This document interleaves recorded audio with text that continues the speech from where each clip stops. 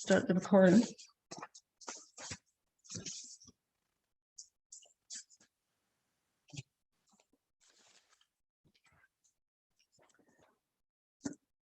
Okay, and then you can just let me know when we're all set to go. We're good to go. Okay. All right. Good morning, everyone, and welcome to our Planning Committee meeting, December 16th, 2021. My apologies for us starting a little bit behind time. We were having some technical difficulties on this end. I know you've all heard that before. Anyway, we're up and running. So welcome.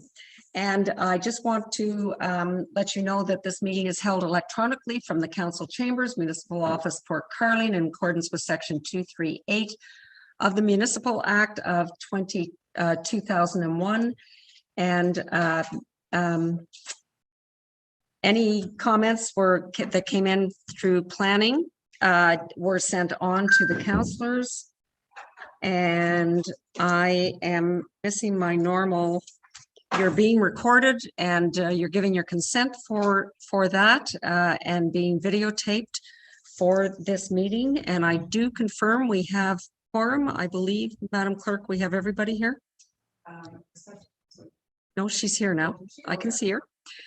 We have our CAO, Director Pink, and our other senior management. So we are good to go. So without further, any declaration of pecuniary interest? Mayor Harding. Thank you very much. Item 5D1, the Marchetti application. I'm a neighbor, so I will be declaring, turning my camera off. Thank you. Okay, thank you. Anyone else? All right. Well, then let us get to our public meetings. And the first one, Ms. Walker, I think you're up, and it is Baker. Welcome, Caitlin. Thank you, Bridgman, and good morning, everyone. The first applications to be heard are consent applications B/108/21ML and zoning bylaw amendment ZBA 41/21, bylaw 2021-130 in the name of Baker. The subject properties are known municipally as 1213 Innisfree Road. I would direct committee's attention to the submitted site plan and drawings beginning on page 23 of the agenda package. The purpose and effect of the application is summarized as follows. A consent application and zoning bylaw amendment application have been submitted to recreate 3 lots that have recently merged to form a singular parcel of land and to provide an exemption from the WR1 minimum lot frontage requirements for the severed lot and retained lot 1. Notice of this public meeting under the Planning Act was circulated 21 days in advance, and 6 submissions have been received to date. The first submission is by Sandy Boss, the township's building inspector. Mr. Boss has not raised any concerns and has commented that that area does exist for the replacement of the systems on each lot.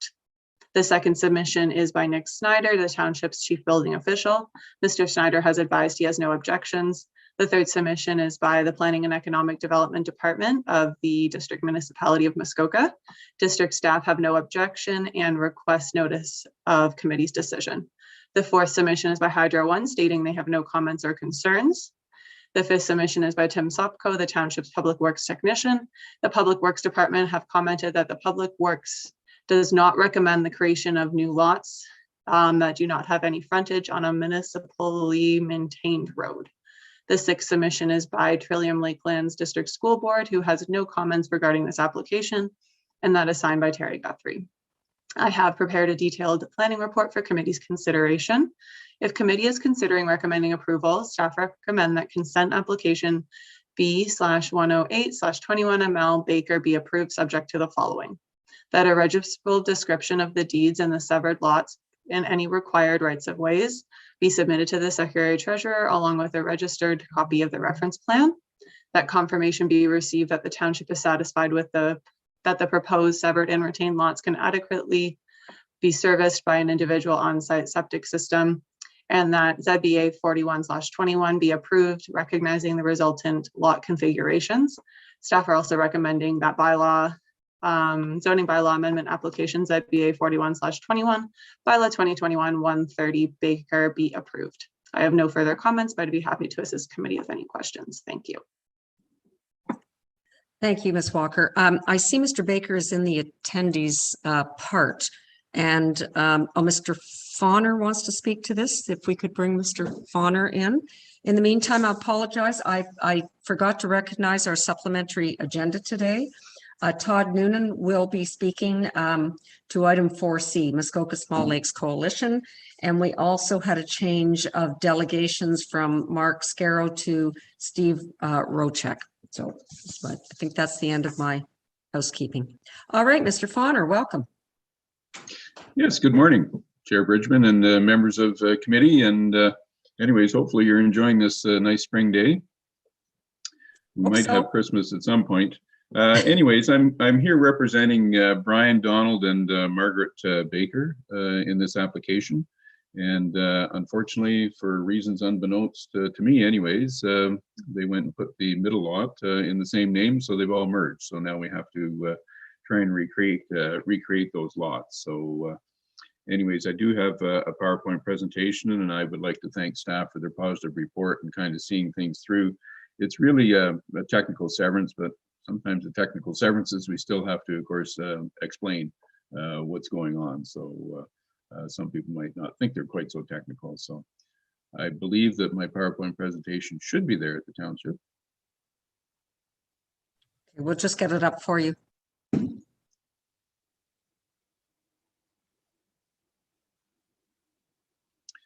Yeah, thank you very much. And you can just go on to the next slide there, please. Yeah, so again, these lots were actually very recently merged, January 2021. So it just happened at the beginning of this year. So it was very recent. And my client let me know if that was a problem. And I certainly pointed out to him it was a big problem. So we have to rectify it. And there's an accompanying zoning bylaw exemption because we're now technically creating lots and they are undersized in terms of frontage. Next. So this is the lot configuration here. Overall, this is a consent sketch done by Kudhaili Jemmet. I believe I have a blow up of this next. Yeah, so you can see that the severed lot, if this is recreated, will actually put the three lots back to where they were. You can see the frontage is clearly labeled there. For the severed lot is 137 feet, and for the retained number one, it's 132 feet. So those frontages need to be recognized. This is a WR1 zone where new lots are 200 feet and an acre. The point lot is fine, retained lot number 2. There's no issue there whatsoever. Next.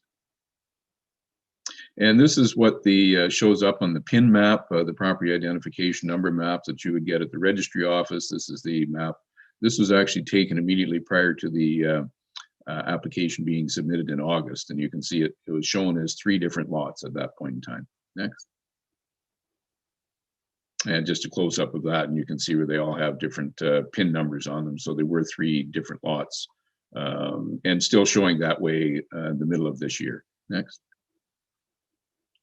So in terms of the site itself, this is the proposed severed lot, has an existing dwelling. It's a very modest dwelling and a single dock. That's all that's there. There is a shed on the property as well.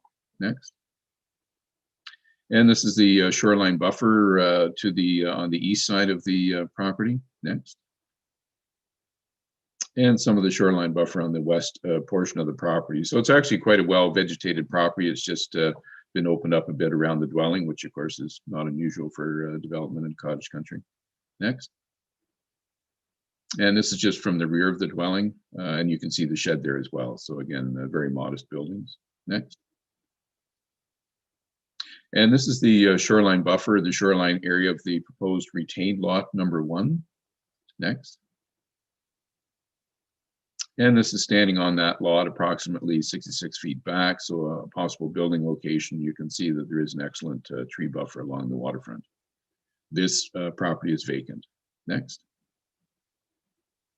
And this is the rear of retained lot number 1 back towards the private road. And again, you can see it's all heavily treed. Next. This is the dwelling on the point property or retained lot number 2. Again, a modest dwelling. Next. And this is showing the shoreline buffer. There is also a sleeping cabin and a boathouse on that property as well. I believe staff have a picture of the boathouse. Unfortunately, I didn't have one. Next. And this is the private road. This is leading out to the main road, Innisfree Road. So it's an existing road that does exist and is shown as a right-of-way in the application sketch. Next. So in terms of analysis, there's a history of ownership of the property and that it was in separate names. And I have a map coming up next that will show that.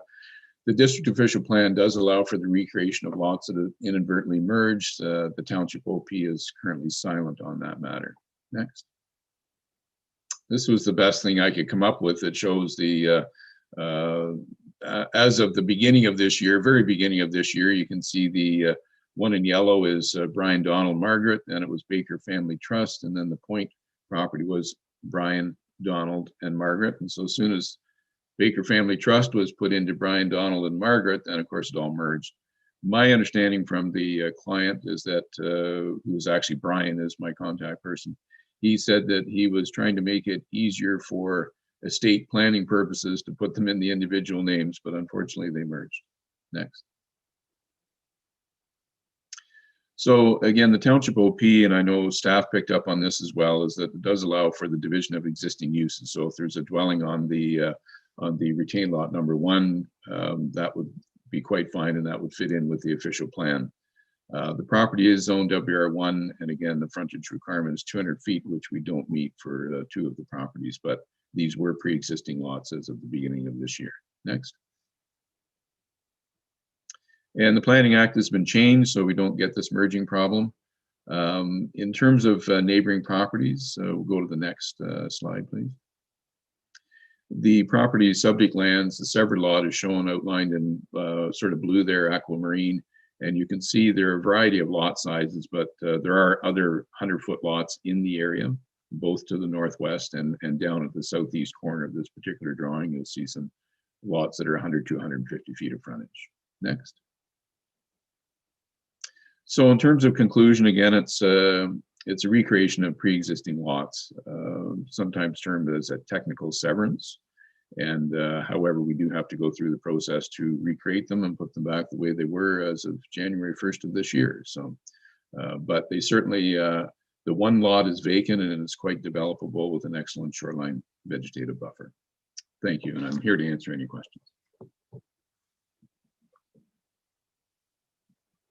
Okay, thank you, Mr. Fauner.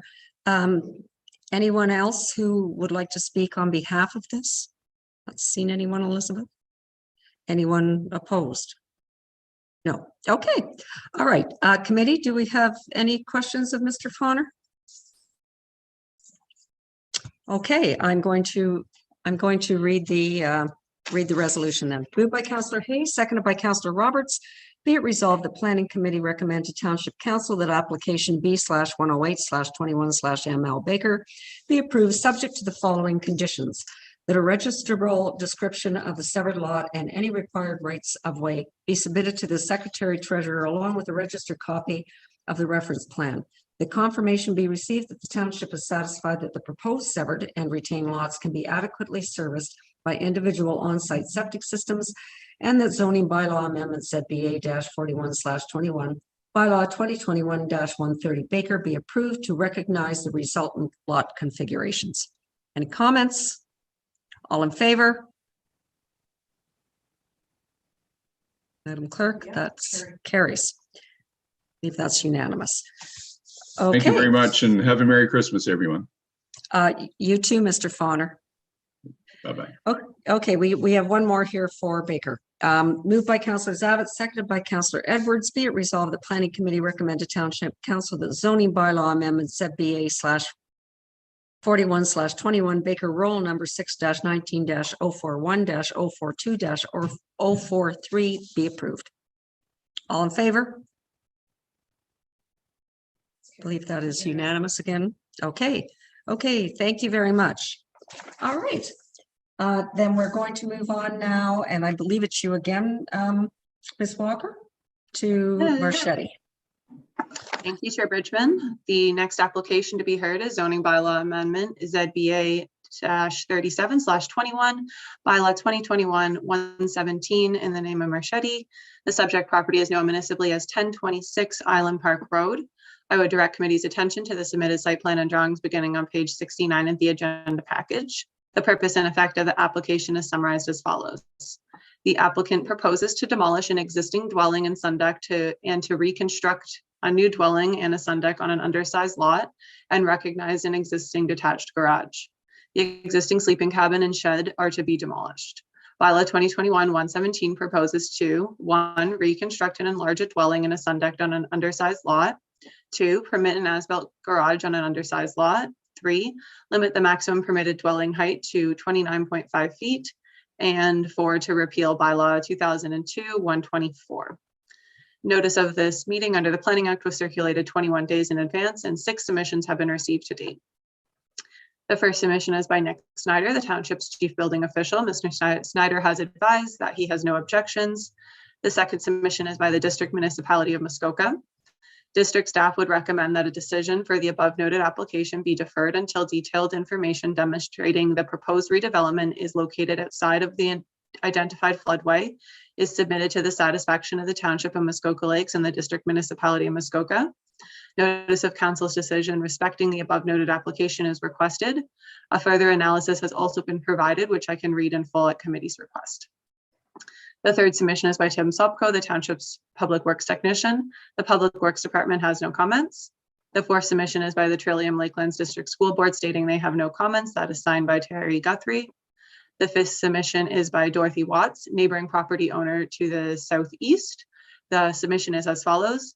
We have no objections and are in favor of the proposed plan and the amendments and have no objection made to the Mercedes property beside us. The sixth submission is by Paul Donaldson on behalf of the neighboring property owners to the west, Sean Donaldson and Jason Sift. The submission outlines concerns regarding the orientation of the proposed dwelling and the length of the existing dock. I understand that Mr. Donaldson is in the meeting and wishes to speak on this matter and provide a few more details. I prepared a detailed planning report for committee's consideration.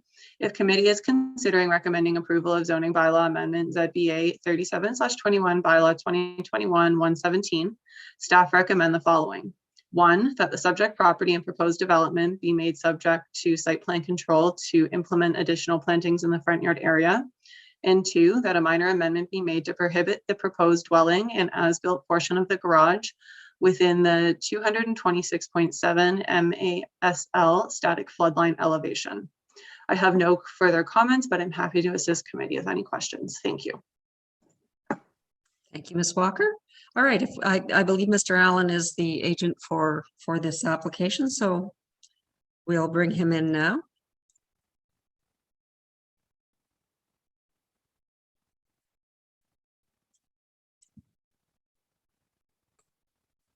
Welcome, Mr. Allen. Good morning, Chair Bridgman, members of committee. I am the representative for this application, assisting Sandro and Carla Marchetti with their proposed zoning amendment today. I have a presentation that I would like to share briefly, if that could be queued up. Thank you. I appreciate staff's thorough review and recommendation, thoughtful recommendations. Next slide, please. Properties at 1026 Island Park Road, just north of Port Carling. Next slide, please. It is a smaller existing lot. It has 78.2 feet of frontage, but is relatively large at 0.83 acres in size. Next slide. The proposal in front of you, as Ms. Walker has explained, is to construct a new dwelling and deck to recognize the size of the existing garage that was expanded without a permit, and to remove an existing sleeping cabin, boat canopy, and wooden shed. Next slide, please. The proposed exemptions as part of the bylaw to permit a new dwelling and sun deck on a WR1 zone lot that only has 78.2 feet of frontage.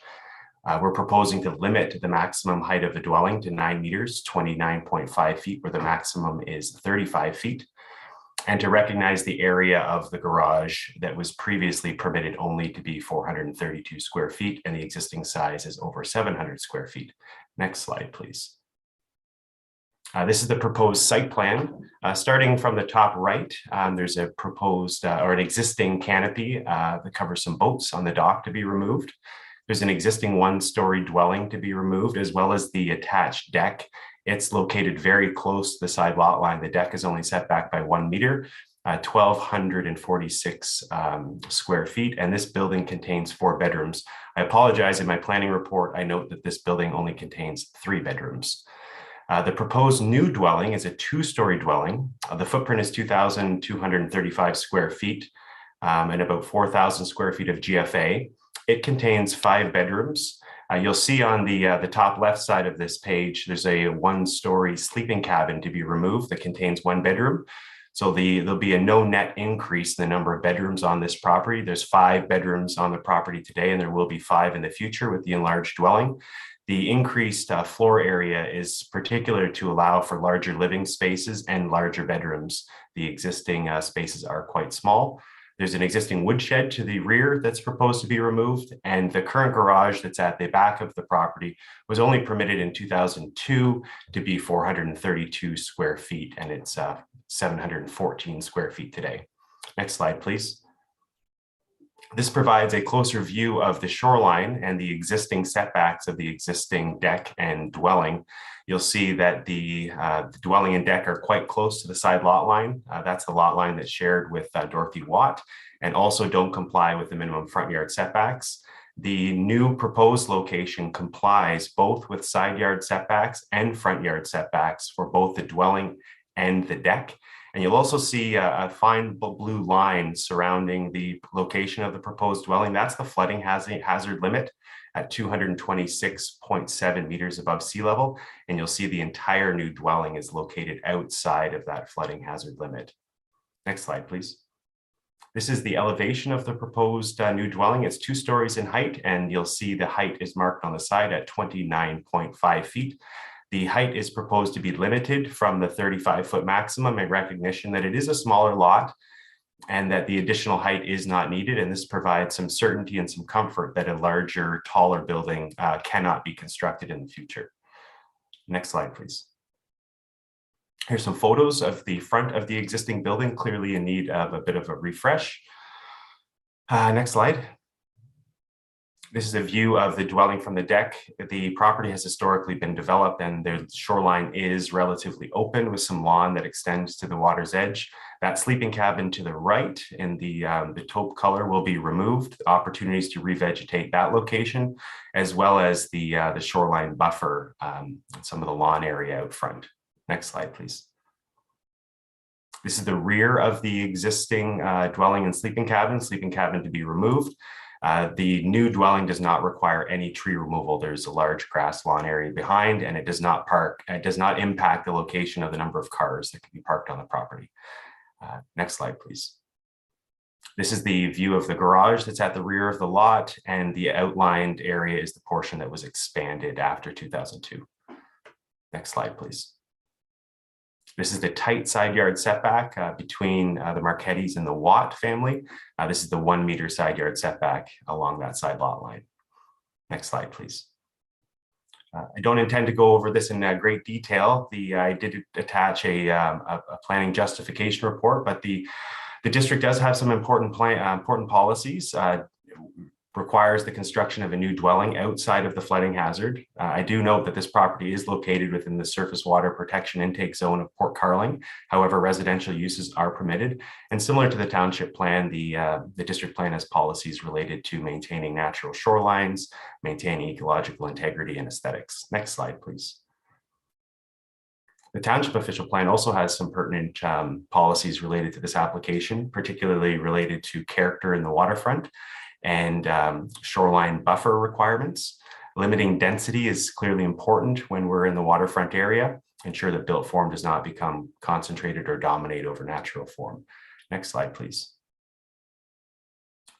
Setbacks, minimum 20 meters, although reduced setbacks are permitted for existing development. Buildings are to be located outside of flooding hazards. 1 dwelling and accessory structures are permitted per lot. Development is permitted on private services, provided the lot is sufficiently sized to accommodate buildings and structures. Next slide, please.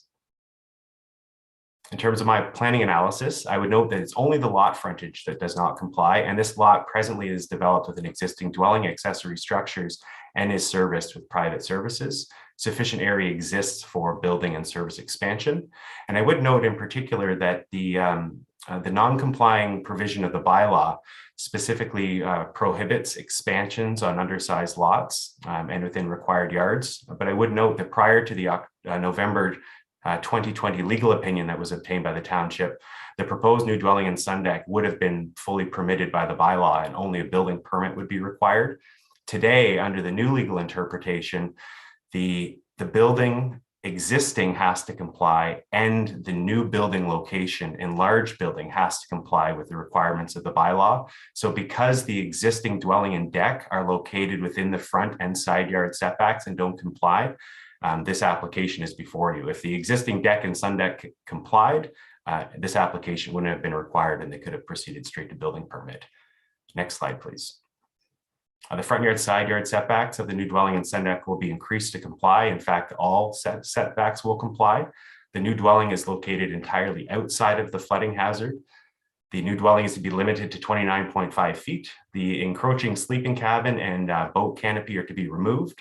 No additional bedrooms are going to be created on this property. The addition to the garage is minor and the proposed lot coverage is within the maximums, excuse me. Next slide. Sufficient parking is available. The lot will not become a building lot as a result of this application and will continue to be undersized. No new sleeping cabin will be permitted. No dock additions will be permitted. No new buildings or structures will be permitted. And as I mentioned earlier, no tree removal will be required. And in fact, there's an opportunity to enhance the shoreline buffer through this application. Next slide, please. It's my professional opinion that this proposal is consistent with the provincial policy statement and conforms with both the township district official plan and represents good planning. I'd be happy to answer any questions you have. I did have an opportunity to review Mr. Donaldson's submission.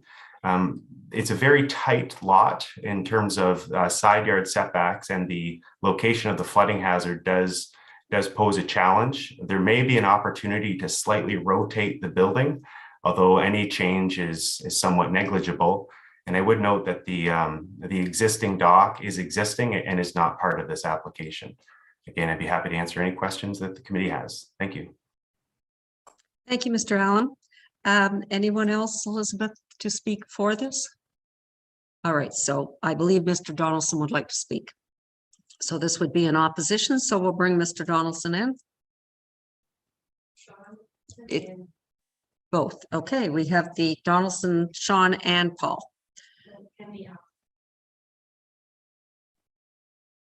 I see that. So, well, I think we could bring them all in then. Okay, Mr. Donaldson, Sean. Hello, is my dad in the, oh, there we go. I'm going to let my dad speak for now. And if I feel like interjecting, then I'll raise my hand. Okay, that sounds good. Welcome, Mr. Donaldson Sr. So if you would like to go ahead, please. Good morning. We do not in any way want to stop this development, but we believe this is the best time to have the dock resituated so that it does not cross over the projection of the lot line. As you can see by the drawings, both of the lots are pie-shaped lots, and so the lines converge. With the, Ryan said, well, it's not going to have any more bedrooms, but the bedrooms are bigger. There's 1,246 more square feet, so there can be a lot more people using the dwelling, which is going to further invade on the privacy of Sean and Jason's property. As you can see now, they had been bringing the boat in and putting it under a canopy on the side that encroached on Sean and Jason's property. And this will just further allow them to continue to bring boats in on inside the projection of the lot line, we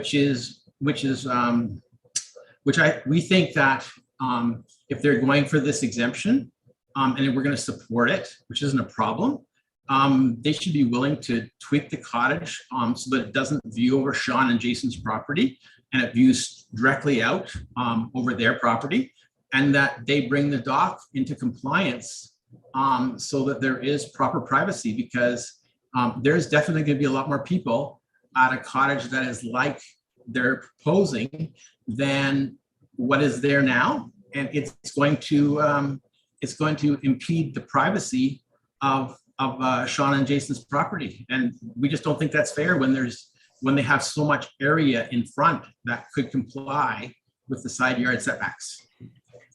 So that's what I would have to say. And I would also like to make it known, Sandro Marchetti, being my neighbor, has been nothing but neighborly.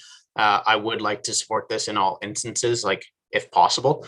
But as my dad has said, like, I do believe that there's a way that we can come to a mutual understanding where we are not as affected as what is currently being proposed.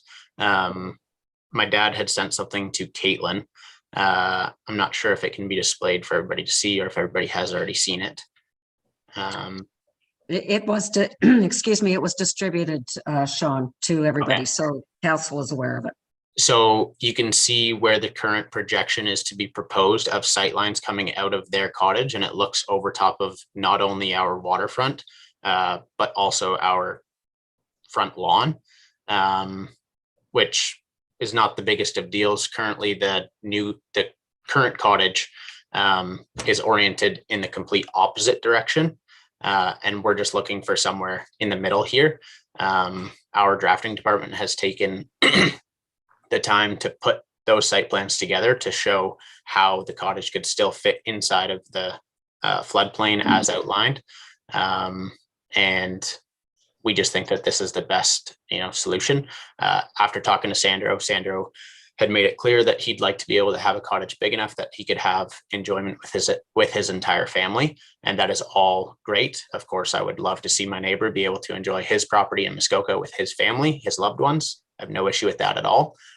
But the more people that are going to be there, the issue with the dock is that, with more people being able to stay on one property at any time, it's more noise, it's more just people kind of in and around and less privacy for us.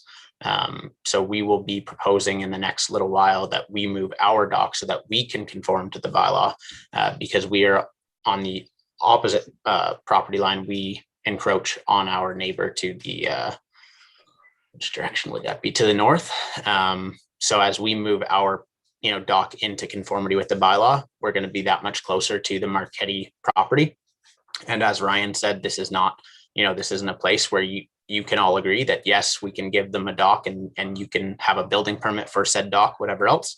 But we're fine to enter into some type of agreement that the dock will be applied for, and that they could do their best to accommodate that. Thank you, Mr. Donaldson. I am going to get clarification before I hand this back to you, Mr. Allen, and I see that one of the owners maybe would like to speak, but the dock is not before us as a planning committee. So we have no jurisdiction over the dock, and it really, I do not believe technically forms part of the discussion today. That would be a private conversation you would need to have with your neighbor. So I just wanted to clarify that for you. Yep. And just so everybody listening in would understand that too. So I'm going to ask Mr. Allen if he would like to speak to what has been said, and then I believe Ms. Marchetti would like to speak to. Mr. Allen? Thank you, Chair Bridgman. I think I would echo similar statements that you had just made. The dock is not subject to the application. If the Marchettis and the Donaldsons would like to continue conversations outside the public meeting about how potentially to address the dock, I think that's the appropriate place for that to happen. At this point, there is a suggestion or recommendation by staff for a site plan agreement to restore the vegetative buffer along the shoreline. Some of those plantings could be directed towards the side lot line between the Donaldson property to try to address some of those privacy and screening issues. I think the rotation of the building can be considered. I think the rotation that would occur would be relatively minor. We're contending with some very tight floodplain issues. I'm supportive of staff's recommendation that the new dwelling be located entirely above the floodplain and specifically include an elevation within the bylaw. I think that that's a very logical suggestion. My concern is that the drawing that's been prepared by Muskoka Lumber's drafting department, I don't think fully captures, all of the details. And from my perspective, appears to slightly be located within the floodplain. So I'm cautious to use drawings that were created or manipulated without having a chance to look closely myself at our drawings. And I haven't had the opportunity to do that. But at this point, I think I would leave my comments there. I'd be happy to provide any follow-up. Thank you, Mr. Allen. Ms. Marchetti, would you like to say a few words? Yes, good morning. And I'd like to thank staff for their input and their support of our proposal. I would just like to say that we've been cottaging at this location for the last 25 years. We're a modest, hardworking, middle-class family. We do use the cottage year-round. Our children grew up in Muskoka. We've supported all of the activities in Muskoka.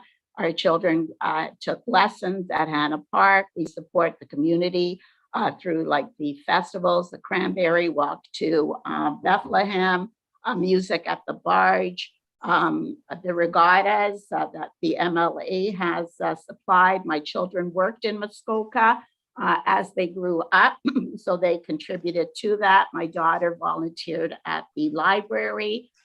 We have friends that have retired and volunteer and are active participants in Muskoka, and we would like to do the same thing. As you can see, the existing dwelling would not allow us to move there and retire there full time. We have never used our cottage for rental. We have never rented out our cottage. It's always just been used by our immediate family. In contrast, the neighboring one, which the Donaldsons have purchased over the 25 years, have been rented out, and I'm not complaining. They've all been wonderful, getting to know different people. But even this summer, it was rented out. Excuse me, Ms. Marchetti, I do not believe that is material to this application. So if you could just carry on, please. Okay, so we would like to continue to enjoy Muskoka, to be full-time retirees in Muskoka, and that's why we would need a different dwelling.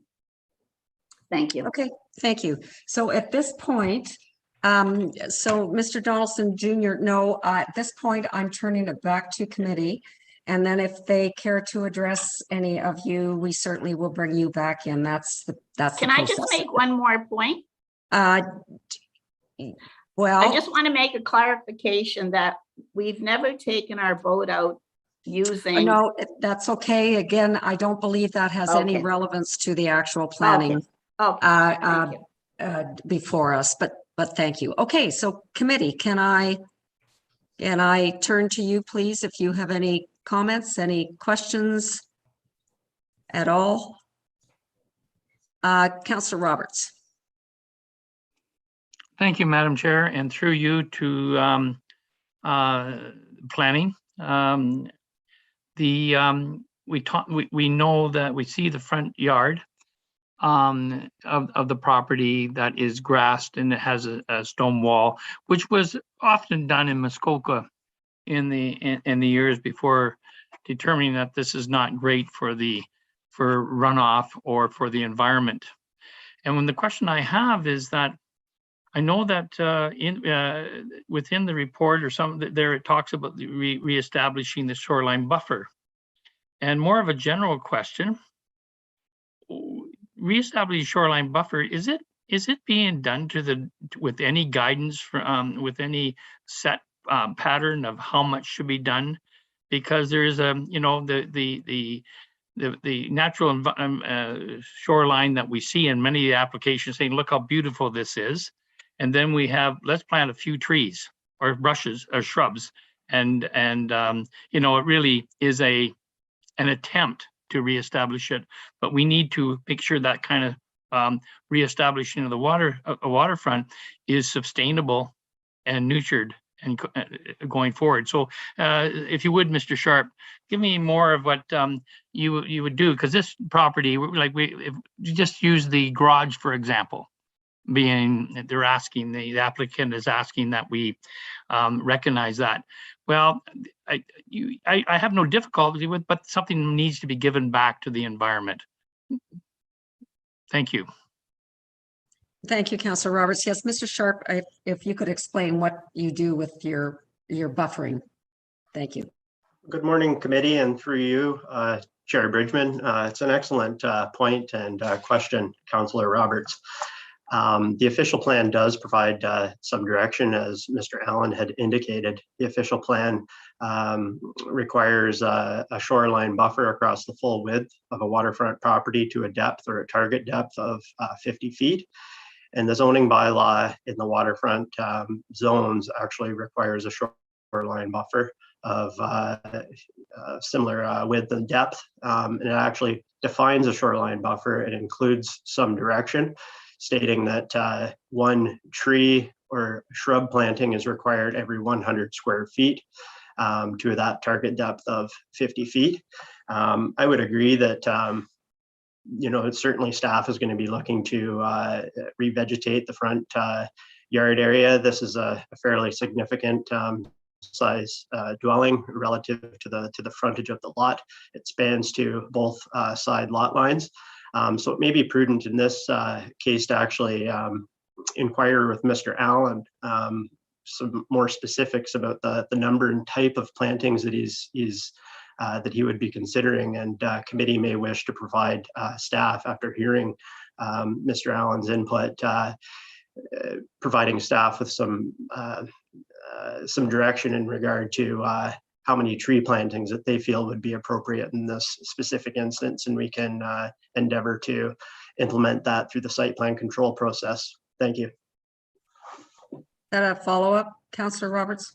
Thank you. I would encourage that we do that. And I guess as a supplemental or a follow-up, I'll contact staff to totally understand that, because I think it's an opportunity to us to really try to start building up in cases like this where we can improve the environment. Thank you. So thank you. Sorry, go ahead. Mr. Allen, would you have any comments on that? Thank you. Through you, Chair Bridgman, I would provide comments. In my planning report, I did suggest that my opinion, there would be ability to plant up to 6 trees, 12 shrubs, potentially more. I think that if you use the density of 1 tree per 100 square feet, and use 78 feet of frontage, move 50 feet back, based on that analysis, there would be a requirement to plant 30 new trees, approximately 30 new trees on the lot. 30 new trees would also have a requirement for payment of securities to the municipality of $15,000 in cash. And that money would not be returned until the trees had been planted to the satisfaction of the municipality. Typically that occurs 1 or 2 years after construction is complete. So, I think it's quite a range of security payments if you're looking at 30 new trees and $15,000 or something less than that. I definitely would appreciate some direction from the committee in terms of the extent of revegetation they would be looking for. And keep in mind, revegetation can also include limiting maintenance, like lawn cutting within certain areas to allow the natural area to be restored. Sometimes just planting trees within the lawn area and people continue to cut the grass around the trees doesn't help restore some of that ground cover. So I think it's not just tree plantings that the township should be interested in. It's restoring the natural buffer, and it's not just trees. Clearly, there's some level ground and some deeper soil depths on this property, unlike some of the rockier shorelines that we see that will lend themselves to some tree plantings. So I'm at the will of the committee's suggestions. Is it potentially a dozen trees? Would that be sufficient, or are you looking for a magnitude greater than that? Thank you. Okay, thank you. Councillor Hayes. Thank you, and through you. The original structures were, shall we say, slanted to the right. The new proposed structure is slanted to the left. The properties on both sides have unique property lines, which makes it kind of difficult to orient anything. I would be more comfortable if this was shifted so that it was more to the center of the property. So neither left nor right. And my comfort for plantings would depend on if this is possible, because Mr. Donaldson, or I don't know who it was, suggested plantings down the side to give the privacy. If the cottage was not oriented more to the central area, I would like to see more tree plantings and shrub plantings on that property line between the Donaldsons and the Marchettis. So depending on what they do with the cottage would be depending on how much tree buffering I would like to see. Okay, thank you. Councillor Roberts. Thank you for guidance on this. Is that I don't want to be using tree counts. You know, a large tree over time is a large tree, and as Mr. Allen said, they'll cut grass around it. What I'm looking for is something that will bind the phosphorus from getting into the water, so it shrubs. And as Mr. Allen said, it's natural plants that historically will bind any runoff. So that's what I would like to see on this property. It's not 30 trees, 15 trees. It's more along the whole shoreline, something that acts as a filter. If that gives you guidance. Mr. Sharp, can I ask you just to clarify that? I would assume that's what you look at when you are doing these site plans. Thank you, Chair Bridgman. Through you. Yes, it certainly is. I mean, I would agree with Mr. Allen that it's good to achieve a balance of, nursery stock trees that will achieve an overstory height, as well as filling in the understory with shrubs. As a gentle reminder to committee, it's not just about water quality, but it's also about aesthetics and the visual appearance of built form as it's viewed from the water. And larger trees that will mature over time can have a greater benefit than shrubs in that regard. Thank you. Okay, I've not seen any more questions. I'm going to just committee. I know the suggestion has been made that perhaps more direction in terms of the revegetation. Oh, okay, Councillor Mazan. I won't go any farther with my comments right now. Thank you, and through you. Just listening to this previous conversation and the difficulty I think sometimes staff have. I do note that one of our district, I will call it partners or organizations, the Watershed Council actually has a program designed to help property owners understand the best practice to help have a natural environment. So I don't know how in this situation, this type of service could be applied in a planning perspective, but I did want it to be noted that this seems like a perfect opportunity instead of us sitting here trying to debate whether it's 5 trees and a shrub, actually have people come and help work with the actual applicant to say this is the best way for you to preserve your property for the long run. So I put that question maybe to staff to understand how that could happen. Thank you. Okay, Mr. Sharp. Thank you, through Chair Bridgman. Good consideration and thought, Councillor Mazan. I believe you may be referring to the Watershed Council. I'm not exactly sure, but I am familiar with that program. Certainly, staff could endeavor in this case to have Mr. Allen submit the council's recommendations for plantings. I think it's always good to keep in mind that the council would be looking at things, I think, strictly from an environmental standpoint. And from a planning perspective, we're also trying to achieve plantings that will provide, a visual buffer from the shoreline. So it's often about balancing these considerations. And, I'm glad that we're having this conversation because it's all, often left in staff's hands, and we do the best we can through the site plan control process to make sure that properties are well vegetated, but the negotiations between ourselves and the property owners can be quite difficult at times. Thank you. Supplemental, Councillor Mazan.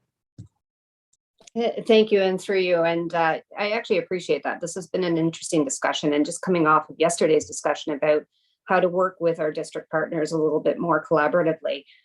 This is a great spot to start, I think, in the sense, I just quickly Googled the program I was talking about. It's called the Natural Edge. And if you go right to the website, it says, what will it cost you? And its site visits are free. So there are programs that are available with subject matter experts to help in this regard. And I think it would really help us and help our community members. So I really would encourage that kind of an approach, if it's possible, on this particular property to help us get the best possible outcome. Thank you. Thank you. Mr. Allen, Ms. Marchetti, would you be open to having that visit? It sounds like a great program to me. Mr. Allen? I saw this. Through you, Chair Bridgman, I saw that Ms. Marchetti had just taken her unmute off. I'm not sure. As the property owner, she may wish to contribute. I think it's a very good suggestion by Councillor Mazan to use some of the resources that are maybe underutilized provided by the district.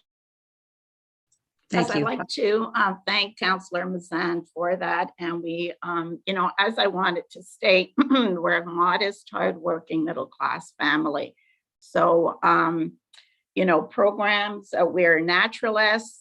We've never cut down any of the trees at the site that you see is, what it's been like for the last 25 years. The, stones at the front was to prevent the further erosion of our front lawn, as we found that, over time with the watermark, the frontage was actually moving back and the flood line was, coming up. So I'd like to thank you, and we're certainly amenable to doing whatever is required to, restore the vegetation and to, make it more aesthetically as well as, environmentally proactive, both for ourselves and, for our children and certainly for the community. Okay, so Councillor Mazan, your hand came up, and Councillor Edwards, yours went down. I assume this is a real hand, Councillor Mazan. Well, it is, although it was both. It went up by itself, but I actually just want to thank our applicant for this kind of openness. And I see this as a real leadership opportunity, and to hear it also from our your planning representative as well as from staff. Again, going on to this website, I don't want to keep belaboring this point, but I really see an opportunity on your property to showcase the types of things we can do. And it's the cumulative impacts of every one of the properties around the lake. If we can all work together like this, that will make a difference. So thank you very much for being open to this approach. Councillor Edwards, your hand is back up.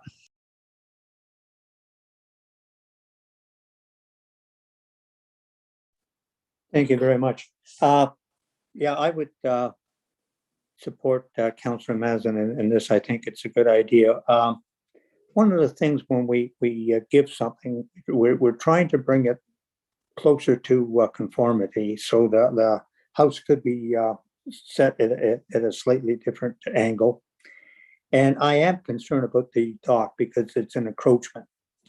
Is it different if it was even zero lot line? But it is definitely an encroachment. I think they should talk to their neighbors and see what they can do about it. And that because I'd hate to see this go to the land tribunal over something like that. So I think if there's some way they can come to some agreement, I would be supportive. Thank you. Councillor Savitz? Thank you. And through you. Yeah, I'm all for this discussion. It's great dialogue. I'm not so sure that my job is to look at the materials list for landscaping, but I want to speak to more of a management from the township perspective. Something Bryce said, I find a little concerning because we certainly want to make sure that we have all the tools in his kit bag and his briefcase. So whether it's Bryce or David, you referenced, Bryce, concerns or problems I guess would be ongoing as it relates to site plan control and that negotiative piece with the landowner. Can you share any, I mean, as a more of a management operative concern I would have, and I think others should have, do you have enough tools to work with that, or is that an onerous part of your job? And is that something that we could do a better job on as a township? Thank you. Mr. Sharp? Through you, Chair Bridgman, and thank you, Councillor Zavitz, for your question. As we know, we're receiving a lot of applications for a site plan approval, and our timelines for getting back to people and approving these applications are delayed for a whole gamut of different reasons. But certainly, oftentimes we find ourselves as staff on opposite sides of the fence post-approval when site plan control is recommended as a condition with requirement for plantings, and opposite sides of the fence with the owners or their agents about requirements for tree plantings. And we usually do pretty well with negotiations. It's not always a negotiations. We can simply just not approve the site plan, but I guess the point that I would like to make is it does take quite a bit of time sometimes for these negotiations and conversations to happen, and it can become quite onerous on staff resources and our time for that to happen. So it may be something that committee wants to consider going forward. If they're particularly concerned with a redevelopment of a property and they feel that plantings are very important, they may want to provide staff some specific direction in regard to, plantings or ballpark of what exactly they'd be looking for in terms of numbers. And that could be noted in the minutes and by staff. And, it just gives us a bit of assurance that what we're asking for is appropriate and move things along. Thank you. Follow up, Councillor Zavitz? Thank you. Through you, supplemental. And so thanks for that explanation. Certainly makes perfect sense to me. I guess what I'm hearing you say then, Bryce, is that you would find this dialogue here and now helpful, informative. It helps to provide further direction. I'm not trying to minimize this experience at all. I'm trying to enhance it.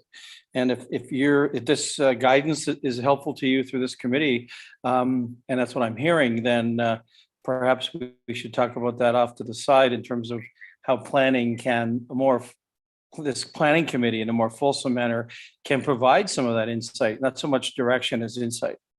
Thank you. Okay, just to follow up on that, Councillor Zavitz, I'm sensing that in order to those negotiations to bring them into shorter negotiations, we dictate some of what has to happen, so it's not negotiable. I think that's where you were going with that. Am I correct? Okay. All right. So I agree with you. I think that's something to bring up at another time. Obviously, it's been a good discussion, but we're going to get back now to our applicant. And I believe what I'm hearing is that we are going to leave with you, Mr. Sharp,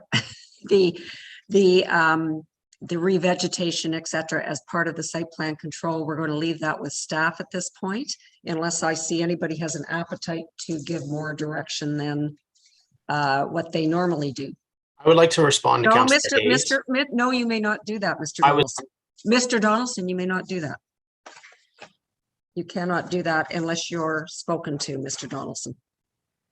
Thank you, Elizabeth. Okay, so anything else from committee? All right, I'm going to read the resolution. Mr. Roberts? Just to wrap a bow around this, the Donaldsons did have other suggestions the repositioning of the property and that. Are we supportive of that supporting that concern, or are we just going to leave it the way it is what my question is. Okay, I can certainly ask that. Thank you, Councillor Roberts. Do we have an appetite committee to, Councillor Hayes, before I go there? Yes, I was just going to say, even my way of thinking, if they were to reposition it more towards the center, that would put the proposed sun deck into the 15-foot buffer. And I would be a little bit more forgiving of that in this instance, just to reposition the house to give both sides a little comfort and privacy. Well, I think we need to ask the applicant or Mr. Allen if that's a consideration. Mr. Allen, maybe you can just comment on what that does in terms of the flooding, et cetera, et cetera. Thank you, through you, Chair Bridgman. Strictly rotating the current building on a central axis will push the sun deck into the minimum side yard setback. The proposed application in front of you does not include a request for a reduced side yard setback for the sun deck. Potentially the dwelling may also push into that setback as well. The bylaw does not include a reduction of the side yard setback for a dwelling. I would look to staff to understand whether or not sufficient notice has been given for such changes to the application. I think that there's clearly some tight limitations related to that flood elevation. I think that a rotation is possible, although it will be minor at best. Okay, so before I turn this back to Ms. Marchetti, if you'd like to comment on that, I did ask for the owner or the representative. Yes, we have no objection to, changing it as long as it, as Mr. Allen said, it doesn't affect the flood line. And it doesn't impact any further tree removals. We don't want to shift it and then have to remove some trees. Okay, thank you. So, Mr. Sharp, are we able to turn that back to you to work with the applicant to maybe reposition that? But I think what I'm hearing from Mr. Allen is if it starts to infringe on our bylaws, we don't have that ability right here in what I'm going to read shortly.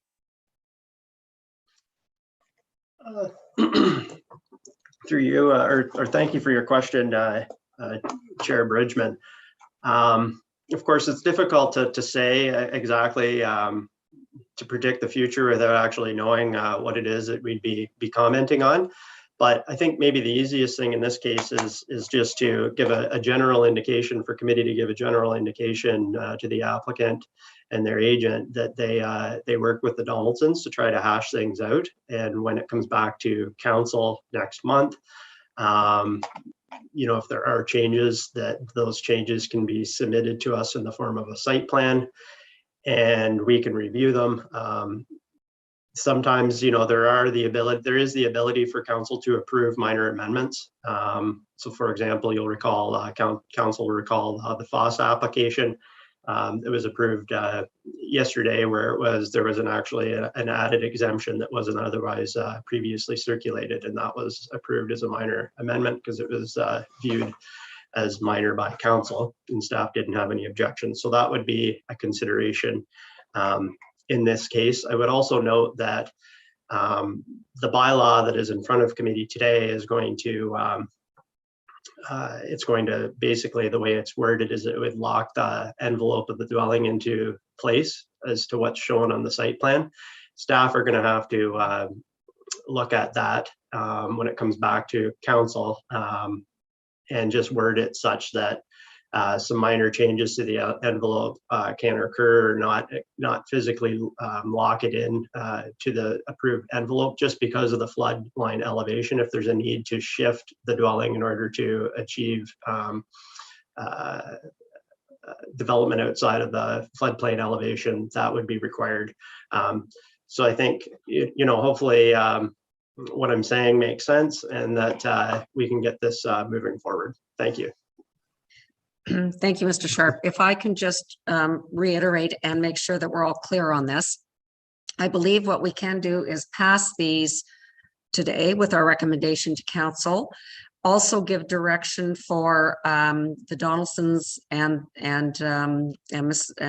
Allen and Ms. Marchetti to perhaps work together to be able to move the building to everybody's satisfaction, if that's possible. And you can come back with that as to what the result is.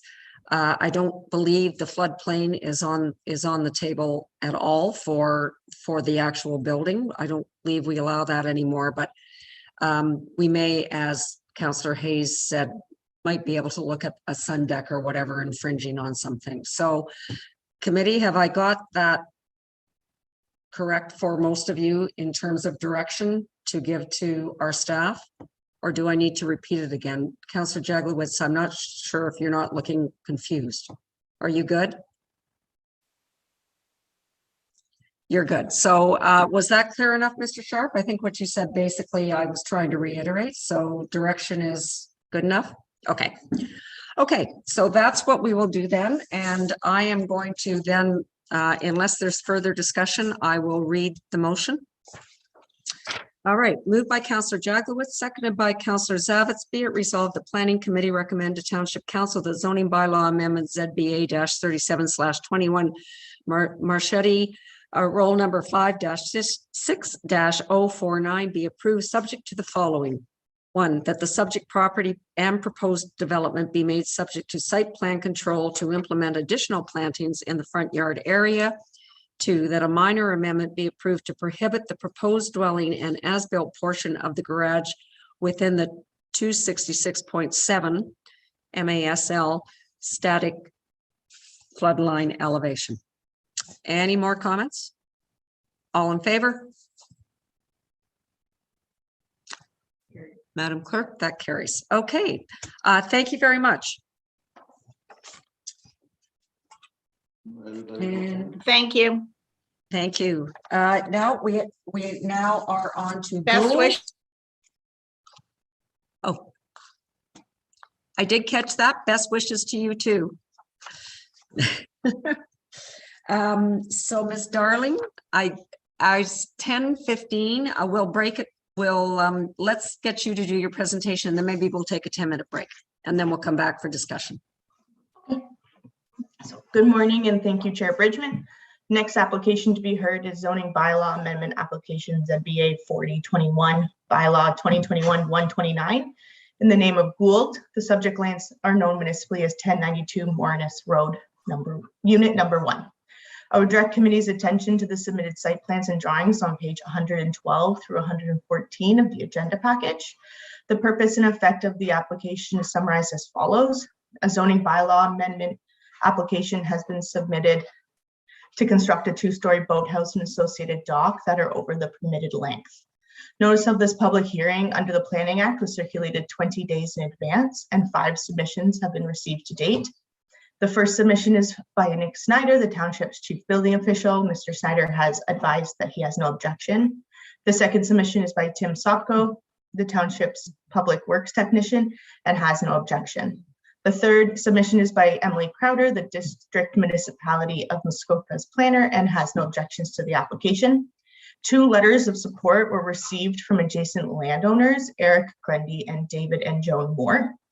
I prepared a detailed planning report for committee's consideration. Staff have no concerns with the zoning bylaw amendment application, and I have no further comments at this time and would be happy to assist committee with any questions. Okay, thank you. Thank you, Ms. Darling.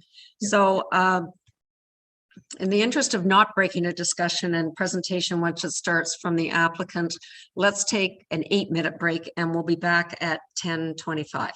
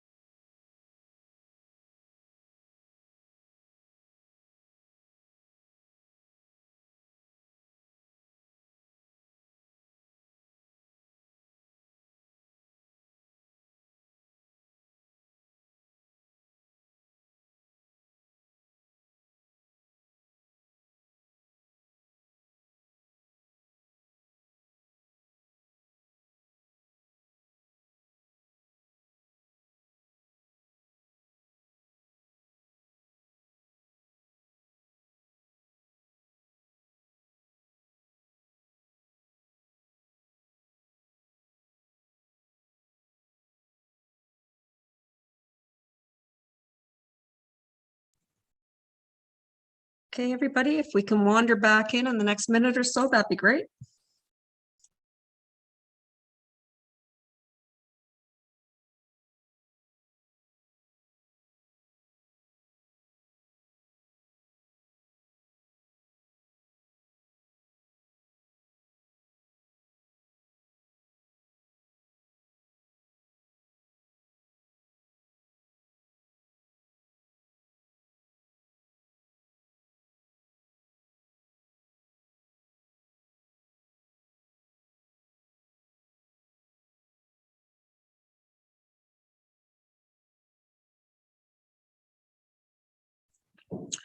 Okay, if we could get everybody back. And Madam Clerk, I forgot to note that Mayor Harding did turn his camera off during that session. So Mayor Harding, just so we have it on record.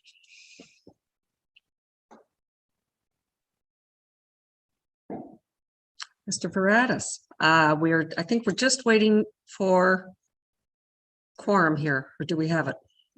We have quorum. Okay, then please welcome and please go ahead. Thank you, members of the committee. My name is Savas Veratis of Plan Muskoka, PO Box 5384, Huntsville, Ontario, P1H2K7.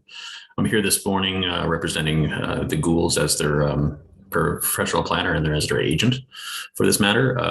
I have read over the staff report that was submitted to the committee for consideration. I note that they recommended approval of this application, and I would agree with the recommendation and with the contents of the report.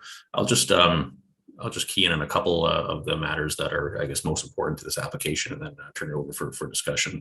And I also want to note too that Tim Gould, the landowner, is also available should you have any questions directly for the family as well. He'd be able to answer them perhaps maybe better than me on some of the questions. So, the nature of this application is such that there's an existing boathouse located on the subject lands, and the proposal is to rebuild the boathouse primarily in its exact same size and footprint. And it's a one-story boathouse, and to rebuild it, but expand it a minor amount, about 3 or 4 feet on the side that's not furthest from the shoreline. And in doing so, because the boathouse is currently projected further into the water than permitted due to the shallow water in that small bay that it's located in, any sort of expansion to the structure requires an approval by way of a variance or zoning amendment with exceptions, as what is being proposed here today. The other part of the proposal is to add a second story to the boathouse. The second story proposed on this boathouse has been situated as far back onto the boathouse as possible. So it's located at the rear of the existing boathouse footprint. It's sized to be the normal maximum that would be permitted on the subject lands. Actually, in fact, everything about the boathouse, other than the fact, everything about the second story, other than the fact that it's located further out from the shoreline than would normally be permitted due to the location of the existing structure, complies with the zoning bylaw. So this would be a structure that normally wouldn't be permitted on this property, simply because of the water depth issues and it being projected further out into the shoreline.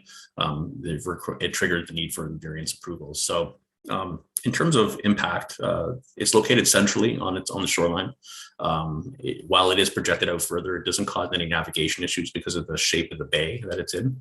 Is such that the main boating channel is far from the actual boathouse itself. It doesn't impact any neighborly views out to the water. The height of the structure complies to the bylaw, so it's not, by adding a second story, it's not causing a non-compliance with an additional height. And also, there are existing development rights to rebuild that exact structure that is there today, and that has been accounted for in terms of justifying this application. If there wasn't water depth issues, pulling the building back would have obviously been considered. In this case, it's just simply not possible. The water depth is under 2 feet along the whole pretty much structure, and it's just the nature of the property itself is actually very, very shallow. There's a portion of the property that's actually flooded when they controlled the water levels of the lake. It actually caused a portion of the shoreline to encroach further into the property, which obviously makes the situation even worse. So really, I think the true nature of the application is like it's just a small expansion of the first story and a second story addition. I guess the main key thing I want to just reiterate again is that the boathouse itself, in its shape and size, would normally be permitted for this property. It's simply because it's located further out from the shoreline that the variances are required. So I'd be happy to answer any questions you may have. I just want to note as well too, I think staff has already noted that each adjacent landowner has provided a letter of support for this application as well, which I think goes a long way. And one other thing I would like to add to is the shoreline of this property is actually very well vegetated. So you have a very natural backdrop for this boathouse. So I'd be happy to answer any questions. And as I mentioned again, Mr. Gould is here as well if you'd like to have any questions for him. Thank you. Okay, thank you. Anyone else to speak for this, Elizabeth? Anyone against? No. I don't think so. So, all right. So I'm going to turn this over to committee then. Anyone on committee have any questions or comments? Councillor Jaglowitz. Thank you, Chair. I had a question for staff. On one of these site plans, it designates flooded land. Does that have a planning connotation, and why it just isn't shown as shallow water? Could you just maybe clarify that for me?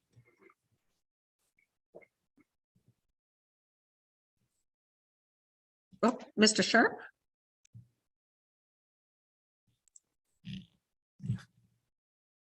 Sorry, I'm playing with the button here. Mr. Sharp, would you like to comment on that? Yes, thank you, Chair Bridgman. I was just finding the site plan in our agenda package. It's not uncommon for waterfront lots to be flooded in Muskoka, particularly on the big three lakes. So all that means in this context is that a portion of the subject lands extend below water. In this case, the high water mark is measured as I believe it's identified as the regulated water's edge or the water's edge, and the shoreline structure offsets for length measurements would be taken from that line. Thank you. So supplementary. Go ahead. So, but this land is not always flooded. Is that why? I mean, usually when it's a shallow bay, you don't indicate it as flooded land. It just becomes shallow water. So this is land at some time of the year. Is that? That's probably the reason. I'm just trying to understand that. Mr. Sharp. Through you, Chair Bridgman, I'm not an Ontario land surveyor, so I can't claim to know all the ins and outs of flooded lands. But it's my understanding, and speaking with surveyors, is that when the dam structures were put in place way back when, that those dam structures raised the water levels, which then raised the high water mark, and that's why you end up with these flooded lands. Like I said, particularly on Lake Muskoka and Lake Rosso. Thank you.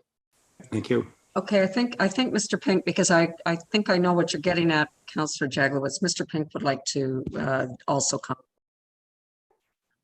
Through you, the chair. I think what you're looking for, because it's quite shallow here and level, you can see its original water's edge. So the reason it's labeled flooded lands is because it's actually privately owned as opposed to the Crown. So their original patent or deed, if one were to survey, would go out to the original water's edge. However, the regulated water's edge is what you would see today. So they actually privately own some of the lake bed there, as opposed to what's typical, which is Crown owned lake bed. So this plan has just been labeled flooded lands. You might not see that label sometimes. That's all it's referring to. I hope that helps clarify.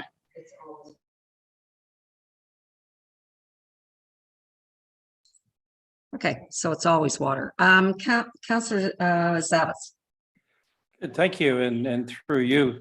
I think just given, it's interesting how we haven't heard from the MLA or the Friends of Muskoka on this particular item, and yet last month and for a few months we're all over the Tozer piece on Industry Road. I will never support this. Certainly, I think it's way beyond, way out of our skis on this one. I mean, this is double the proposals as I see them itemized are double essentially double what is allowed and what we entertain day to day. So certainly we will allow a certain, variance, but not, yeah, I can't even begin to consider this. So I'm sorry, but I won't be supporting this. Thank you, Councillor Zavitz. Anyone else have any comments? Councillor Roberts, I think you're waiting to say that. Okay. Sorry, Madam Chair and peers. I was looking at the diagram and trying to get back to the Zoom meeting, and through to the planner. Would you please? I would like to have further information on page for clarification on page 102, which is figure 8. If you could pull that up and show it to committee. And I may be asking questions that everyone else already has an answer to. But in the diagram, in figure 8, it says expanded site plan, first story boathouse addition shown in red. So that the hash marks, I assumed, is the existing boathouse. Is that correct? I'm having trouble understanding. No, the slash marks is the second story of the boathouse. Councillor Roberts. Okay, so the whole white area with the red line is the addition. All right, thank you. You don't need me to clarify further? I think the penny dropped. Let's hope on this. Thank you. All right, so I do see Mr. Sharp wants to jump in, I think. Thank you, Chair Bridgman. I just wanted to clarify quickly, just so that there's no confusion. There is an existing dock and a single-story boathouse on the property today. And just looking at our staff report, the existing dock is 123.8 feet in length, and the existing one-story boathouse is 121.6 feet in length. So I just wanted to note that for committee that the existing shoreline structures are already significantly over length. What's being proposed in this case is a slight addition to the single story portion, which is indicated in red, and an increase in width for the dock, which is indicated with gray shading. And then, of course, because of the location of the existing shoreline structures, the addition of the second story is going to be over length, in part because of the location of the existing structures. Thank you. Thank you. Mayor Harding. Thank you, and I appreciate Mr. Sharp's perspective. For me, the boathouse itself, the first story, is not going any further. Just for clarification, the boathouse is not going any further out into the water, the first story. Mm-hmm. It is going a little bit wider. I'm trying to get an actual dimension on that. Is it maybe a couple feet wider, 3 feet wider? And obviously with that 3 feet wider, we're adding a little bit more dock on that side. Again, but we're not going out any further with the dock either. The second story portion, again, you would want to keep it obviously within the existing footprint of the first story, and it's at the back portion. It's not out in the lake. It's put at the back portion or the closest to shore portion of the first story. Are those all accurate statements? Okay. Yes, that is correct. Yep. Okay. So again, we're really not, with the exception of allowing a 2-story in this location, and the 2-story is pretty much built as close to the shore as you can, we're not adding anything impactful to the waterfront. So thank you. Okay, thank you. Councillor Hayes. Yes, through you. The second story, because it expands over the bottom of the first story, will have a huge party deck expanding 100 feet into the waterfront. So I could support the 1-story being rebuilt, but not the 2-story with the party deck. And I would also, if needed, that extra 3 feet, I would have no issue with that. But the 2-story with the large party deck in front of it on the water, no, I can't support that. Councillor Savitz. Thank you, and through you, for clarification, because the mayor muddied it up for me, I guess. If I go to the background on the staff report, table 1, exemption summary, A, B, and C, it has what's required, what is asked for relief, and then the total proposed dock addition and reconstruct the boathouse. So it's required at 50. So and then it says proposed 111. So in fact, can I get clarification on that? Because I mean, that's not very easily understood. I'm reading it as a layperson, and I look at it, and it seems that they're asking for relief of some 45 feet on maximum dock length. Am I wrong? I'm going to let Mr. Sharp answer that, but they are, because that's how we have to word it, Councillor Zavitz, but there's a boathouse already there at that length. It's already over. So if I might, it's already over. Yes. Over the allowed. They're not asking for it to go any farther. Correct me if I'm not right, Mr. Sharp. Through you, Chair Bridgman, I can certainly appreciate the confusion, and this is where it's important. You know, the numerical numbers that you see in the chart at the beginning of the report can sometimes be misleading, particularly with respect to redevelopment of this nature, where there already are shoreline structures that are significantly over length. In this case, because of the way things work, we're forced to require relief from what the bylaw actually requires. So if the lot were a vacant lot today, all that would be permitted is you know, those specific length requirements. So again, that's why I sort of jumped in just to clarify, because it seemed like maybe there was a bit of confusion about what's there today and what the lengths are of the existing dock and boathouse. And I'd say that the relief is largely, the exemptions that are applied for this redevelopment are largely driven by the location of the existing dock and boathouse. Thank you. Thank you. So they could rebuild the boathouse exactly, Councillor Zavitz, but they want the second story too. To Councillor Hayes' comment, if that helps. If I might, thank you for that. So what we're looking at then is a legal non-complying structure being asked to be brought into compliance. Yeah. So, okay, thank you. Okay, Councillor Roberts. Thank you. And I had the same question when I read this, and I was reluctant to support it too, given what I saw. That's why I asked for the diagram to get a little more explaining so I could get that out of there. And I think going forward, in cases like this, there should be maybe a note under the exemption table with that stating that, you know, the reason for that. Then it would be better. I have a question for the agent, if I may, Madam Chair.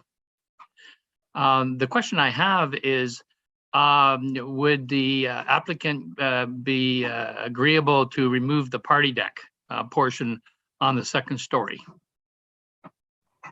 Mr. Varadis? Perhaps that's a question directly for him. So maybe we can bring him in as a panelist and you can ask him that. But one thing I do want to add about that, and that's the reason why I had my hand up, was to speak about that. And I'm going to maybe direct a question to staff, just confirmation that I'm correct here. But if they were able to rebuild this one-story boathouse today and get a building permit for it, given the fact that I think it's located more than 45 feet from each side lot line on either side, would they not be able to have a flat roof deck roof on the one-story boathouse when it was rebuilt without need for any sort of further variance to do so? And I believe the case is yes, but I just want maybe Bryce just confirm that for me. Mr. Sharp? Yeah, thank you, Chair Bridgman, and Mr. Varadis is correct in his interpretation. Thanks. Okay, all right, Councillor Edwards. Oh, what have we got? I'm sorry, have we got Mr. Gold in here now? Yes. So let's finish with that first then. There he is. Mr. Gold, welcome.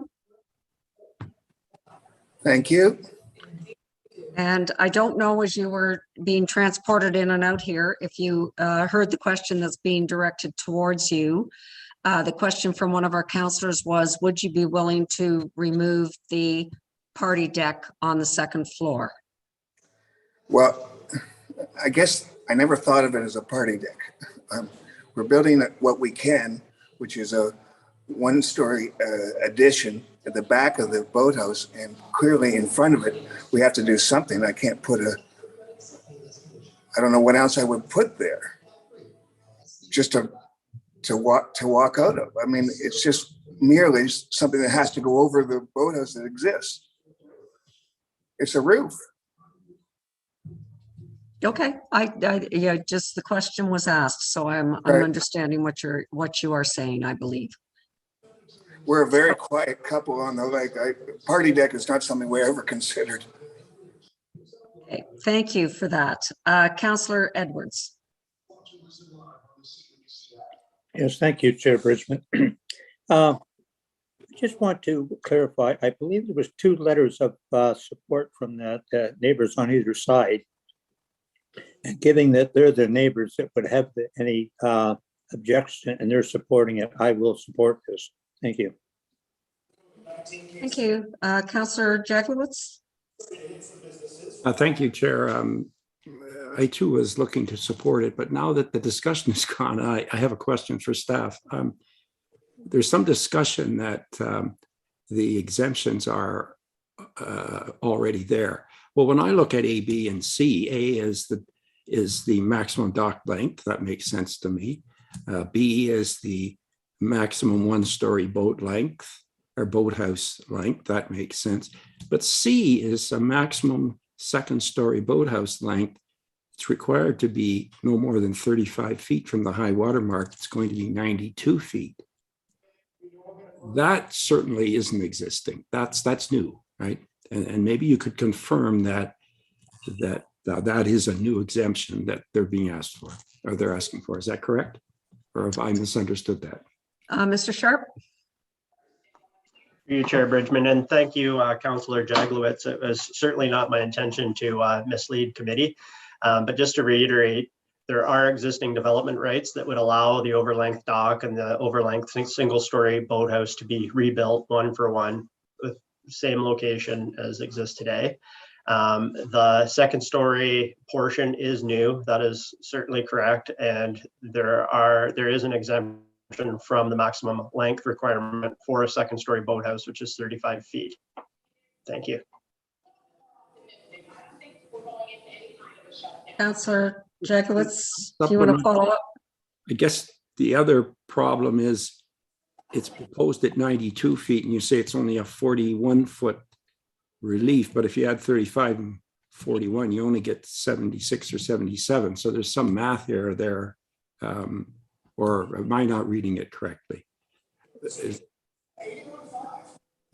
Mr. Sharp, can you help us out there? Thank you. Yeah, I just quickly ran that number and you're correct. It looks like the math is off. The extent of the relief is 57 feet. Thank you. Okay, Councillor Roberts. Just for clarity to staff, so that as a right, they could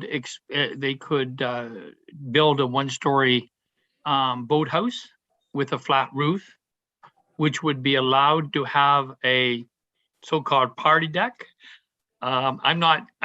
This current applicant, I'm just from his voice and that, I know he's not going to have any wild parties.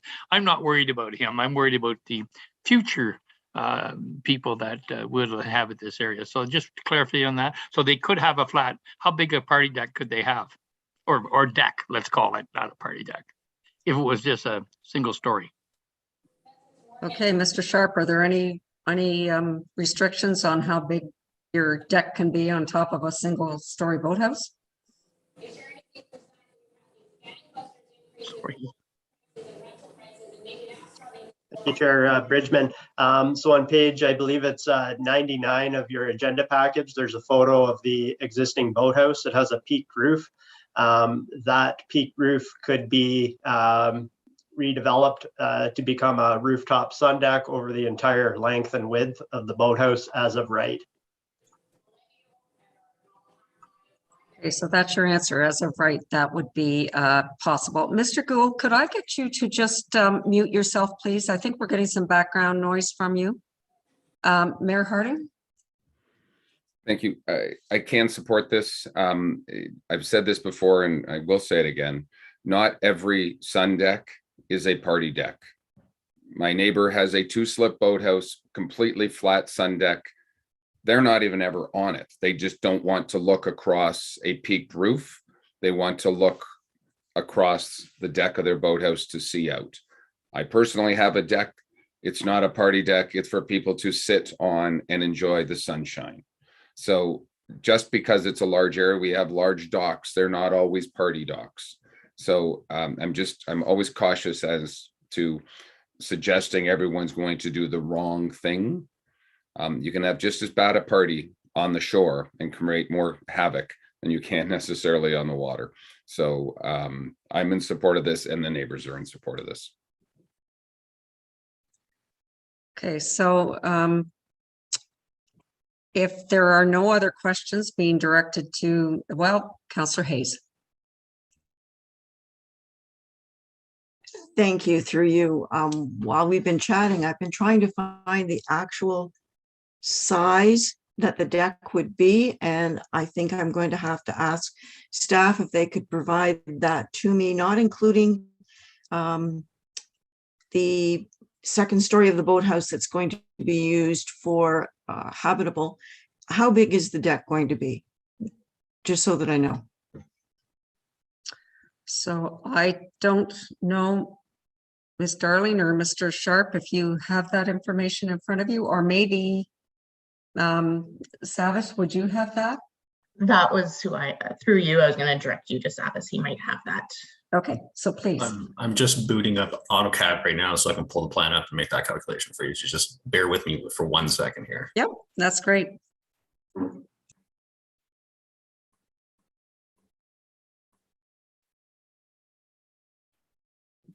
Madam Chair, if I may.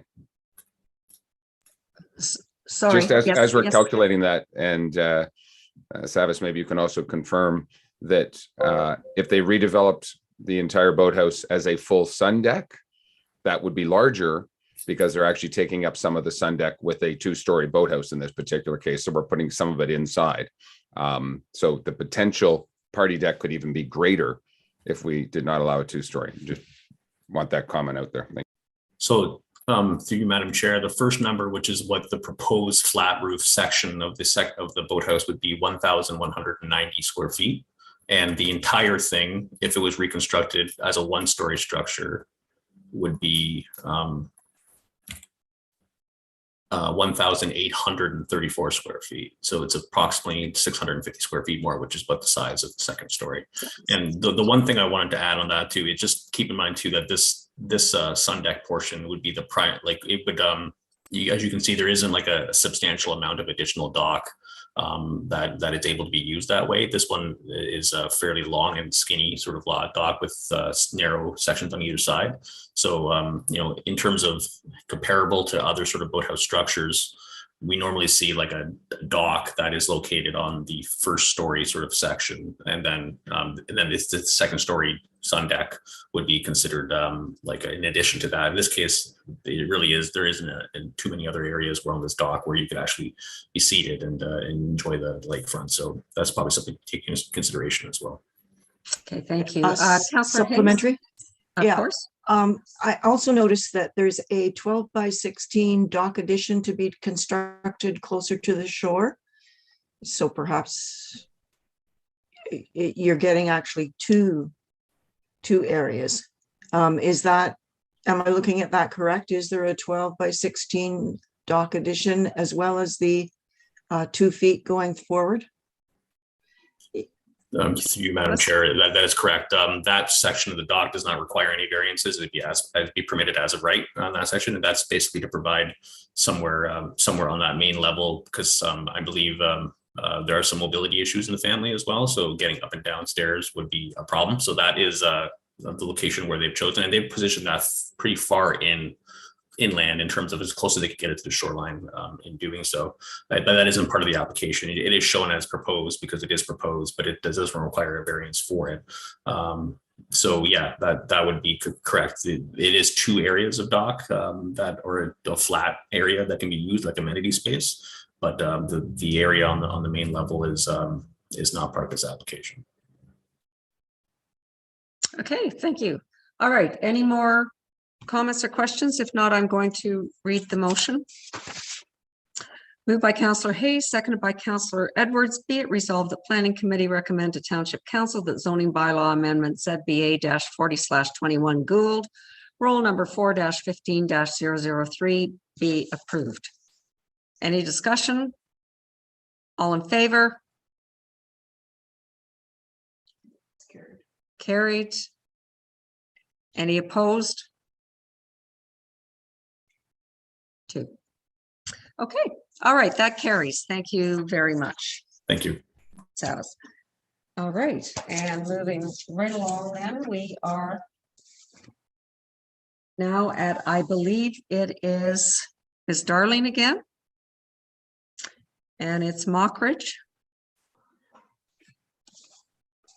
Thank you, Chair Bridgman. The next application to be heard is zoning bylaw amendment application ZBA 4221, bylaw 2021-133 in the name of Mockridge. The subject lands are known municipally as 1027 Old Bridge Road, unit number 12.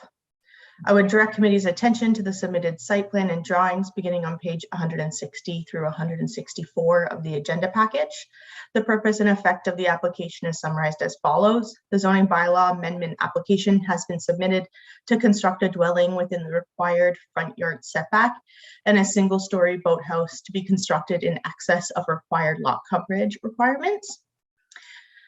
Notice of this public hearing under the Planning Act was circulated 21 days in advance and 7 submissions have been received to date. The first submission is by Emily Crowder, District Planner for the District Municipality of Muskoka. They have no objections as long as the appropriate development control techniques are used for deer feeding areas and movement corridors. The second submission is by Nick Snyder, the Township's Chief Building Official. Mr. Snyder has advised that he has no objection. The third submission is by Tim Sopko, the Township's Public Works Technician, and he has advised that he has no objections. The fourth submission is by Terry Guthrie from Trillium Lakelands District School Board and advised that they have no comments. 2 letters of concern were received from the public. Area neighbors Kent and Joan Knowlton and Wayne and Stephanie Nichols, who do not support the expansion of the dwelling. And 1 letter of support was received from Bill Mockridge, who is an adjacent neighbor. I prepared a detailed planning report for committee's consideration. Staff have recommended that zoning amendment be approved subject to the proposed lot being made to subject to site plan control. The subject property is zone WR5-7 and is automatically subject to site plan control. However, the redevelopment is not because it does not more than double the ground floor area of the existing dwelling. The resolution today has been changed to subject the redevelopment to site plan control and not the lot, because it already is. I would also like to note that the notice of public hearing identified the need for relief from a sun deck front yard setback requirement of 30.8 feet, and that was done in air. Section 4.1.3.5 of the comprehensive zoning bylaw permits a portion of the existing dwelling to be replaced by a sun deck. An exemption is not required for the proposed sun deck, and if approved, this would be removed from the bylaw. I'd be happy to assist committee with any questions, and thank you. Thank you, Ms. Darling. And I believe Mr. Allen is the rep, the agent, so we'll bring him in.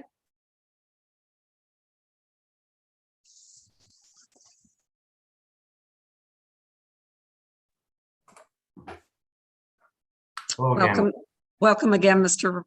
Allen. Take it away. Thank you, Chair Bridgman. My name is Ryan Allen, 104 Kimberley Avenue, Bracebridge, Ontario, P1L1Z8. I am the professional planner assisting Luke Mockridge with this application today.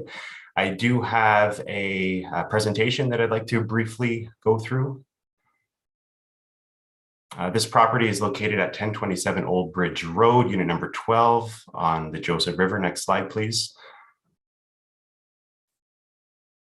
Next slide, please. Or Lake Rosso, depending on where you draw the line. Here's the subject property with 214.9 feet of frontage and 0.84 acres of area. Next slide, please. The proposal in front of you today is related to the construction of a new dwelling, sun deck, and 1-story boathouse with a dock. and to remove an existing sleeping cabin and 2 docks. Next slide, please. The proposed exemption as part of this amendment is to permit an enlarged dwelling with a front yard setback of 14.5 feet and to permit a lot coverage within 200 feet of the high water mark of 10.5%. The lot is just barely beyond 200 feet in length, so it just so happens that the both coverages are the same amount at 10.5. Next slide, please. This is the proposed site plan. If we move to the next slide, you'll see a more enlarged area of the shoreline.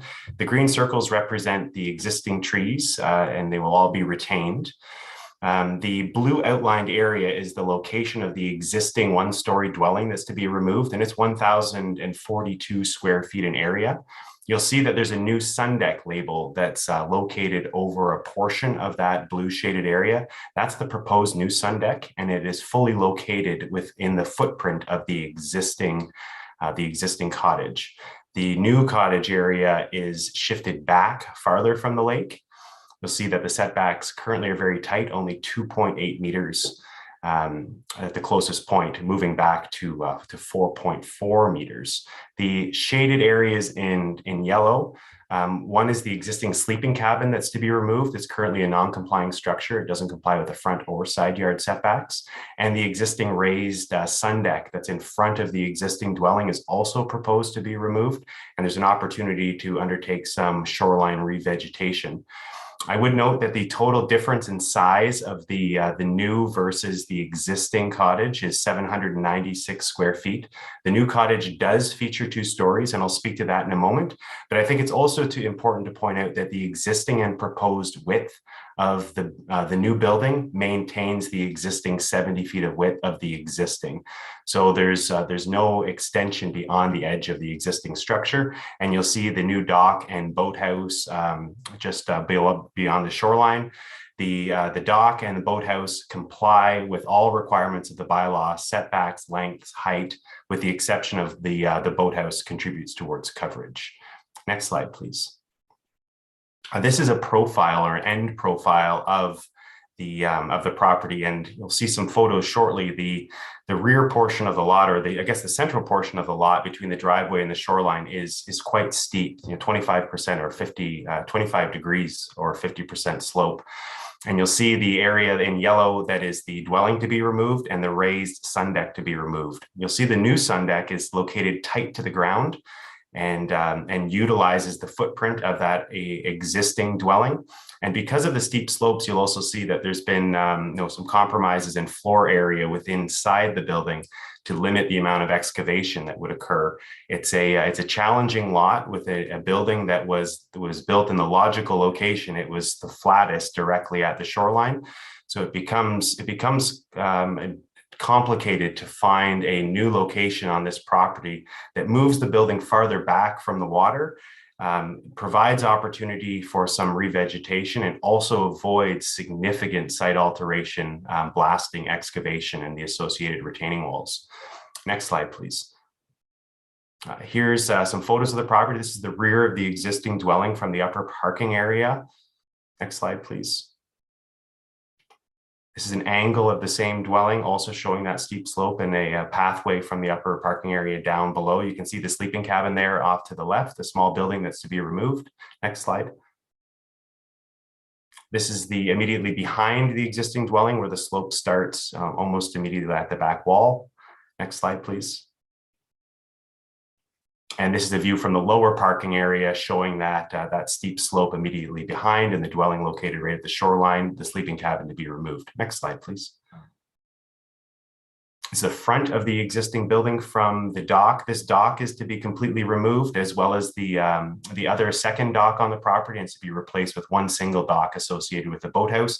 You'll see that raised upper deck will be completely eliminated, and the new deck will be located tight to grade in the footprint of that existing cottage, and the new building area will be set back beyond the setback of the existing. Next slide, please.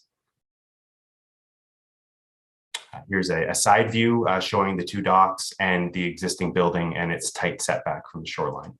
Next slide. This is the location of the two-story boathouse. There is an adjacent property around the point. However, due to the point plus the significant vegetation, there is significant screening and neighboring buildings are not visible. Privacy is not to be impacted. Next, please. The district has some important policies. I provided a detailed report. They are targeting setbacks of 30 meters, although they do permit reduced setbacks for historical development and where there are development constraints such as slope. Buildings are to be located out of floodplains, and appropriate buffering shall protect water quality, aesthetics, etc. Next slide, please. The township also has some important policies. Shorelines are encouraged to be maintained as a buffer. During the Marchetti application, that was discussed at length, in particular enhancements that can be made. Limiting shoreline density is important, and ensuring that built form does not become dominate the waterfront to the detriment of natural form is key. Next slide, please. Buildings and structures are to be set back a minimum. However, reduced setbacks are permitted for existing development and for constraints. One dwelling and accessory structures are permitted. Docks and boathouses are permitted. This development is permitted on on-site water and sewer services, and the lot must be sufficiently sized to accommodate the buildings and services. Next slide, please. It's a difficult lot, as I mentioned, with slopes directly behind the building. The greater the setback, the greater the amount of site alteration and blasting, potentially retaining walls. These are the types of lots that where the buildings are farther set back result in large retaining walls in front of the dwelling to hold that slope.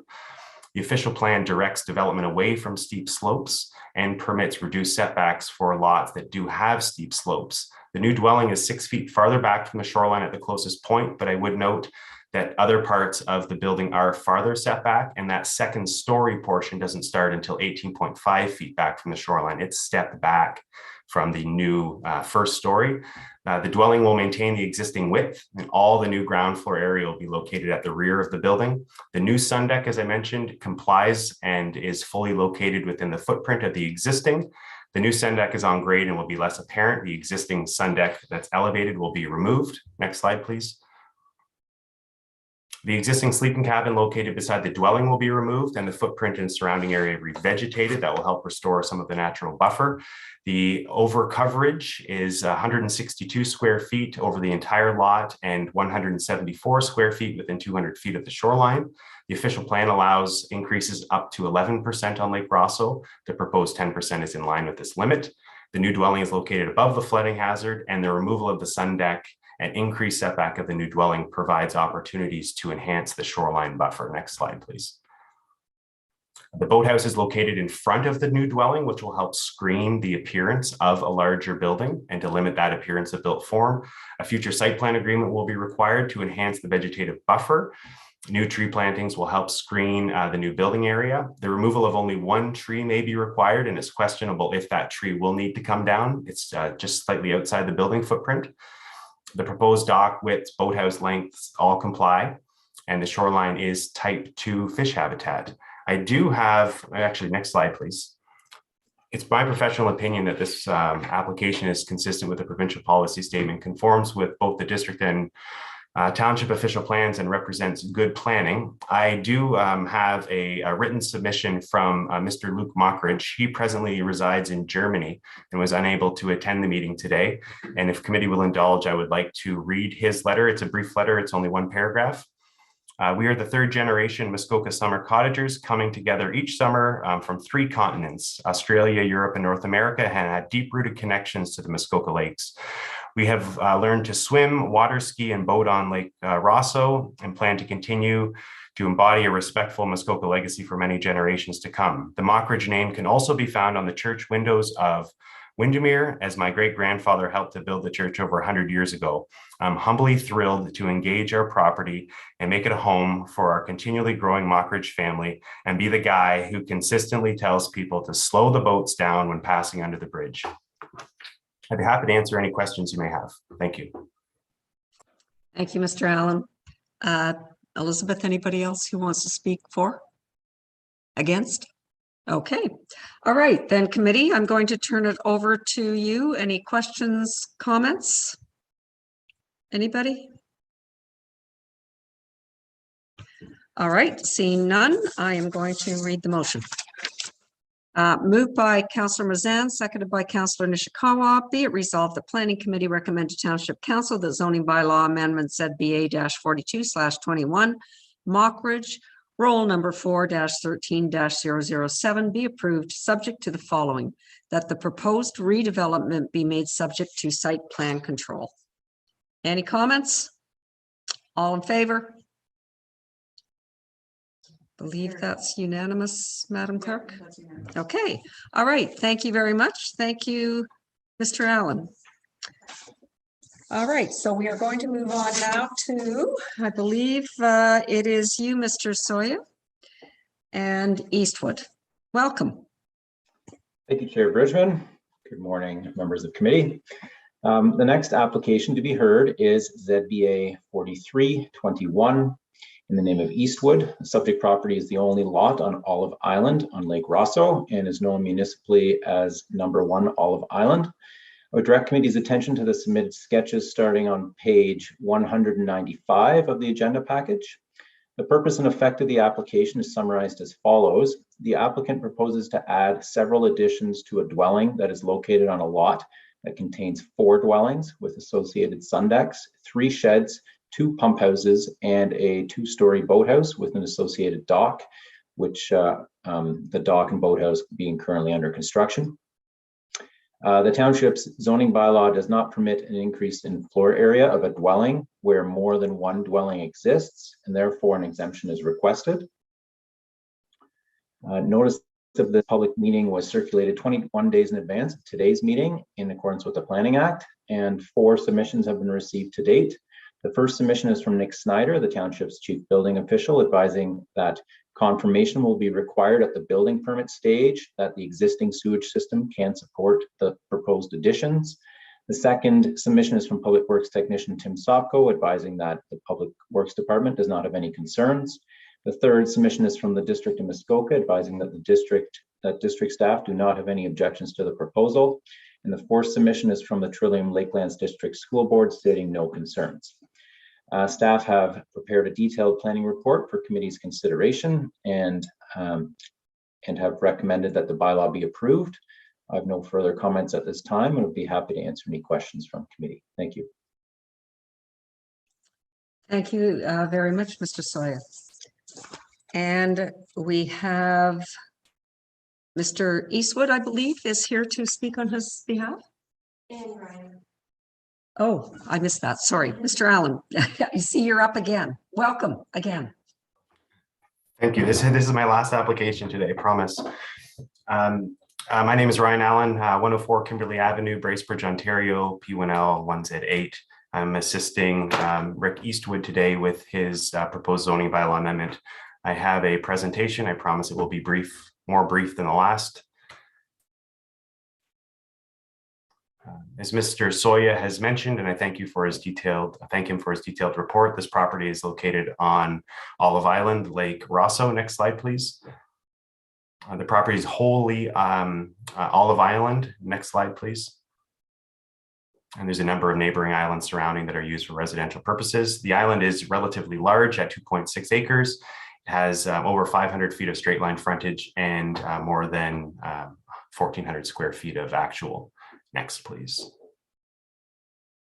The proposal in front of you is very simple. They're proposing to expand an existing dwelling, 707 square feet total, and 664 of that consists of habitable space. I would note that no new bedrooms are proposed.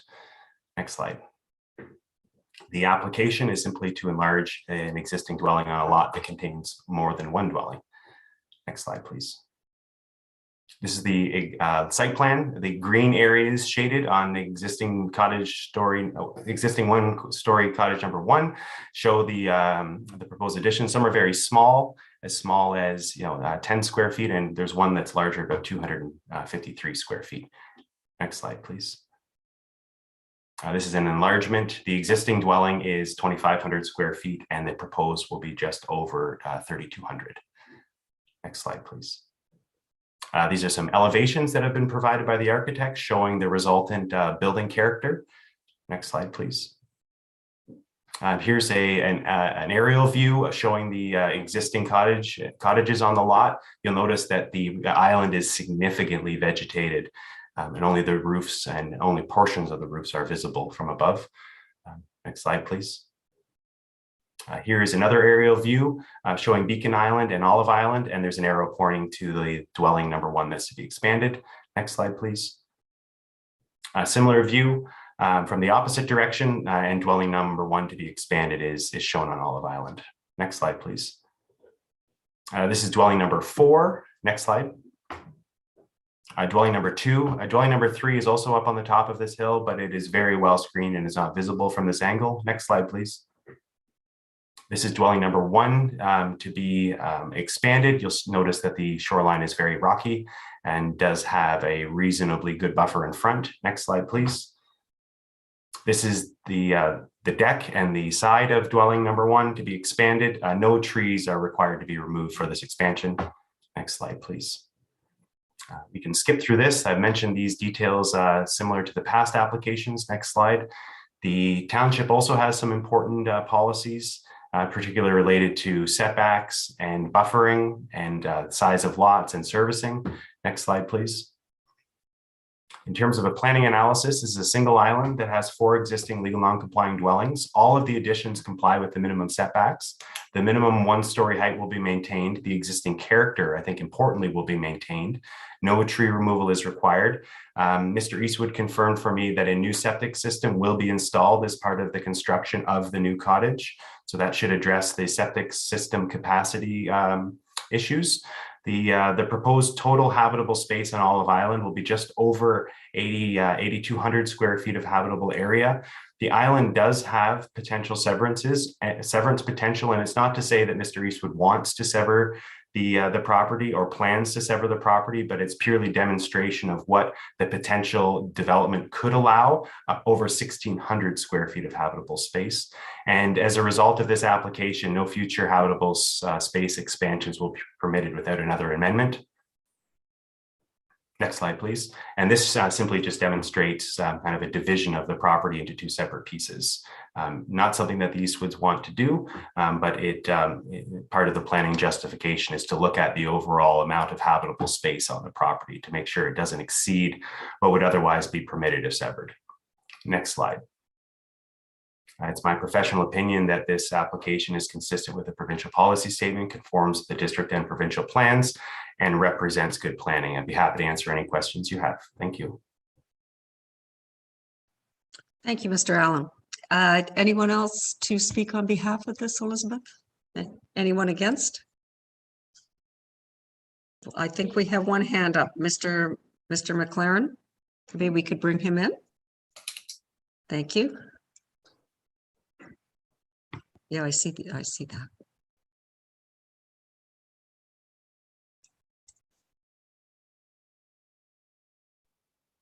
Mr. McLaren, you're there? And I see Mr. Eastwood is in too. Mr. McLaren? You can hear me? You could unmute yourself? That just came up. Can you hear me now, Chair? I can hear you now. Is there any chance you can turn your video on? Oh, that would help.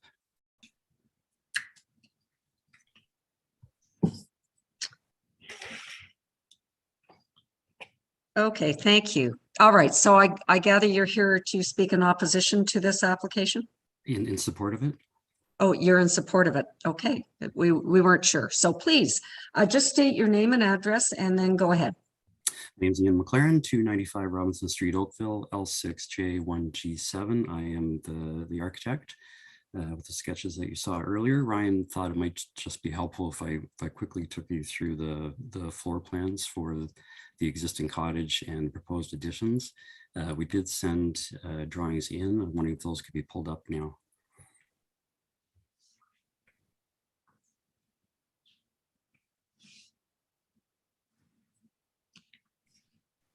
Oh, we're just looking. Hang on a second.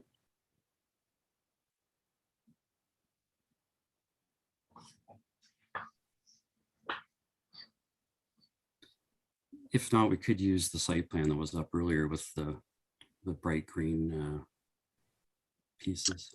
So did you send it into the planning department? I'm not sure that we realized that you wanted them pulled up for this meeting. I think Ryan sent it in. Happy to just speak to it.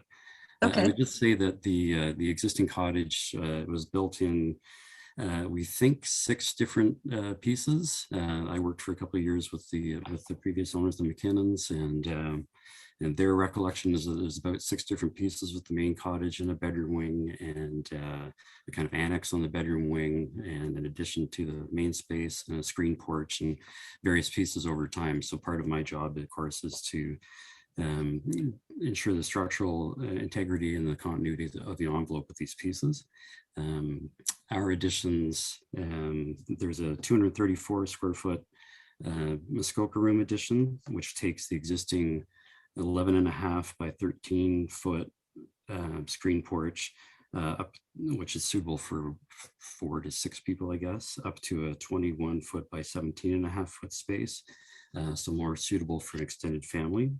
A second 150 square foot addition with a fireplace, a sort of nook around the fireplace, which is on the north west side, and it helps to bring down the scale of that side. There's an existing sort of 1.5-story kind of gable, flat gabled end that we want to change the scale and bring that down on that side. And so that's the on the left towards the west side.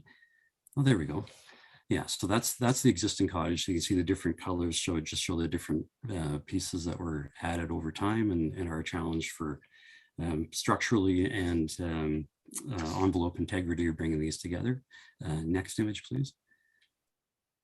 So this shows that floor plan in a little more detail. So I already mentioned the Muskoka room addition, 9 feet on the end and about a little over 2 feet each side to change the space there.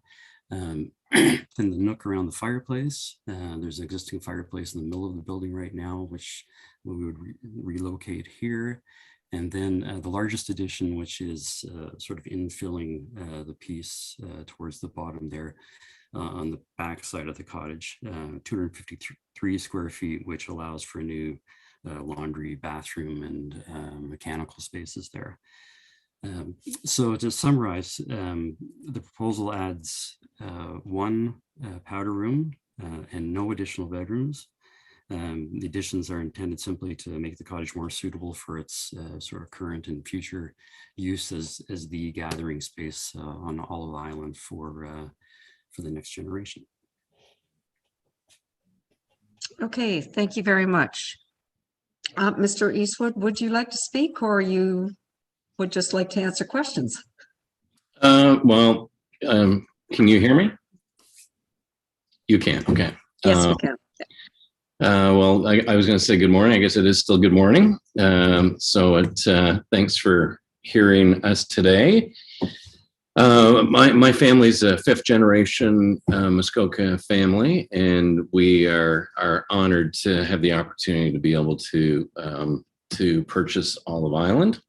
Our hopes are that that we're able to continue to be the caretakers of Olive Island as the McKenna family and the Baldwins were previously. Our hopes are really just to expand, modest expansion on this cottage, really to be able to, and to really be able to bring it up to date, to make it safe and bring it up to code and livable for future generations with my 4 children and their hopefully their future our future grandchildren. So that is pretty much what we're looking to do, and certainly happy to answer any questions. Okay, thank you very much. All right, so committee, do I have any questions or comments? Anyone? All right, Councillor Jaglowitz. Thank you, Chair. Just a question for staff. In one of the reports, it was suggested the property is severable. I see it's 534 feet of frontage. Is the lot severable according to the current bylaws? Mr. Sawyer?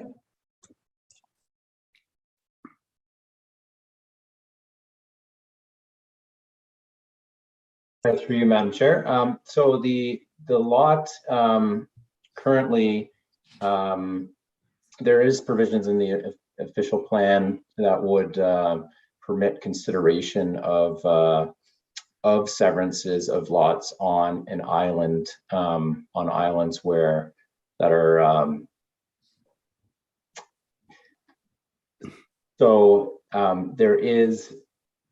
there potentially could be a application, although it's not in any way known what the outcome of that application would be. So it's a consideration that could be, the island could be assessed at that time. I'd have to look back at just the exact size here, and Mr. Sharp may be able to provide more details about that consideration. Okay, thank you, Mr. Sawyer. Mr. Sharp, has it got the shoreline and the acreage to have 2 full-size lots here? I think that was probably the question Councillor Jaglowitz was asking.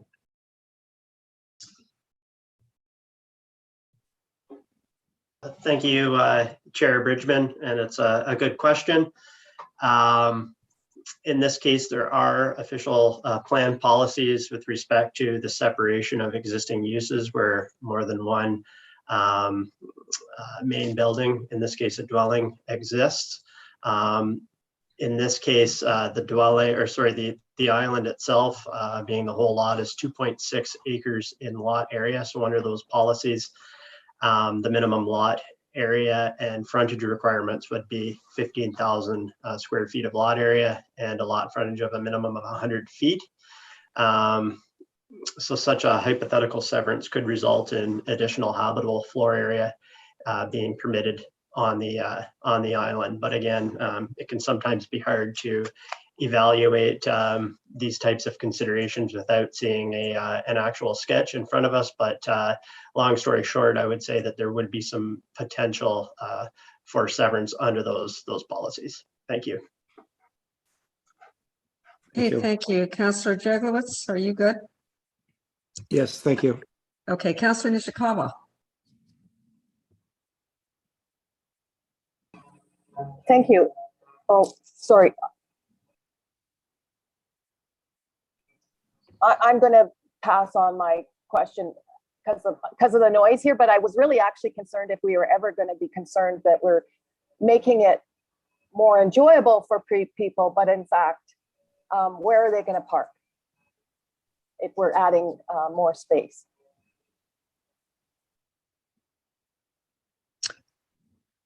Mr. Eastwood, would you like to explain where you do your parking? I think that may be with the councillor's question to you. Yeah, we have a property on the mainland in Minette that where we currently park. Thank you. Okay, any other questions?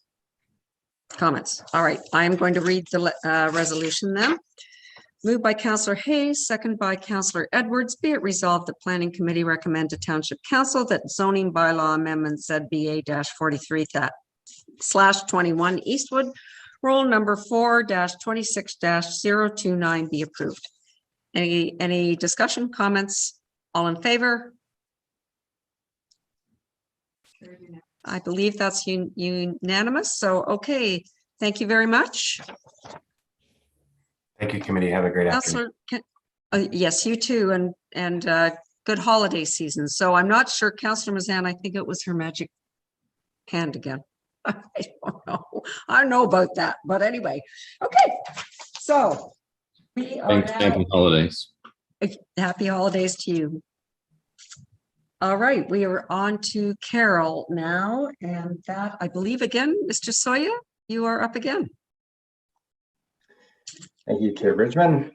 The next application to be heard today is zoning bylaw amendment 4421 in the name of Carol.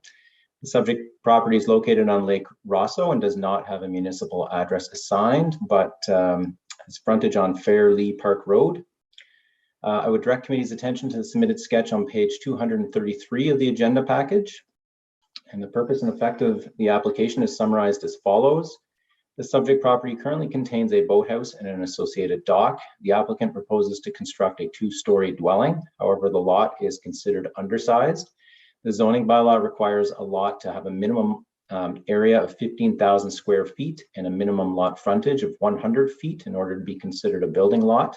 In this case, the subject property has a lot area of 18,295 square feet, but a lot frontage of only 72.6 feet. Therefore, an exemption to the minimum lot frontage requirement has been requested. Notice of this public meeting was circulated 21 days in advance of today's meeting in accordance with the Planning Act, and 7 submissions have been received to date. The first submission is from Judith Coomber, owner of the adjacent property at 1048 Fairley Park Road, which is located on the opposite side of Fairley Park Road. And her letter reads as follows. As I am unable to attend via Zoom or in person, and with respect to the upcoming meeting, I would like to advise that I am against changing the existing bylaw due to the overall effect on the Muskoka Lakes region. I know of several existing lots, small lots in Muskoka under the 100-foot limit that would eventually generate inquiries from current owners to request amendments for similar building and boathouse applications. The current bylaw is very stringent on small lots without the possibility of any boathouse, cottage, or dock. Please notify me of the decision of the Township of Muskoka Lakes. Signed, Judith Coomber. The second submission is from Nick Nicolau, owner of the adjacent property at 1002 Seguin Place, which is the second property to the west of the subject lands. The letter simply states that he has no objections to the proposed zoning bylaw amendment. The third submission is from Susan Shiflett, owner of 1051 Fairley Park Road, which is the second property to the east of the subject lands. The letter simply states that she is in support of the proposed zoning bylaw amendment. The fourth submission is from Earl Gardner, owner of the adjacent property at 1050 Fairley Park Road, located on the opposite side of Fairley Park Road. The letter simply states that he is in support of the zoning bylaw amendment. The fifth submission is from Glenda Panko, owner of the adjacent property at 1055 Fairley Park Road, located several properties to the east of the subject lands. The letter simply states that she has no objection to the proposed amendment. The sixth submission is from the Public Works technician, Tim Sopko, advising that the Public Works Department does not have any concerns. The seventh submission is from Nick Snyder, the Township's chief building official, advising that prior to issuance of a building permit, configuration confirmation will be required through a sewage system application to ensure that the property can support an appropriately sized sewage system to service the proposed dwelling. And the eighth submission is from Elizabeth Purcell, Manager of Planning at the District of Muskoka. I'll read the letter's recommendation and can also read the entire letter at committee's request. The recommendation reads as follows. District staff would recommend that a decision for the above noted application be deferred until detailed information demonstrating that the proposed redevelopment is located outside of the identified floodway is submitted to the satisfaction of the Township of Muskoka Lakes and the District Municipality of Muskoka. And notice of council's decision is requested. Staff have prepared a detailed planning report for committee's consideration and have recommended that the bylaw be approved, provided that number one, the property be made subject to site plan control, and number two, that a minor amendment be approved to prohibit construction of a dwelling in the floodway, which is defined as a static floodline elevation of 226.7 meters above mean sea level. This is in consideration that portions of the lot, particularly along the shoreline, are identified as being within the floodway of Lake Rosso. I have no further comments at this time and would be happy to answer any questions. Thank you. Thank you, Mr. Soya. So I believe that we have Mr. Lenny and Lisa Gibbs. Okay. And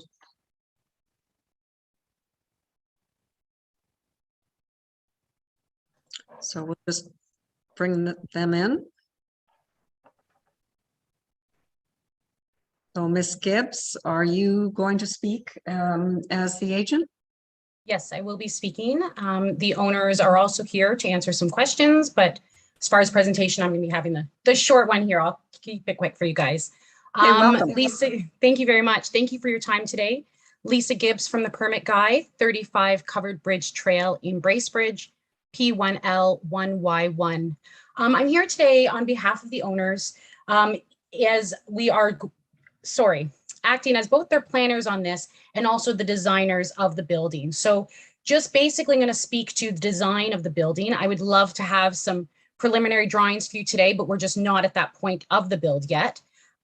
So I wanted to tell you a little bit about what we're doing in the design process. I am making sure that all the design items are staying within the WR1 zoning.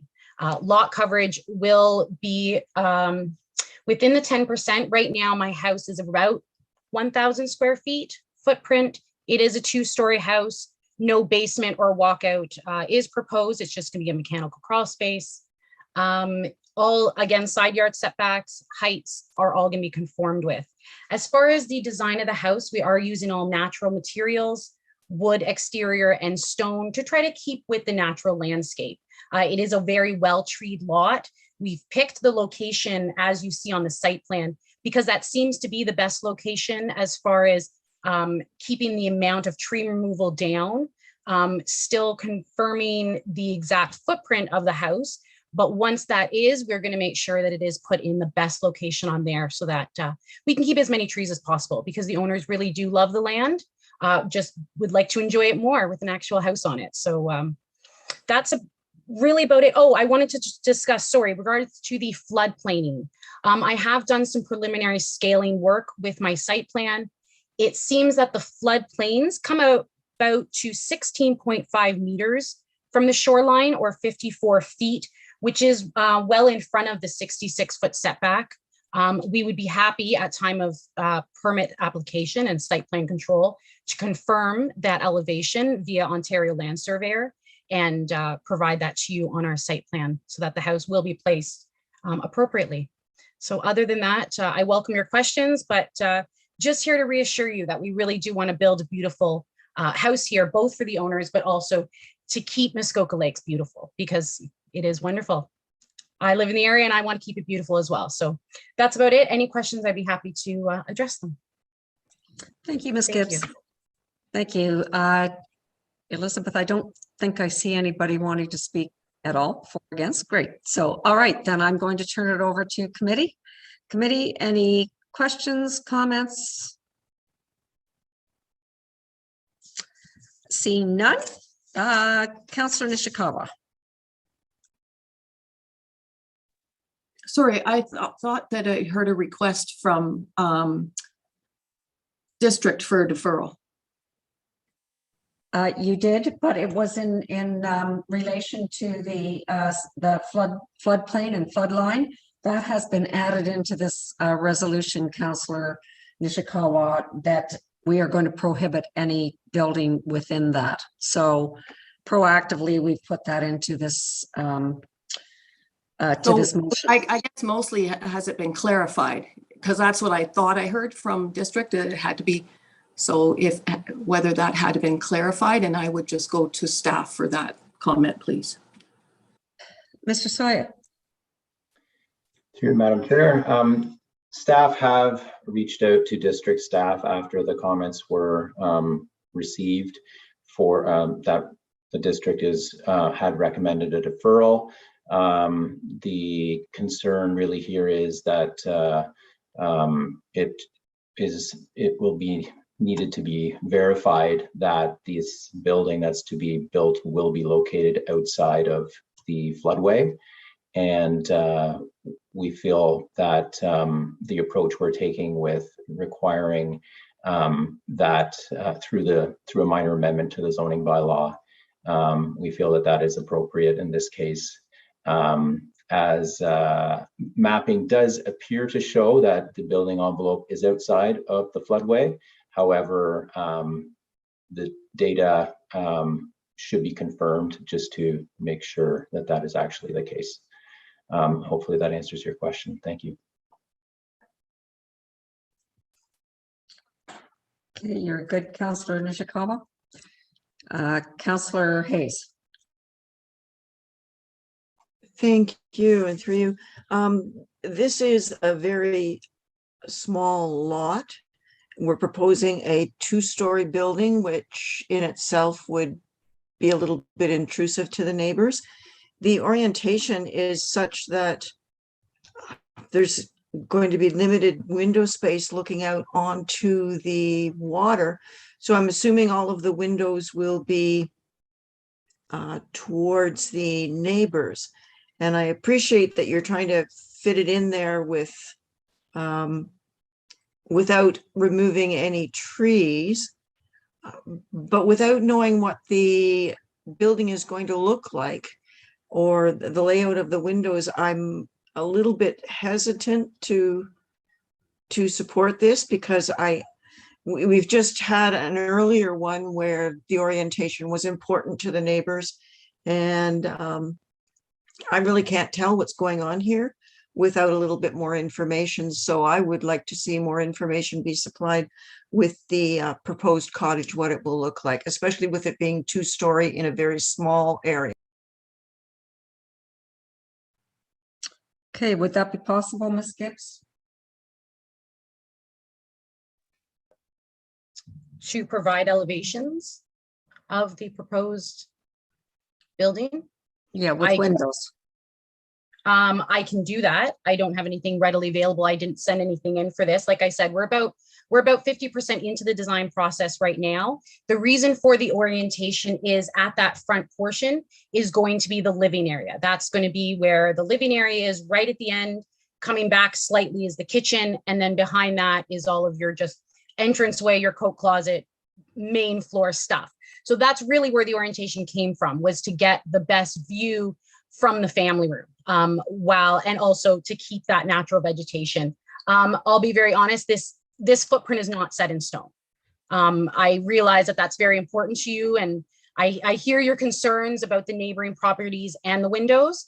This is not a set in stone footprint. It's still very fluid at this point, because we're trying to work within the constraints of the property, both trying to get that square footage around that 1,000 square feet, and also try to work with the natural landscape. So I will be honest, there is a possibility that this building could pivot and the window positioning could change, but right now this is the reasoning that we did it that way. So windows on the right and left are minimal, because you're talking about a few bedrooms. So you're only having a few windows. Windows are primarily near that front section that's pointed towards the water. I hope that helps. And I'm sorry I didn't have anything beautiful to show you today. Thank you. Mr. Sharp? Thank you, Chair Bridgman. I just wanted to make a quick comment for Ms. Gibbs' benefit. If she reads the draft bylaw, she'll note that the dwelling that's proposed will be approved as shown in the location and extent on the schedule that is attached to the bylaw. So I would suggest if there are going to be changes to the location of the dwelling, that those be brought forward prior to council approving this application. Okay, my apologies on that. I thought we could deal with that at site plan approval, site plan control time, in case there was any changes. So we can address that as you wish. We can move forward and I can make my building match, or we can provide you elevations if that makes you more comfortable. We really want everybody to get what they want here. We want you to be comfortable with the approval of this, for sure. Well, that's fine, Ms. Gibson. I don't think we don't like to hold up applications if we don't need to. I think what Mr. Sharp was trying to say was we can move this forward to council next month, but we're asking that you would provide for us exactly where this is going on the property, because that's what we're approving at this point in time. So if you could have those elevations and that ready for the full set of everything for you. Absolutely. Yes. I'm sorry to interrupt. Yes. Yep. No, it's fine. Councillor Hayes. Yes, through you. I wouldn't feel comfortable bringing this forward to council because I don't think it's ready to go. We don't know where the house is going to go. We don't know what it's going to look like. Right now, it looks like the living room is looking over the neighbor's property to get a view of the lake. So I would like to see more information on this before we send it forward to council. And being that most of our heavy lifting is supposed to be done at the committee stage, I would suggest that more information be supplied, and I would support a deferral at this time. Okay, understood. Councillor Mazan. Thank you, and through you, I'd like to support Councillor Hayes on this. I think we owe it to our group to have the full package in front of us, and then we can make a decision for the applicant. Thank you. Okay, I believe that's the sense I'm getting. Can I get a nod of heads from those who would like to defer? All right, so Madam Clerk. Yeah, looks like. I think we certainly have a majority. All right, so Ms. Gibbs, we're going to defer this until we can have a little bit more information, and you can bring it back to us then. Understood. I'll get you all the information you need. Okay, thank you very much. Thank you very much for your time today. Happy holidays. You too. Thank you.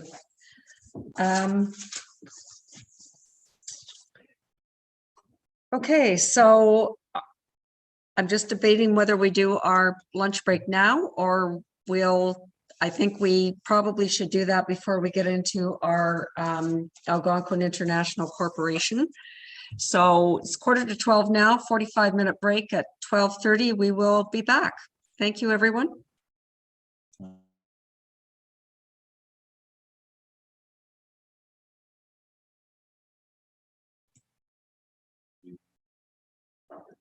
Yeah, okay. So I just, Mr. Pink is just reminding me the delegations are at 1 o'clock. I think we can carry on with other business till 1. We come back at 12:30. Okay, see you then.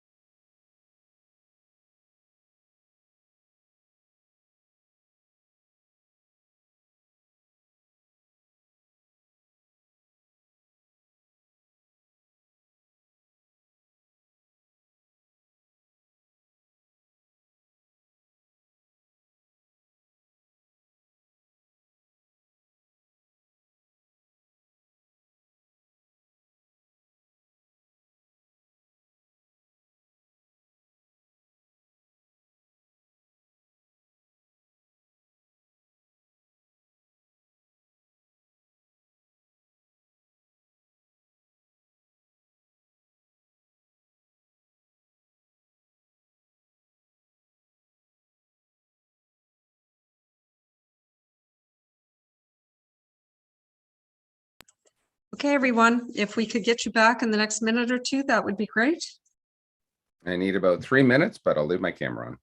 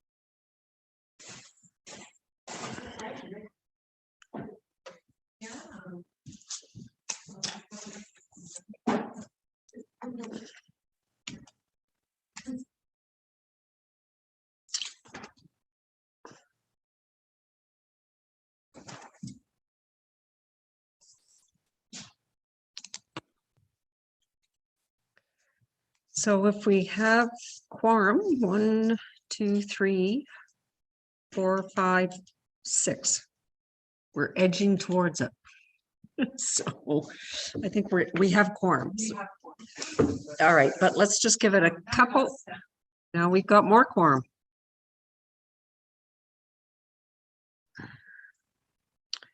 We'll just give it one more minute. Oh, yeah, Councillor Roberts, do you have a different tie on for the afternoon? Can we see it? Oh, thank you. I'm glad you changed it, because at one point that other tie was so heavy it was weighing your head down. I noticed. Oh dear. Okay, I think we are good to go. So I thought we'd just seen the statue of the Sky Dome when it was leaning over. Oh, happy holidays, right? It's great. So we are going to, I would like to note that we actually are ahead of schedule with our invited delegations today, because it doesn't happen very often. So they're invited for 1 o'clock. So what we are going to do is go to number 11 at this point, which is bylaw enforcement and the report on the site alteration bylaw update. So I'm going to invite Mr. Kennedy in. I believe he's going to do the introduction and the report. So welcome, Mr. Kennedy, and you can take it away. Thank you, Chair Bridgman. Good afternoon, everybody. In regards to this report, obviously in regards to the site alteration bylaw, committee will recall last month we did a prioritized list of bylaws, with site alteration being the first bylaw up on the list. So this report reflects that. Changes in this bylaw are mostly technical.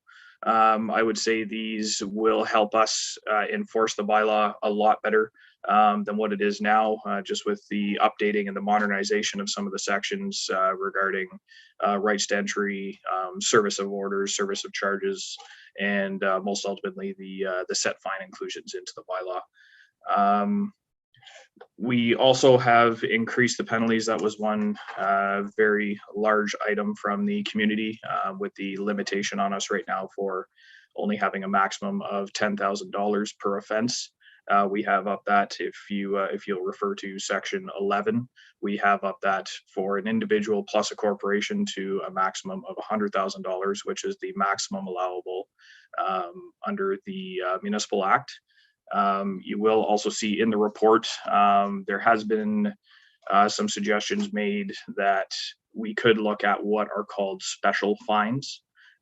So those can be something where it can be over $100,000, but there has to be an argument made that the person is essentially getting a monetary gain from it. So that is up for committee's decision on whether or not we want to go through with that research being done. The cost for the research is listed in the financial implications on the report. Also, committee may wish to engage in public comments, similar to how we did the fireworks bylaw a few months back. To date, we do have 7 submissions that have been made through various groups and people. And committee, if they wish to go through with those submissions, I'm more than happy to take a look at those as well. And in regards to education, as another big point, as I've said before, we are open and willing to do some sort of video, a webinar, a conference, if you will, to go through these new bylaws and better educate the public, better educate the contractors on what site alteration and tree preservation bylaws entail. So other than that, I don't believe there's anything else I need to say on this. I'm open for questions whenever anybody has any. Thank you. Thank you, Mr. Kennedy. I think before you take those questions, can we clarify the building permits, this law, and also site plans, just sort of how it works? Because I think there may be an understanding out there that site plan permits are plentiful and are given out a fair amount, and that's not my understanding. I think there's just needs to be some clarification on these various permits or this bylaw, if you wouldn't mind. Sure. Through the chair, regarding permits, first you have your building permits and your site plan agreements and such. Those are applicable law, and the way the site alteration bylaw is written is, in a sense, to regulate anything that happens outside of those permits. So you have the sections where if someone has a building permit or a septic permit, they're allowed to alter site and change grade 15 feet outside of what that envelope is. If they go beyond that, that's where the site alteration bylaw kicks in and we can enforce through there. Same thing with a site plan agreement. If something is on a site plan agreement, they would be allowed to do it through that applicable law. If they go outside of that said agreement, or blast more than what they were supposed to, dig a big hole in an area that they weren't supposed to, that wasn't on their site plan agreement, that's where the site alteration bylaw kicks in. As far as permits go for site alteration itself, we do issue very little of these permits, because 95 to 99% of the time they're already regulated through building permits and site plan agreements. So the site alteration permits are for situations where, say, someone wants to build a tennis court and they don't want to go through site plan approval, they can have a site alteration permit in that instance. And realistically, as we've had the bylaw since about 2008, and I think the number for site alteration permits being issued is probably less than 10. Okay, thank you. I think that really helps clarify for a lot of people. So, all right, I'm going to ask Councillor Zavitz to speak. Thank you, and through you, Rob, right down my alley here with the site alteration. I just want to ask you, I really appreciate this report, and certainly where we're going. You've done a lot of what we've asked here, of course. The blasting bylaw, one of the things that I hear a lot about is people further afield would appreciate notice, a more stringent notice protocol than the X distance we go from the subject property that's going to have blasting done. The other piece to it is how far from the property line is blasting allowed. So I just wondered what you thought of that. Are you good with where we are and what you're hearing and seeing? Mr. Kennedy? Yeah, through the chair, in regards to notice, as I kind of just said, a lot of the actual work is done through building permits and site plan agreements. It's not actually done through the permits in site alteration. So there is no real applicable law for a notice to have to be given for blasting. If that's something that council wishes to take a look at, I'm more than happy to investigate it and see if there's anything else out there. And to answer your other question, for setbacks, there are no setbacks in the site alteration bylaw. Again, those setbacks would most likely be dealt with through, if there's zoning issues that would need to be figured out, Obviously, we have zoning setbacks for buildings between accessory buildings and main dwelling units from property lines. So that's where that would be dealt with rather than just the site alteration bylaw. Okay, Councillor Jaglowitz. Thank you, Chair. I have three questions for staff. I'll do them in order. First one is, these amendments, are they in conformity with our existing official plan and zoning bylaws? Kennedy? Yeah, through the chair, yes, they are. My second question is there any requirement on the municipality to conduct public consultation for a bylaw such as this? Mr. Kennedy? Through the chair, no, there is not. That would be a decision that would be made by committee if we want to go through that or not. Okay. So the third question is, there have been at least three responses that I've noticed to this, maybe more. And a few of them were in shock that we're doing this. And another one from the MLA was a quite detailed response. It actually not only gave a report, but actually went through the bylaw and proposed a series of amendments. Is it your intention to look at all of that and consider whether any of those changes proposed are appropriate? Mr. Kennedy? Through the chair, yes. Actually, all these submissions that we've received, I will be looking at each one of them and going through to see what the suggestions are. I have taken a quick look at the MLA one, and they do have some great suggestions. I do have some other comments in regards to what they're asking, and I'm more than willing to even meet with them to discuss their comments and go through that. But all submissions that we get, I look at every single one of them, kind of the same thing as what I've done with the fireworks bylaw that you guys will see next month.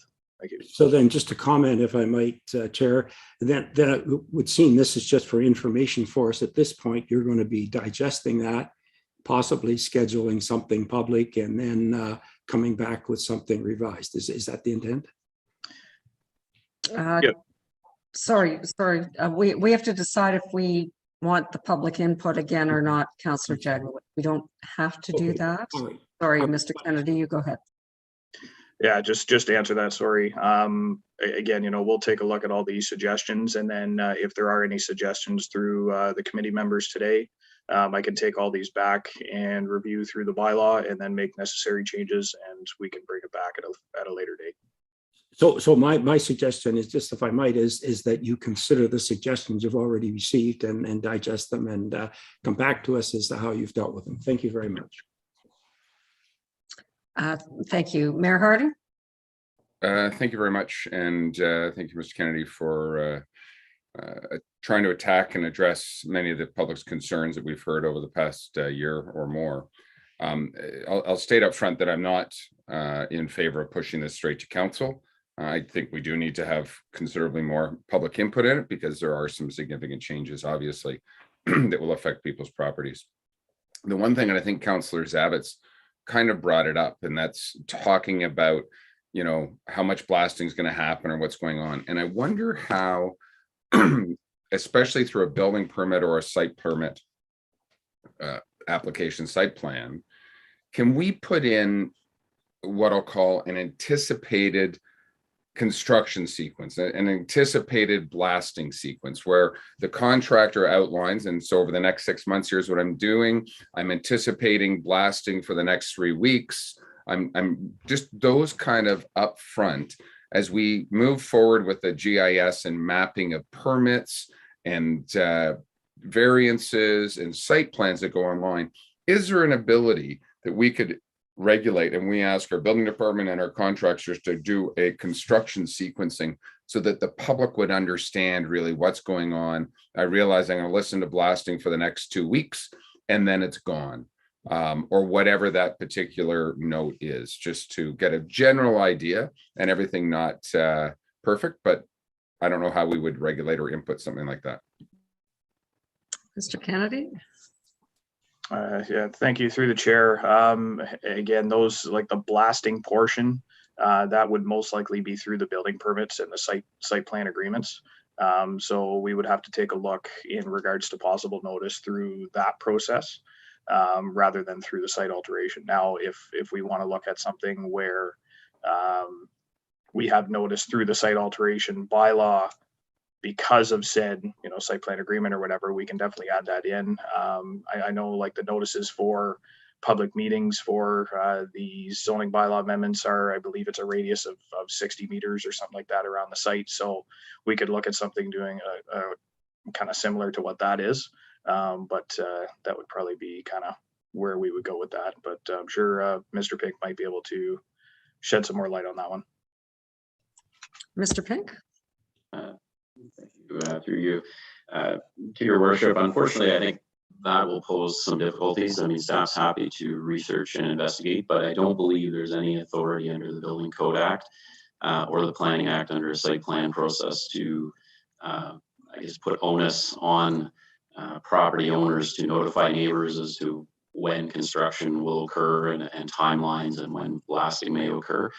We can explore potentially in the site plan agreement, putting something to that effect, but certainly controlling the construction schedule, timing, I believe is beyond our authority. So. Just supplemental, if I may. Yes. Thank you, Madam Chair.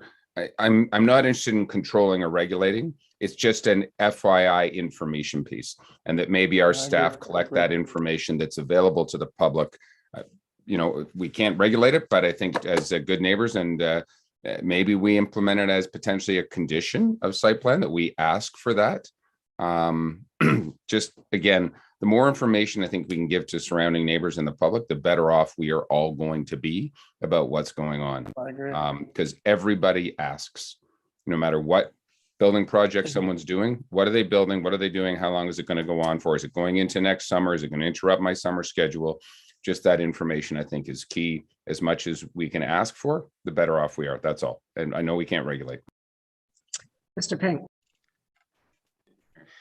Thank you for that, Your Worship. I think you alluded to it, but perhaps I'll take the opportunity just to expand a little bit for committee or councillors' information. Currently in the draft budget is a GIS position, and part of the work that I envision that they would be doing in their contract year is creating a development map that largely the district has started. We may either piggyback on that or create a separate map or a different layer.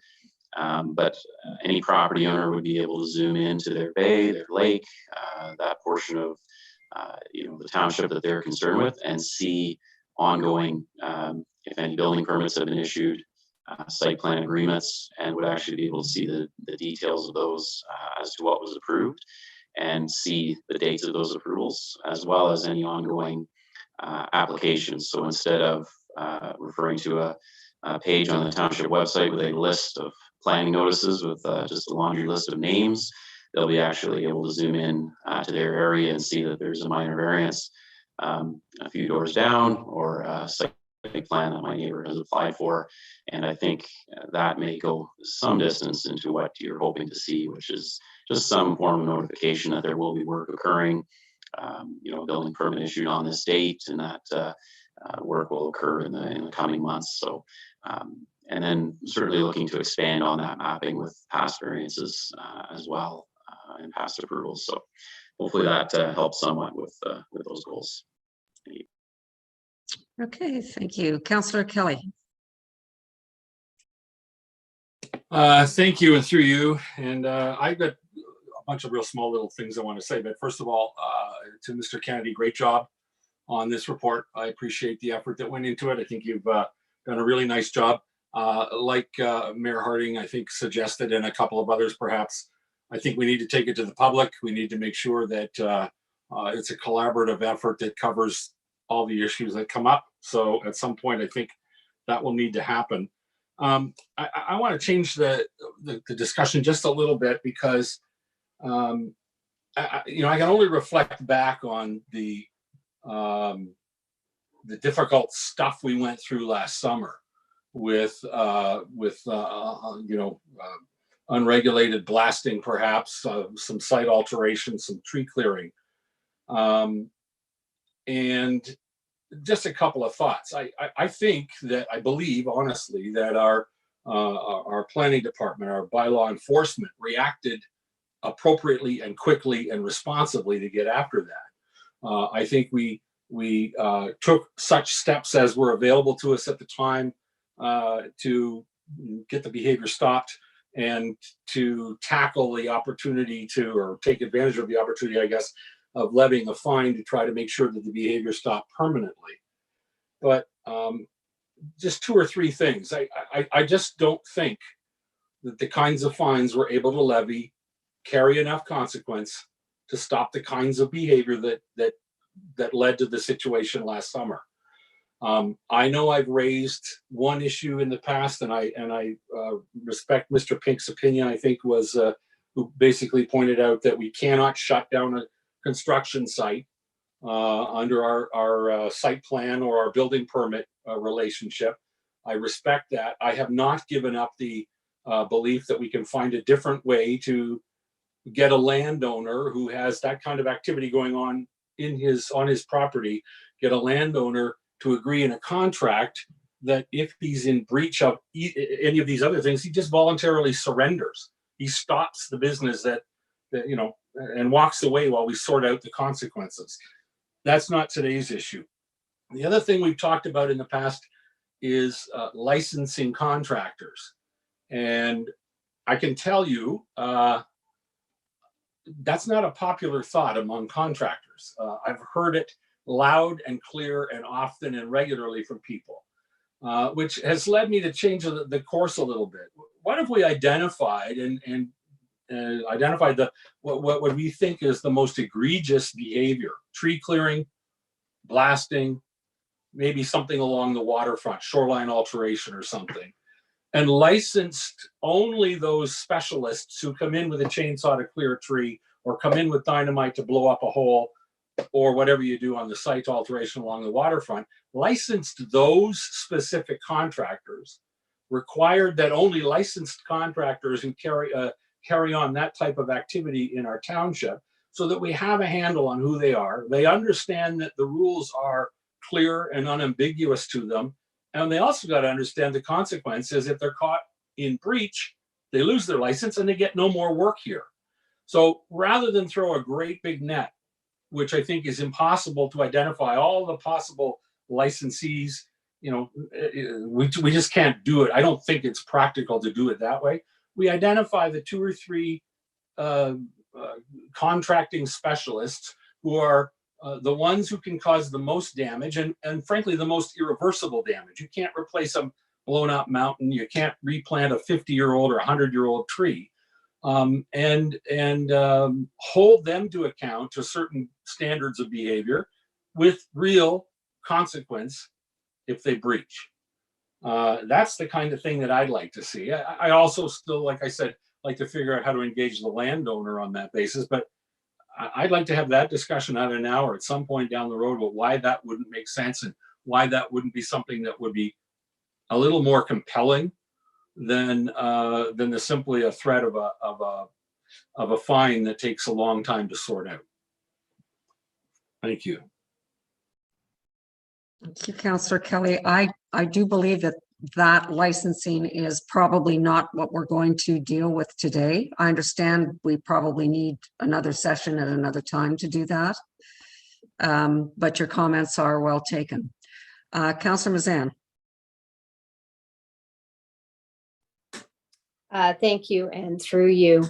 I won't, I'm glad for the approach that's been described, meaning staff is going to take the comments from the public, go do some further diligence and come back with a revised edition based upon their feedback.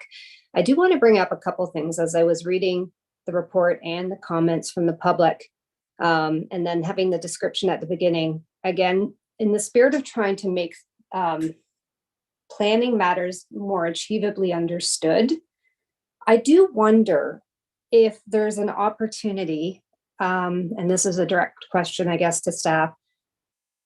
It seems like our tree preservation bylaw, much of that is embedded in our site alteration bylaw. Is there that possibility just to have 2 bylaws, One is site alteration bylaw that would include tree preservation and blasting elements, whatever is required there.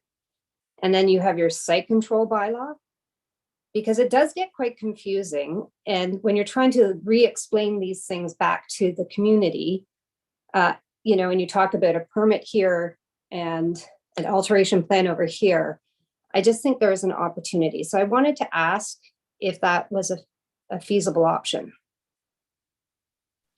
Councillor Mazan, could I ask you to repeat that for me? Because I'm not sure I quite understand what you're asking.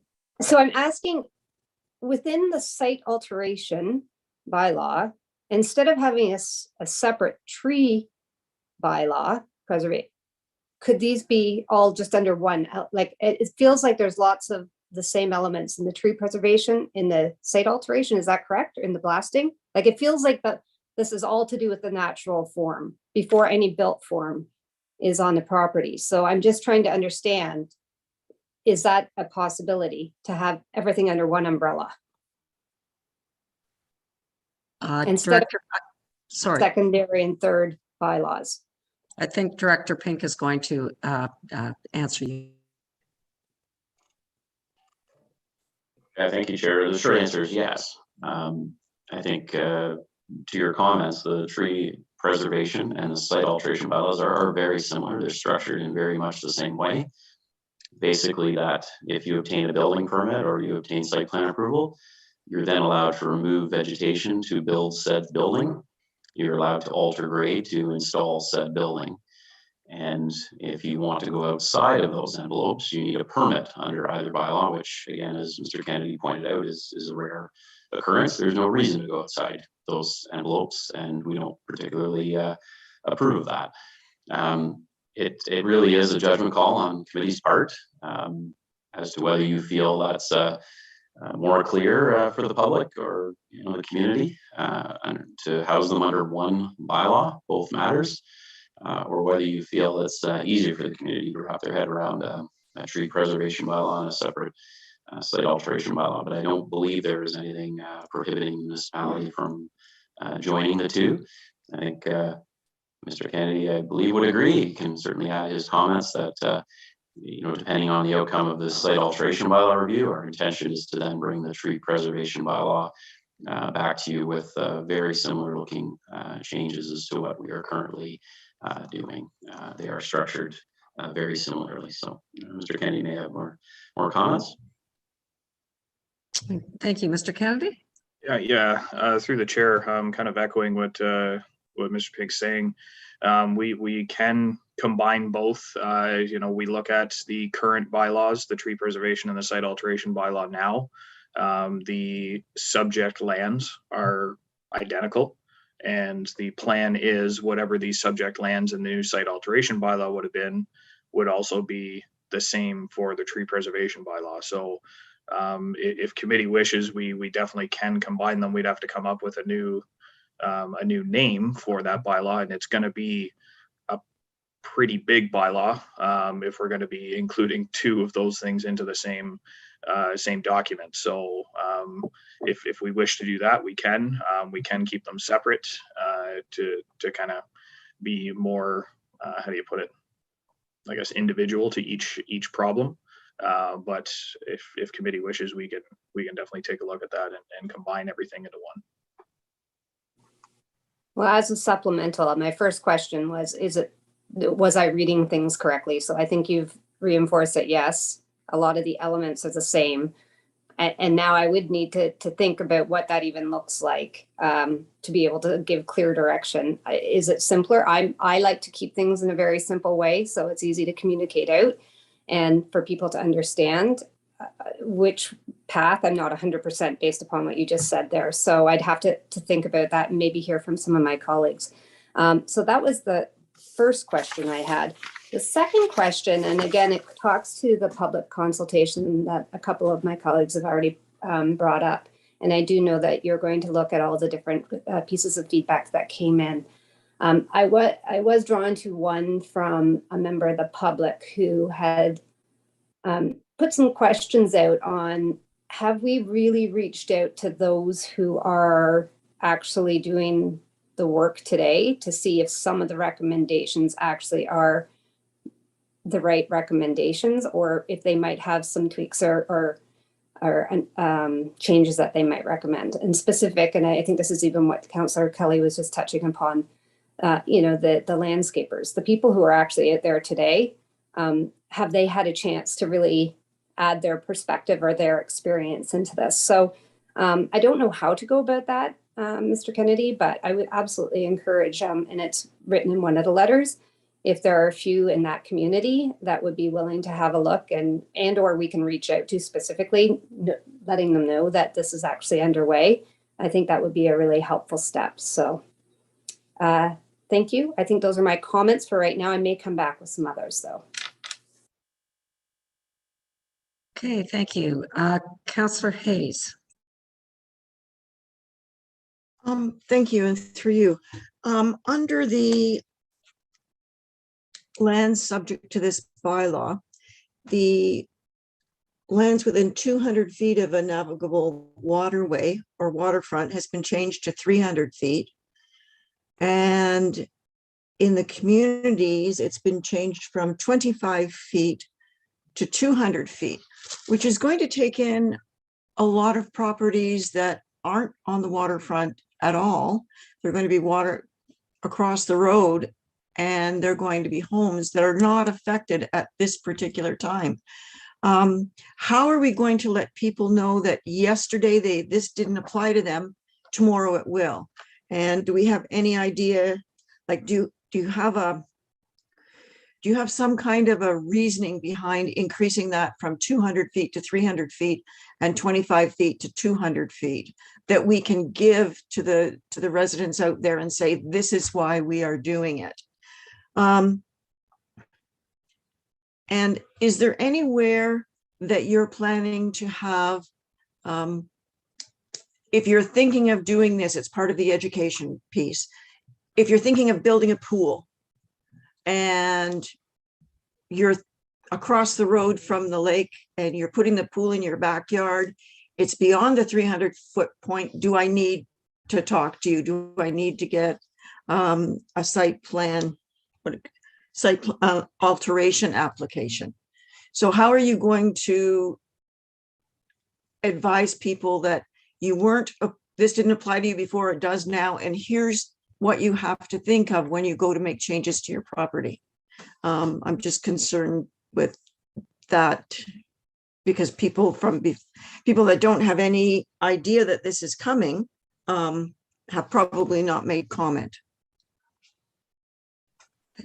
I think Mr. Pink would like to answer that. Thank you. And Mr. Kennedy, if you want to add again, sorry for jumping in, but I can provide a bit of history or background. And I think there's a lot of questions there. I'll try my best to answer all of them, but please feel free to remind me if I missed some. To provide a bit of background, the existing bylaws currently in effect only apply 25 feet in communities and urban centers, because the zoning bylaw since 1987 only had a 25-foot setback from lakes or rivers in Bala, Port Carling, Milford Bay, and Torrance. And because of that, the site alteration and tree bylaw were limited to the first 25 feet only, because you could build beyond that. Through 2014-14, because of the district official plan update, really planners, scientists, really over those years came to realize it doesn't really matter where you are.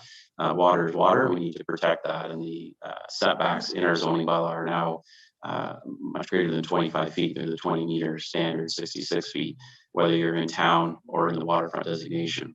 So Mr. Kennedy and I and Ms. Miners, we certainly batted around the community implications of going from 25 feet to 200. We share that concern of may capture the odd property on another side of a road in an urban setting, and we're certainly open to committee's comments in that regard. Whether that's too far, we might want to take baby steps and go to 100 feet in the urban centers. I think, but again, we certainly looked at that issue and felt it needed to be controlled. When, or at least certainly increase from 25 feet. And I do recall certain councillors having comments that there has been some alteration in our community areas that weren't captured by the site alteration bylaw, and it's largely because of essentially 25 feet is not a very great distance. With respect to dissemination, I don't think we've entirely put our mind to it yet because it's still just in front of a committee for discussion. But as Mr. Kennedy pointed out, the goal or the hope this summer is to start having, I think as referenced in the MLA letter, sort of a builder's breakfast with perhaps a new communications position in our draft budget. And bylaw staff to start disseminating and educating the community on these bylaw requirements and these new bylaw requirements. Certainly that with your typical website, social media presence, I think that would be the goal to update. Lastly, just in general with respect to feedback, I know there's been a lot of discussion and comments about getting feedback, and we have received a few letters, as Mr. Kennedy referenced. You know, staff is certainly happy to you know, whether it's an online survey, an engage page, or just going over the submissions, we look to direction from committee as to what level of public feedback you wish to receive on this. However, I think I would stress it is noted in the report, really the changes that we're proposing are very technical in nature. It's really surrounding fines, offenses, rights to entry, very minor, sort of, in my opinion, technical requirements. If anything, probably the two more significant changes are a relaxation, in essence, to now allow patios in the front yard, where currently an owner would not be able to do that. We've put some restrictions around those patios that we've seen from endless environmental impact studies that were done as part of planning applications. So we've put those limitations, the size, width limitation, dry laid, spacing to allow water to infiltrate into the soil. So that's actually a relaxation. And then the other change is referred to as the 200 to 300 feet. That you may recall, that was a direction from committee previously to make that change in the bylaw. So staff's carried that forward and to encompass entire islands. Yes, that's being pointed at as a substantial change, but I don't view that as a restriction in the bylaw. That's a political decision as to what lands you want this bylaw to cover. You are deciding what lands you feel need to be regulated by the site alteration and tree preservation bylaw. It's not a restriction per se that says you can't cut trees or alter grade. You are determining where this bylaw needs to be imposed. So again, we're happy to again get that feedback, and we can either come back, reach out to the community in a broader sense through online surveys or engage pages, as we have done in other projects. We can come back with revisions to the bylaw based on the comments we've received to date for more discussion around this table. We look for committee's feedback on that appropriate level that you wish to obtain. I hope those comments help clarify a few matters. Thank you. Councillor Zavitz.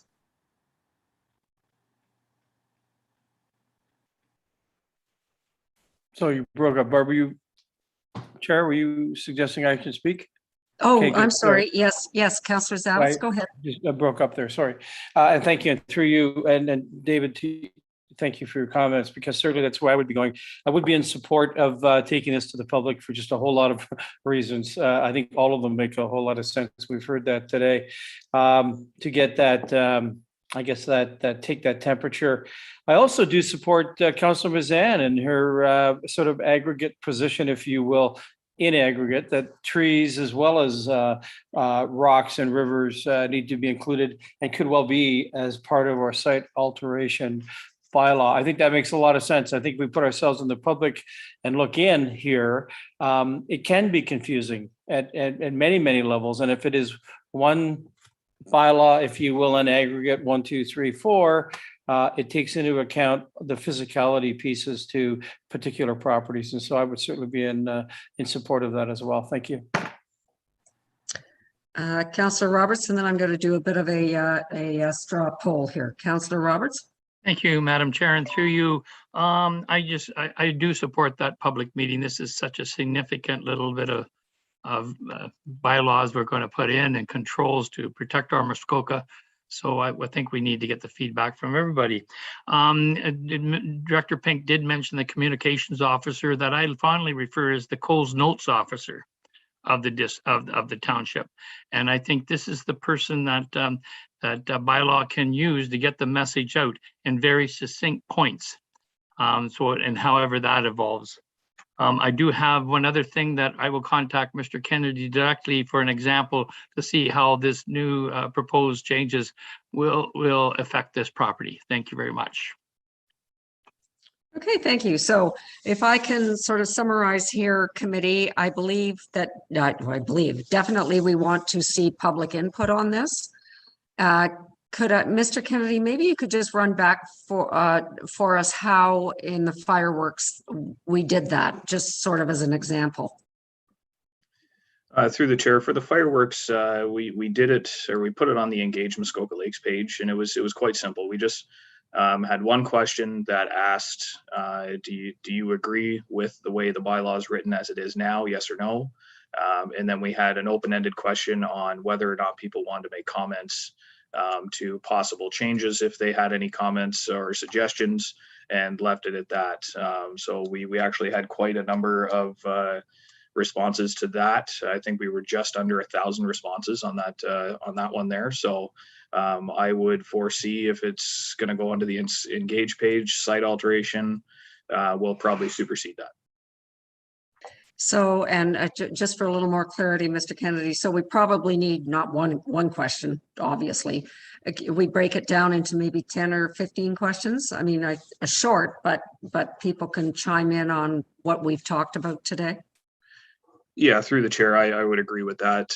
We could make a question, more specific to each type of change that we've made for the distances, the patios that we're going to allow. And in situations like that, we can formulate some questions. And then I always, in my personal opinion, I always like to have that open-ended question at the end for any other suggested changes, just so people have that kind of essay style comment box to put whatever they need. Thank you. Okay, thank you. I think Director Pink would like to. Thank you, Chair. Just in the interest of time, I believe the tree preservation bylaw is the next bylaw on that priority list. If we are creating an Engage page to gain input on the site alteration, I might suggest to council that we gain feedback on the tree preservation bylaw at the same time and add those questions in, and then we can come back with a more fulsome overview and perhaps a desire to keep them separate or keep them as one, or again, the subsequent changes that would go along with both, just to save us time from having to do public outreach on very similar questions shortly thereafter. So just a thought. Thank you, Director Pink. My next straw poll was going to be whether we want to look at just one bylaw, but would you prefer to get all of the input first and then we'll go there? Hang on. Yes, I mean, in my mind, again, whether you want to combine is very simple to do. It's literally just combining two Word documents into, as Mr. Kennedy pointed, it'll be one very lengthy bylaw. It's very simply done. I think the feedback we'd be looking for is what, I guess, does the community find more simple or more understandable, but then also whether I would presume if they're in a certain opinion of how the site alteration bylaw would go, that they would have consistent opinions on the tree bylaw, but we can roll those questions into one just to make certain and come back with thoughts on both aspects. Okay, thank you. Mayor Harding, and then I'll just reconfirm what I think I'm hearing. Okay, thank you. Just, and I'm sure we will do this. I just want to make sure I had to fill out an online survey yesterday, but I had to answer every question before it would let me go to the next question. And I want to make sure that we can skip, if something's not relevant to them, that we can skip that answer and just answer the appropriate, what they feel they know, not have knowledge of. So I'm sure we'll do that, just making sure. Okay. All right. So I believe, Mr. Kennedy.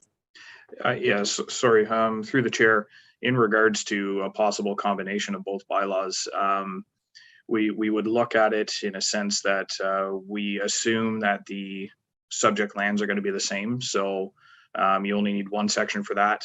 We would also assume that the orders, the penalties, all those kind of administrative sections near the end are all going to be the same. So the big bulk change, if we combined everything, would be in the prohibition area. So that would be where the most significant change would be if we combine something. But I would agree with Mr. Pink that if we're going to go through public consultation with the site alteration bylaw, we do combine with some questions about the tree preservation bylaw, and then possibly bring those back to committee at the same time, since they are such similar issues. Thank you. Yep, I believe you've got complete agreement on that going forward. So engage Muskoka, you'll come up with the number of questions needed. And if there's you could even do an NA on a question to move it forward. So I believe that's good enough direction. Okay, thank you. All right, we are going to go now then to our, let me get my back to our invited delegations, and we are now at Algonquin International Corporation. And Mr. Sawyer, if you want to give us a update on this, please. Thank you, Chair Bridgman. So the next application to be considered is zoning bylaw amendment 0821, the name of Algonquin International Corporation. This is the property that is known municipally as 1512 Muskoka Road 118 West. And this application was deferred by committee in May of this year in order to provide the applicant with time to have a traffic impact assessment completed and for additional public comments to be received and considered.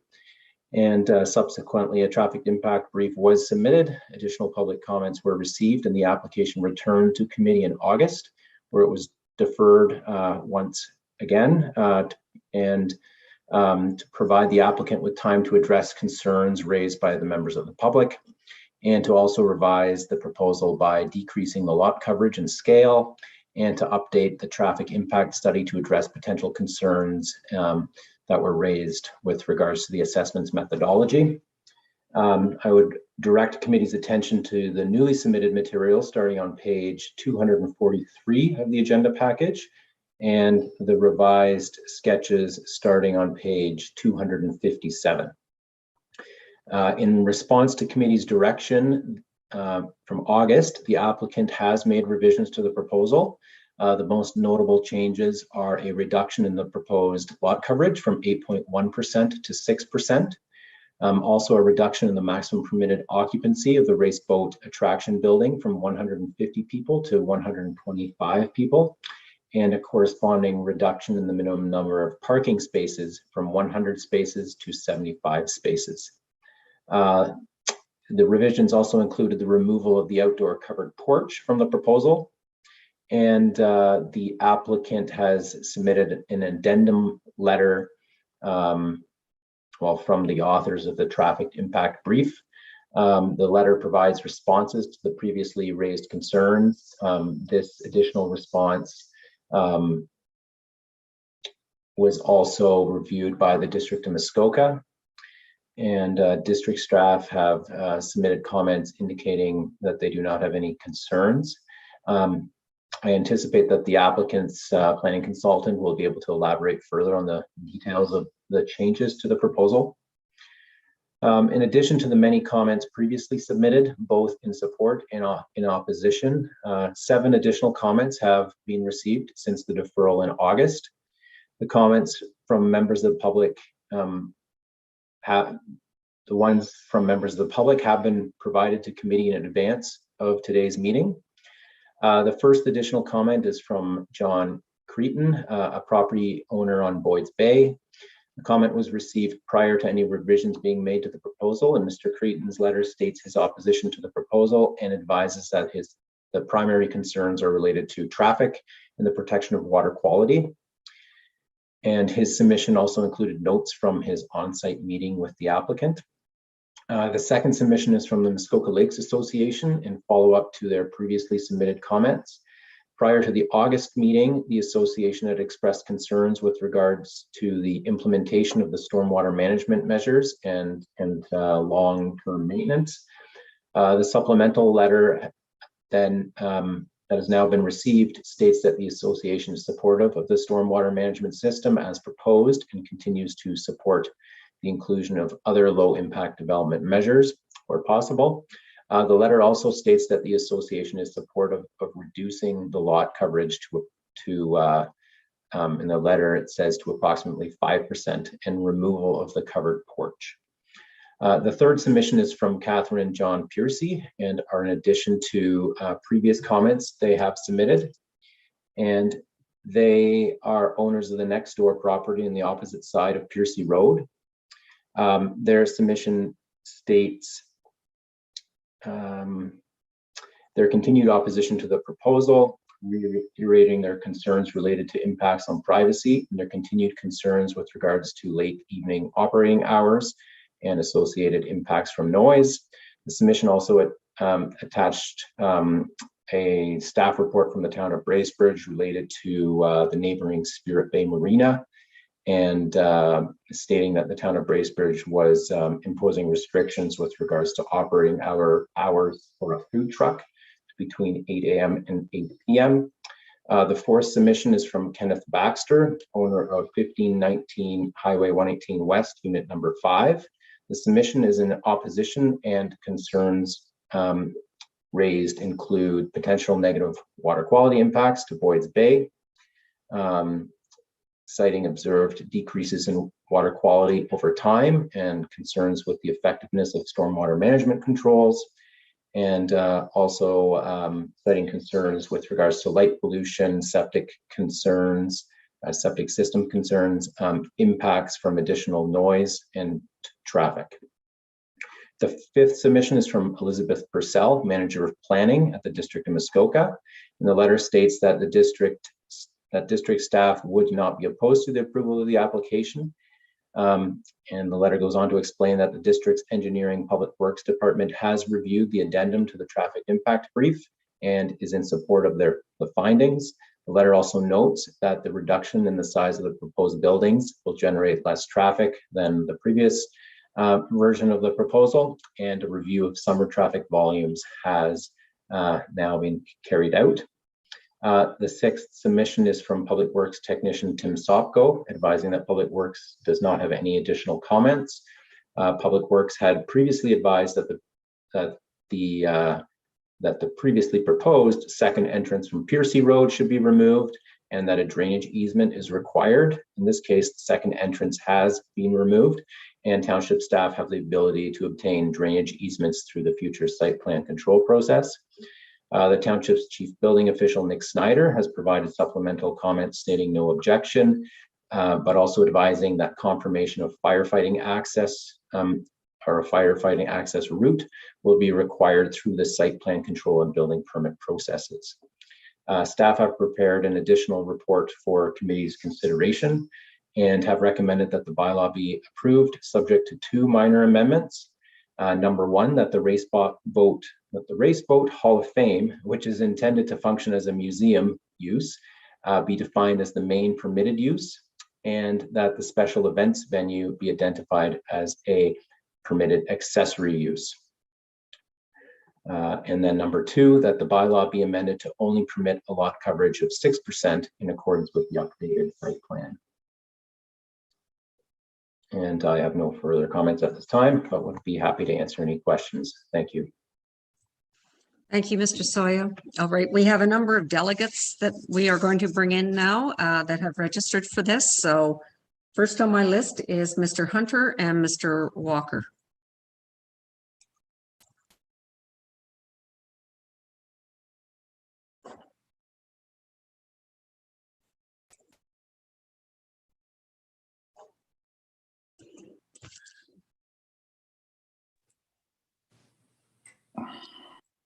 Welcome, gentlemen. I'm not sure if both of you want to speak or individually, or what your game plan is here. I believe Mr. Hunter goes first. Okay, thank you, Mr. Walker. Mr. Hunter, welcome, and please go ahead. Thank you, Madam Chair, members of the committee. As noted, Rick Hunter from Planscape, 104 Kimberley Avenue in Bracebridge, P1L1Z8. Both Mr. Walker and I will have very short presentations. We have reviewed the most recent staff report, and we do support the staff recommendation to approve the revised application along with the conditions or the minor amendments that they've proposed. I believe that over the last number of months that we've responded to all the requests from Planning Committee following the deferral, and those are outlined in more detail in my memo of November 30th. During that time, Algonquin International has also revised the proposal to reduce its size, has obtained the updated traffic brief, and has reached out to neighboring residents as well. The traffic review was updated to include recent summer traffic volumes, as well as the impacts of the revised proposal.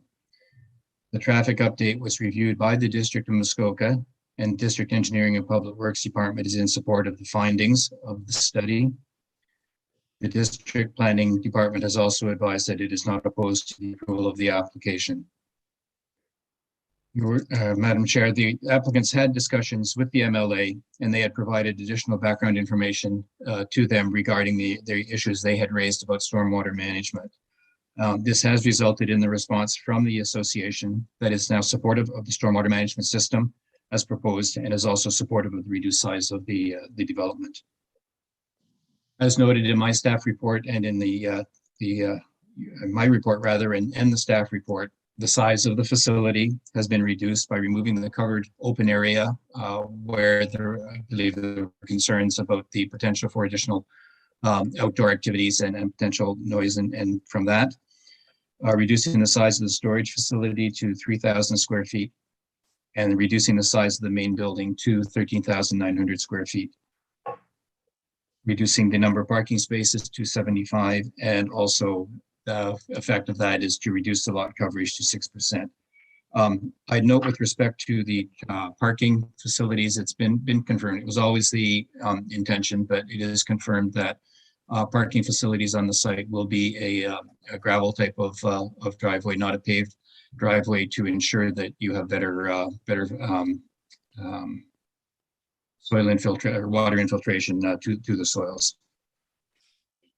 The applicants have responded to concerns, and they've worked hard to develop a layout that, in my view, minimizes the impacts on the neighboring properties. Among other matters, it orients the activities away from Piercy Road with the closure of the access onto Piercy Road, and also with the design of the buildings so that anything toward Piercy Road are pretty much blank walls. The significant setbacks from Muskoka Road 118 initially to match the requirements for the scenic corridor, and that is supplemented by the ponds that now form a part of the natural buffer between the building and parking areas and the Highway 118 frontage. And also ensuring through both the environmental and stormwater reviews that there will not be any impacts on the water quality of Boyd Bay. We will continue to work with staff and council to finalize a site plan agreement that implements the various recommendations and commitments that have been made to ensure that the development meets your requirements and to help minimize the impacts on the surrounding neighborhood. I would remind the committee as well, presentations at the last meeting of the 90+ letters of support that had been submitted from various individuals and organizations, including the local chambers of commerce and tourism organizations. Madam Chair, I believe that the Race Boat Hall of Fame and the events venue will showcase an important part of the cultural heritage of Muskoka and will contribute to the tourist-based economy of the township and the district. Both of which are clearly identified in both the district official plan and your own official plan as being important to the municipalities. I would request that you recommend to council that the bylaw be approved as proposed in the staff report, since in my view the proposal conforms to both the Muskoka and Township of Muskoka Lakes official plans. It represents a positive contribution to the tourist and cultural heritage of Muskoka. It minimizes impacts on the surrounding neighborhood. It is in a location that has good accessibility. Mr. Hunter, you, as a delegate, you have 5 minutes and you are at your 5 minutes. So could I ask you to wrap it up, please? I will. I have my last 2 points on that. I mentioned it's in a location that has good accessibility. In my opinion, this proposal does represent good planning and is in the public interest. and I'm available to answer any questions, and if desired, that we would respond following the further submissions if there are any questions that arise. Thank you. Thank you. Okay, thank you, Mr. Hunter. Mr. Walker? Yes, thank you. Mr. Hunter mentioned the tourism aspects. I was very pleased to see that on the township website, when I looked this week, that the revolving images, photo images that are there happen to illustrate my 1936 wooden race boat. So thank you very much for the coverage. On a lighter note, at the August meeting, you had asked me to work with the town planner to address the problems. I believe we have done that, and we've done that to the satisfaction of the trained planning professionals that you've hired to align with the policies and practices. We worked very hard in that regard to answer all the questions that were raised at the August meeting. Further, I did invite all planning committee members by individual emails to attend the site and ask any questions. Unfortunately, only 5 replied and attended, but I did thank you very much for the opportunity to address questions from those that did attend. And as Mr. Hunter mentioned, I had also invited neighbors to a site meeting and fielded any questions that they had at the time. The MLA was supportive once they had received some more accurate information about what's going on. And that concerned me that they had received some information before that appeared to be detrimental. And it brings me to another practice that relates to this process. And as you know, and as you outlined earlier, people are able to send in letters of opposition and explain their position in letters to council and to this committee. But I'm concerned that there are also letters, I understand, that have multiple letters that have gone to the committee members. And the way this system seems to work, it does not give us an opportunity to address any of those kinds of opposition letters that are sent not through the town, but are sent individually. And I feel that if this committee is inclined to go against this bylaw change, as applicants, I think we really deserve an opportunity to look at those opposition letters and be able to respond to them, because I have no idea whether or not there are accurate statements that are being made. And the example of the MLA situation where they learned more from me that was accurate and were well documented, and of course the same information that went to the town. So I do question that and hope that if there are negative feelings on the part of the committee, that at least we have the opportunity to look at all the letters that were sent, not to the town, but were sent to the individual committee members. Thank you. So, Mr. Walker, I hear what you're saying, but those letters are sent directly to committee, and without express consent from the people who send them to us, I don't believe we're able to forward those on. What we are obviously able to do is look at what's in those letters and then ask questions, which is what this committee does. So just to answer that, I think that's, I don't think we can do that, just to let you know that. But would the committee ask me questions from the letters? Yes, that's possible. That's our background, right? That's the information that we get. So that's how that works. Okay, thank you. All right, so I believe we have 3 people registered who are in opposition to this. And let me find my notes again. It will be Olga Fleming, Peter McKenna, and Boris Znebel.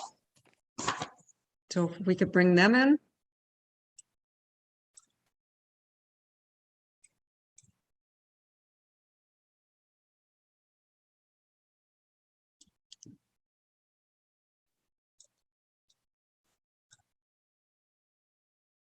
Unmute. Ms. Fleming, can you hear me? Yes, I'm just trying to get myself in here. Well, you're here. We just can't see you yet. No. Let's see. Start video. Okay. We've got it. Okay, so Ms. Fleming, under our rules, you have 5 minutes. If you want to take less, I think we're okay with that too. So please, please give your name and address and then your comments. Olga Fleming, 391B Manitoba Street, Bracebridge, Ontario. Although I have a cottage on 1519 Highway 118 West in Boyd's Bay. Madam Chairman, Mayor, and Councillors, thank you for providing me with the opportunity to speak with you today. I've communicated with you by email and personal calls And since early spring, after being informed indirectly by our neighbors on Piercy Road of the request to amend bylaw 2021/034 to build on this property. I appreciate your time and consideration. My personal observations are from having spent 74 years of my life at our cottage on Boyd's Bay. Let me state from the outset that this is not my purpose to speak to the technical aspects of our concerns, which have been clearly articulated and documented by consultants which we, as a community, have retained and funded. These firms are highly respected within their respective disciplines and have addressed serious concerns which have been documented and presented to you previously, and more will be presented today. Collectively, our group still strongly opposes the recommendation of the Planning Department as presented today. I'd first like to comment on Mr. Soja's recent letter to the Chair and Planning Committee dated December 16th regarding two changes. Algonquin International wants to amend that the Raceboat Hall of Fame Museum be identified as the main permitted use and the special events venue as permitted accessory use. What does this mean? I can't see any change. Who's going to monitor this?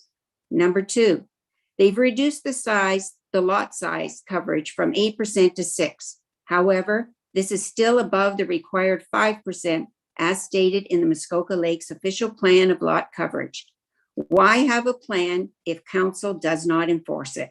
We have no problem with having a museum. The main area of our concern, which has not been mitigated, is the impact of the special events venue. The impact this special events venue will have on our rural community. Regarding our meeting with Mr. Walker, at the Planning Department's recommendation and councillors, Mr. Walker was advised again to reach out to the whole group of residents to review their concerns and objections and of his new plans. This was not done until October 24th, months after the application was presented. This meeting was scheduled at his convenience on the property. The date selected, however, was inconvenient for many of the residents who were unable to attend. However, 13 residents did. The meeting was not particularly productive as Mr. Walker failed to expand on many of the residents' concerns: traffic study, placement of the sewage system, impact on wildlife in the ponds, storm water management. One area discussed was the watershed map presented by Mr. Walker, where he admitted he did not realize the expanse of the properties from the watershed that drain and flow through this proposed site. This property is already permeated with natural underground springs. As a child, I walked every couple of days with my grandfather to obtain our drinking water from the wells located on this property. The first business on the property was called Springfield Garden Center, hence the name. What happens when we get these extreme weather conditions? Our bay is in jeopardy, as all this water eventually flows into our shallow bay. We in the bay will suffer the consequences. Our bay for our home and cottages come from this, our water for our homes and cottages come from this bay. Our bay has already experienced blue-green algae blooms without this development. How would you like to be told it's not safe to let your kids and grandkids swim in the lake or use the water for drinking and bathing, even though the water in your home goes through the many filters you have on your water system? We had to do this. Mr. Walker must be aware through his service as a volunteer with the MLA Water Quality Monitoring Program of the high risks to Boyd's Bay. As a final comment regarding the meeting, when our concerns continued, Mr. Jamie Smith, who was introduced as Mr. Walker's partner in this venture, stated that we could end up with a gas station on this property if this proposal was not accepted. This was perceived as a threat by many of us who attended. Whether in jest or otherwise, this is demeaning to both the residents of the area and council. We are living in different times. Miss Fleming, you are at 5 minutes. So could I ask you to wrap it up? Yes, I'm very serious. Okay, I'm on the last page. No, you have to wrap it up within about 15 seconds, please. Okay, we're living in different times, experience a pandemic, and council and most businesses together conduct business by Zoom. Restrictions on gatherings will be the norm. How will the event venue operate? And without it, what happens to the museum? Are we left with a white elephant? Okay, Mr. thank you, Walker's thank you event thank you very much. Guys, I'm getting this reputation because I really do keep it to 5 minutes, but thank you, Ms. Fleming. We got the gist of your comments for sure. Mr. McKenna, welcome. Thank you very much. My name is Peter McKenna. My winter residence is 24 Harrison Place, Stewarttown, Ontario, and my summer residence is 1006 Boyd's Bay Road. I'd like to bring up a couple of points based upon form and practice. The traffic impact study as prepared in July of 2021 stated proposed traffic volumes will only grow by 1% per annum using the District of Muskoka Growth Strategy Forecast and Growth Allocation Report. This does not take into this works strictly on the population, the permanent population of the district, and does not take into account the drastic increase in people in the tourist season. The November 24 report of the Tatham traffic brief states that the application of 1.6% adjustment to the recorded traffic volumes is sufficient to take into account seasonal traffic increase on Regional Road 118. This conclusion is absurd, and the actual volumes in this area should be taken via an automatic traffic recorder count at the site at the appropriate time during the tourist season, not prior to the tourist season, as was done by Tatham. The Tatham report was conducted at the new report was conducted at the end of the tourist season and does not take into consideration the actual tourist traffic traveling eastbound and circulating in this specific area. Many trips in the area of the proposed developments are far greater than those traveling to and from Bracebridge. The study should take into consideration the traffic volumes generated by Spirit Bay Harbor and the actual access points to Lake Muskoka. Spirit Bay Harbor will have a restaurant and an events center, so we're not short on an event center. Further, there is a stated discrepancy, and this is a rather large point. There's a stated discrepancy regarding the sightline assessment between the Tatham report and the Crozier report. Kindly note, both are highly respected engineers in this practice. That it's substantial enough to warrant a proper third-party traffic study to be prepared to set the actual sight line. Having two groups state my method is better than their method is hardly acceptable to a government. It would be a very sorry state to discover that Tatham's assumed method was incorrect after an horrific collision occurs. There is no cost to the municipality endeavoring to acquire the proper and absolute information, which includes doing an automatic traffic recorder at the location during the proper season. After all, and this is a point, and I am, for a living, I developed land for the last 43 years. Provincial policy assumes that the cost of the development is paid by the development. This doesn't cost the township 1 penny to do this correctly, to ensure that they have safety up front. My next point, which is again, a point with regard to form. The Township of Muskoka Lakes issued a septic permit to Algonquin International, sewage permit number 2021-0161, issued in March of 2021. It is a normal practice that all applications for such matters made to a government are matters of public record. A permit such as this sewage permit are and should be available to any member of the public that wishes to see such application and the municipality's responsibility.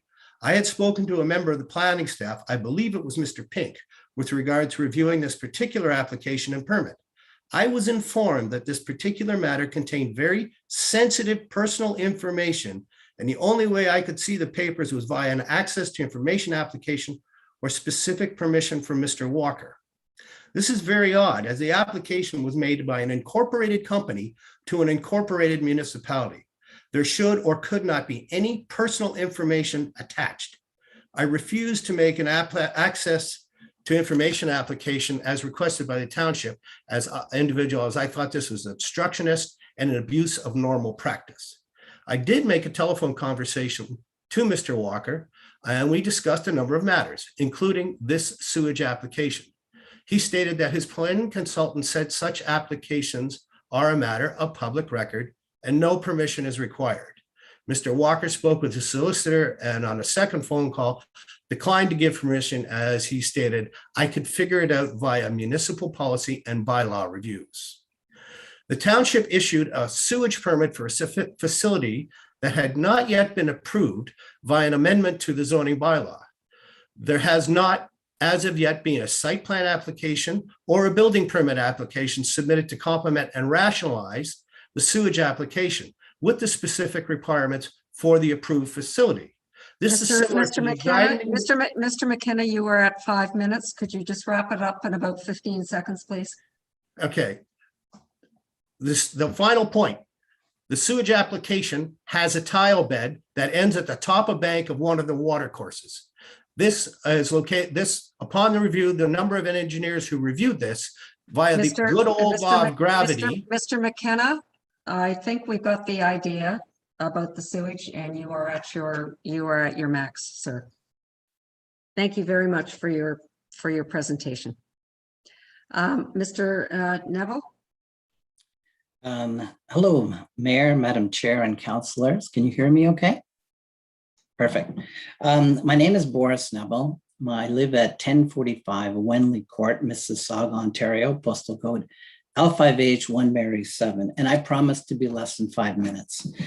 There's two issues that I want to speak about today. The first one is regarding stormwater management, and the second is the events venue.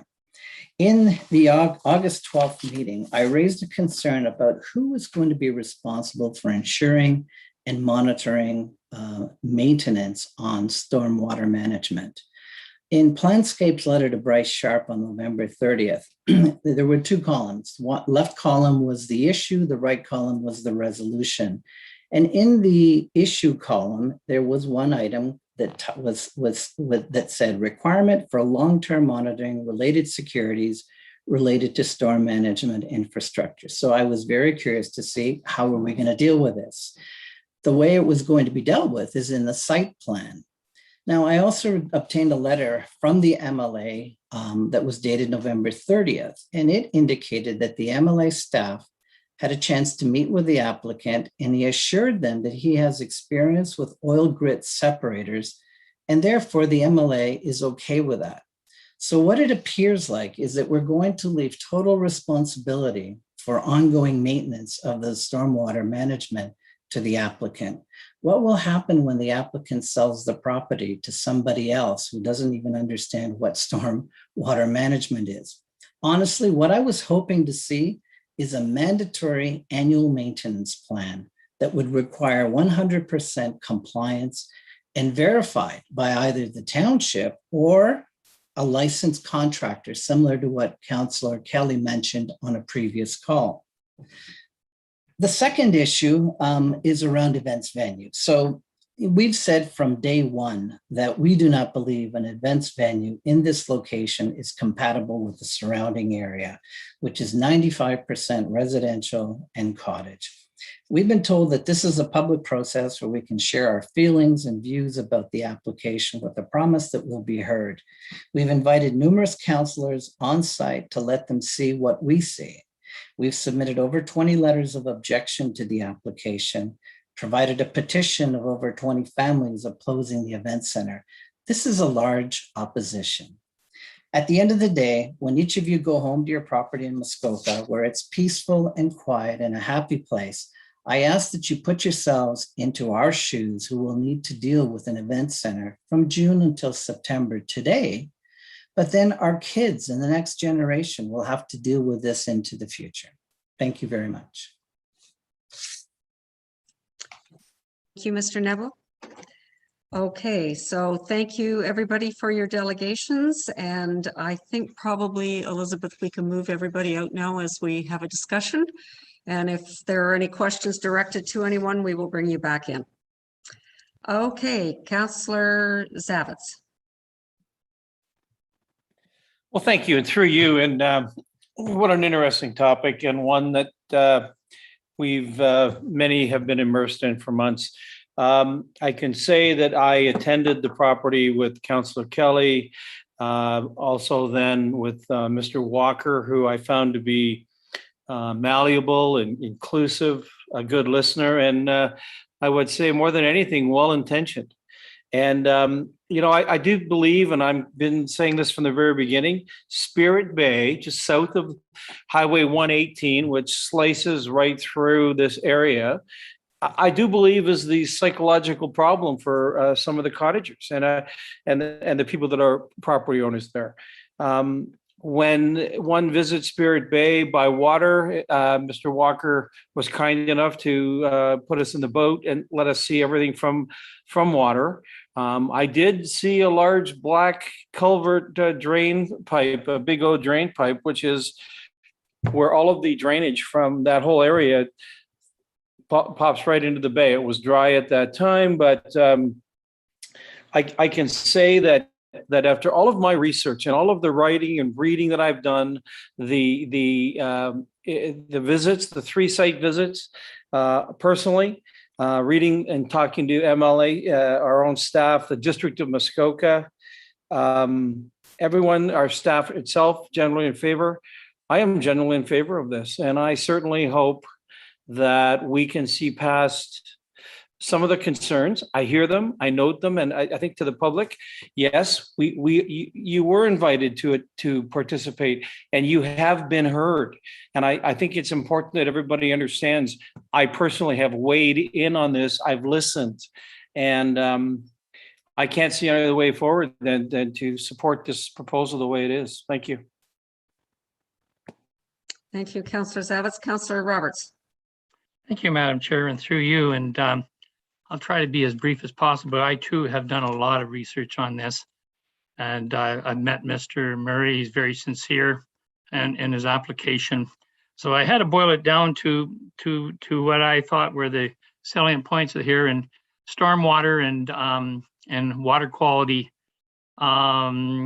is not going to be drastically impact with this new event center. But given that the area of the proposed event center, and I'm going to say it is event center, I agree with, an event center is event center. You can call it a racing museum, but the event center is the issue at hand.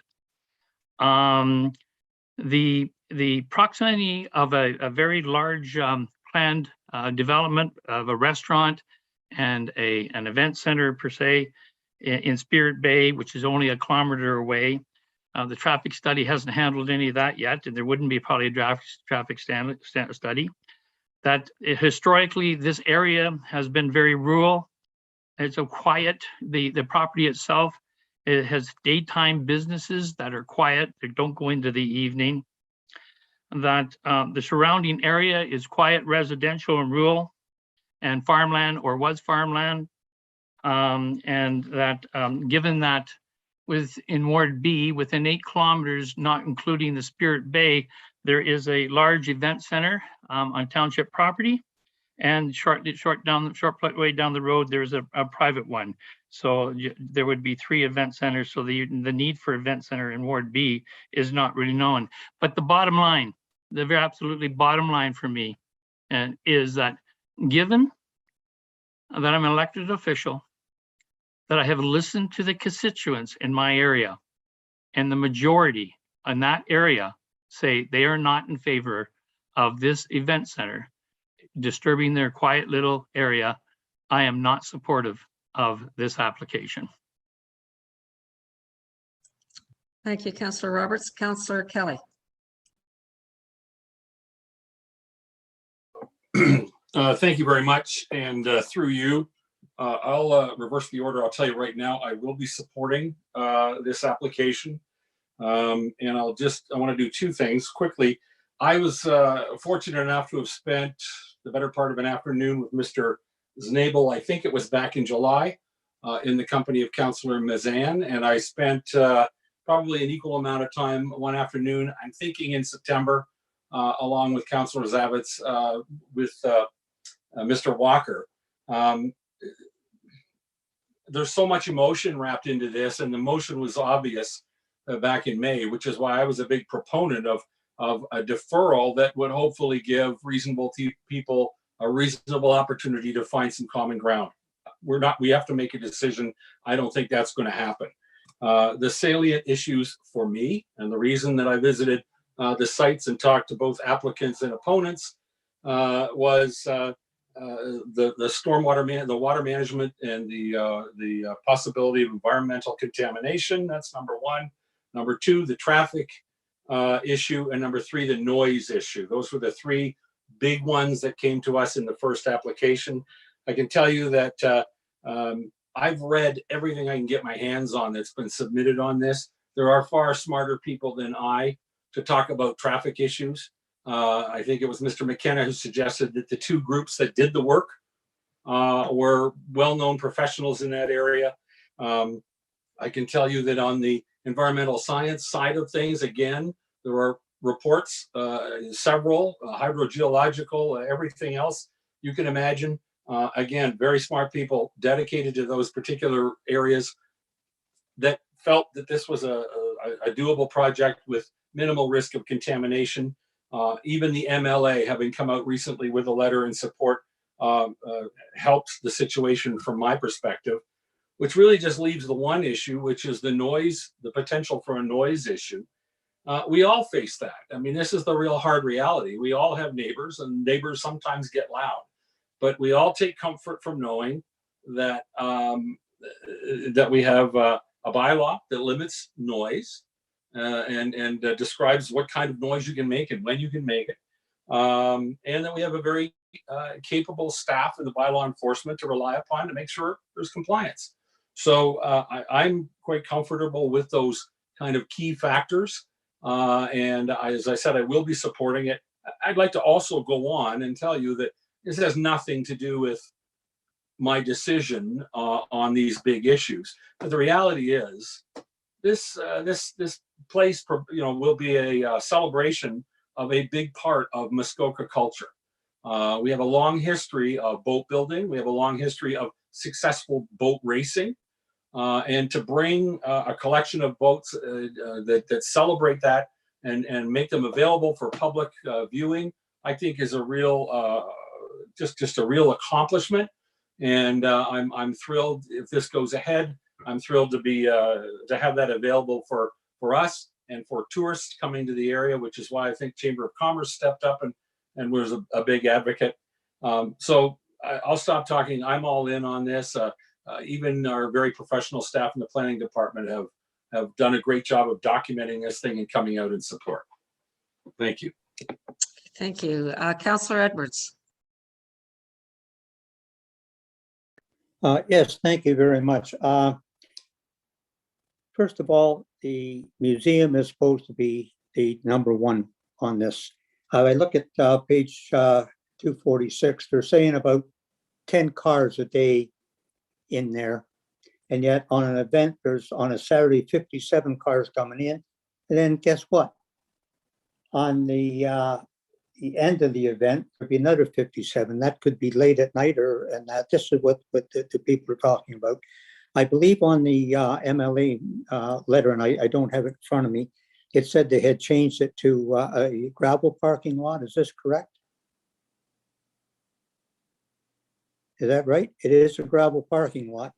Can you explain your oil interceptor to me then, please, Mr. Walker? Mr. Walker?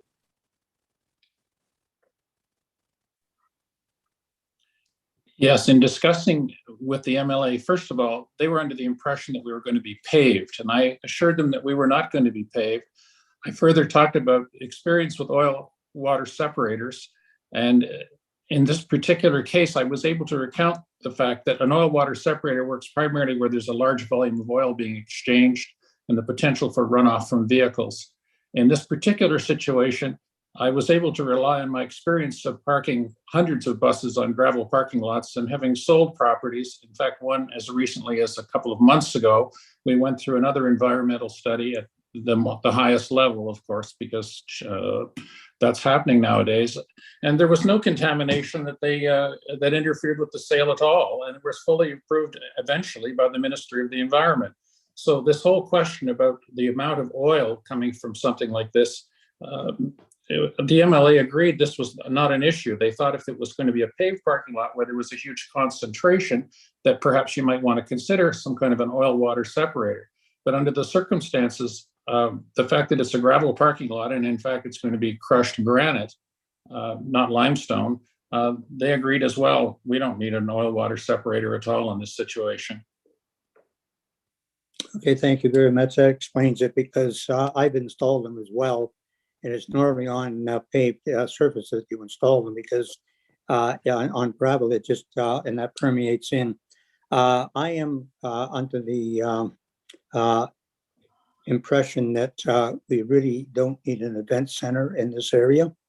I'd be glad to help in that Councillor Zavich get one in Bala and that, but at this point, I'm going to go with the residents there. There's cottages, there's rental cottages there. They all have the impact of the marina coming in front of them, and now something else in that.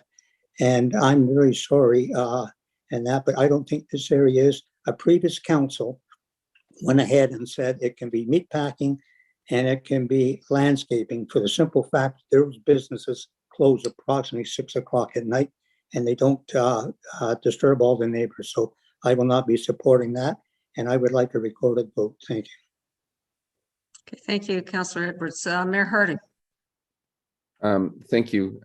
As I listen again, I listened to fuel separators and a number of things that are, I think Councillor Kelly said it, far beyond my pay grade.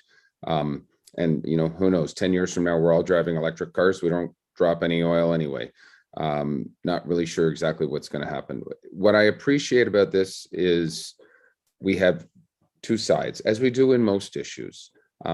Nobody likes change. Nobody wants the property beside them to be developed in any way. It's going to affect my noise, my view. It's a party deck. It's whatever the application before us is. Out of all my years, I might have seen 1% of the applications go, we're all in favor, no opposition. Everybody says, yes, this is brilliant. So, but what I do appreciate is this application came forward almost a year ago or 8 months ago and had significant questions and issues. It was excessive in lot coverage. It was excessive in noise and size, in driveways coming off of several areas. And what I appreciate is it has been scaled back. And is it for me to say we need another event center or not? I can't say that. The same way as I don't know whether we need another restaurant. We do need another restaurant in Port Carling or Bala or whatever. We don't have enough. You know, the old adage, if you build it, they will come. And I am supportive of an idea that talks about our history and a boat museum and all of those kinds of things. If you haven't had a chance to go through the steamship museum in Gravenhurst, this is an opportunity and we can spread it out. And sometimes that's too busy an area. There's a huge proposal that's going on in Gravenhurst right now to expand that area. So as much as, and I appreciate the public's concerns, and they're frustrated and they want to say no, and we all do. But I think at the end of the day that we've seen enough compromise and enough changes with the application that I'm going to end up supporting this going forward. And again, we may not like all the change, but at the end of the day, the more people who come to Muskoka, the more some of the farmers' fields need to be changed, some of the back lots, and we need to do it in a responsible fashion. And I do believe that this has been done in a responsible fashion in listening to the concerns of the community as best we can. So that'll be my comment in the recorded vote, apparently. Thank you, Mayor Harding. Councillor Nishikawa. Thank you. I keep hearing about the history of the area, and I'm quite shocked that we are deciding that the history of the area doesn't matter. I think it's disgraceful, quite frankly. The history of this area was our homesteaders. It was the hardworking people that created Muskoka. And to say that this was all about boating has nothing to do with the history of this area. And it's too bad that other Others don't understand that. The reason why McMaster's meat was permitted was because it was part of a farming operation. Piercy Farm was, I think, 130 years old at least from the history that I've done. I can't believe that the comments that I have heard is that it's only about voting in Muskoka, that in fact, farming, our homestead families, our rural properties don't have value in Muskoka Lakes, and that we should just expect everything to get plowed. I don't know where this is going, but I think that's the wrong direction. And in fact, any of these types of things should be put closer to city centers. And we have lots of those areas. Again, I find it incredibly disrespectful to those homesteading families that are still in the area to just toss away those ideals.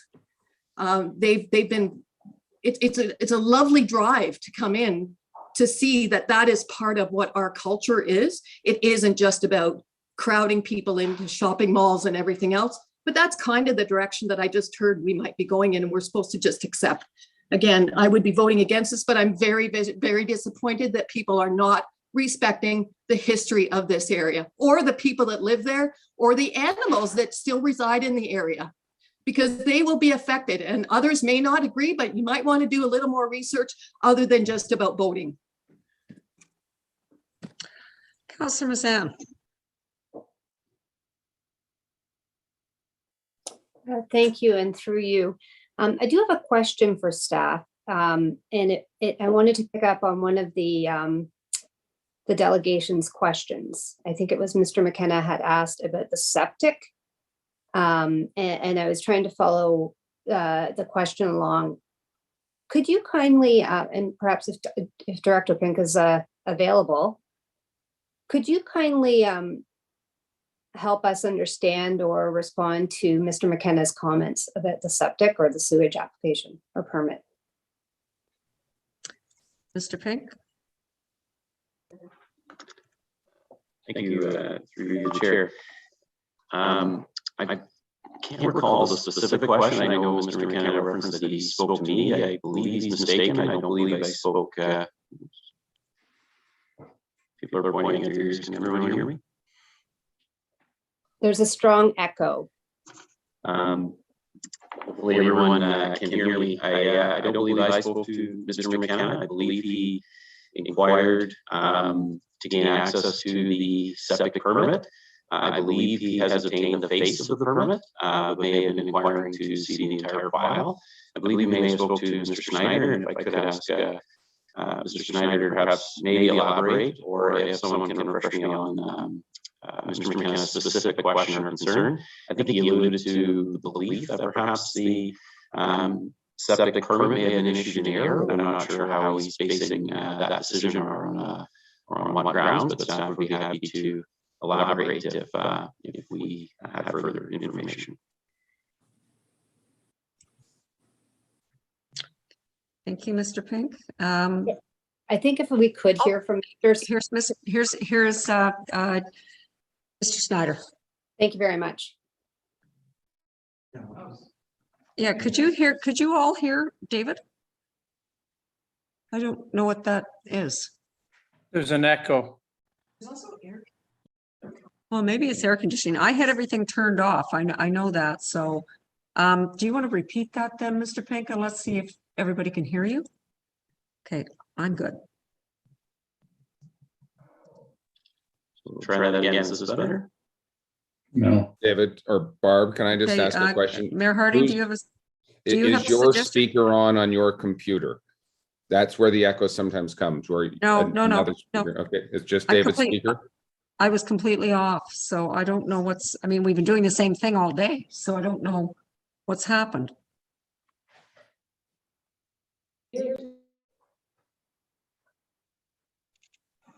I would be satisfied at this point to hear from Mr. Snyder while you're trying to figure out, because it sounded from Mr. Pink's comments that in fact the discussion was with Mr. Snyder. So I would be satisfied from hearing from him as you try to figure out technically. And if we need to circle back to Mr. Pink, I'm satisfied with that approach. Okay, Mr. Schneider, you have the floor and welcome. Thank you, Chair Bridgman. Yes, I did have a conversation with Mr. McKenna regarding the septic permit issued or applied for and issued at the property in question. There was question of my understanding at the time was that Mr. McKenna was looking for the entire application, and I had advised that there was information included in that application that would not be public record, and the best process forward for that would be an FOI application.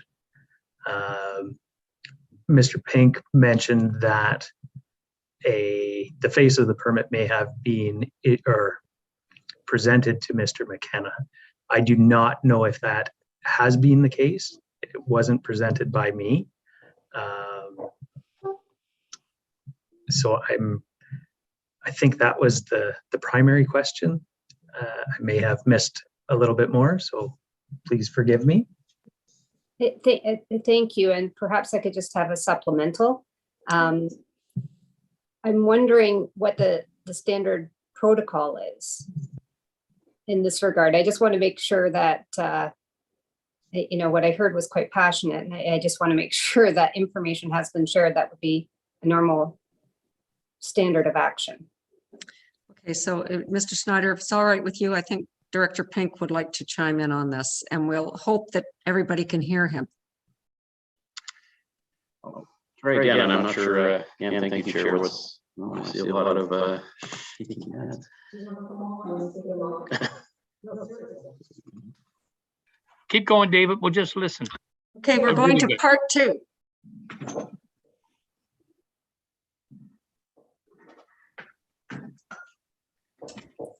I'm still on speaker. Feels odd sitting in the chair, but I'll make this quick. I believe, and Mr. Snyder may wish to expand, I believe Mr. McKenna's concerns may be the sequencing order of events, in that the septic permit was issued before the zoning approval into the development. And I would just clarify, there's nothing in the zoning bylaw. We don't define or don't consider a septic system a building or a structure, and nothing would prevent a property owner from obtaining a septic permit, provided it complies with the Ontario Building Code. It's at the risk of the property owner to go through that trouble and expense of acquiring a permit.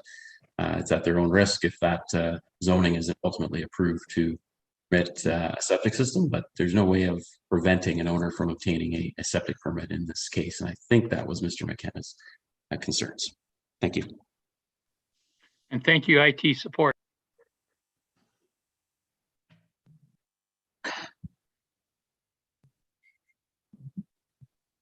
Okay, Councillor Mazan, I think you have another follow-up, do you? I think that what I would like to, is it possible to ask Mr. McKenna if that does satisfy his question?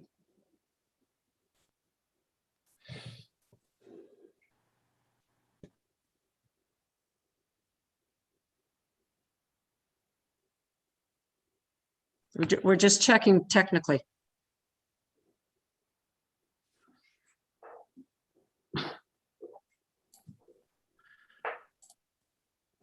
Thank you.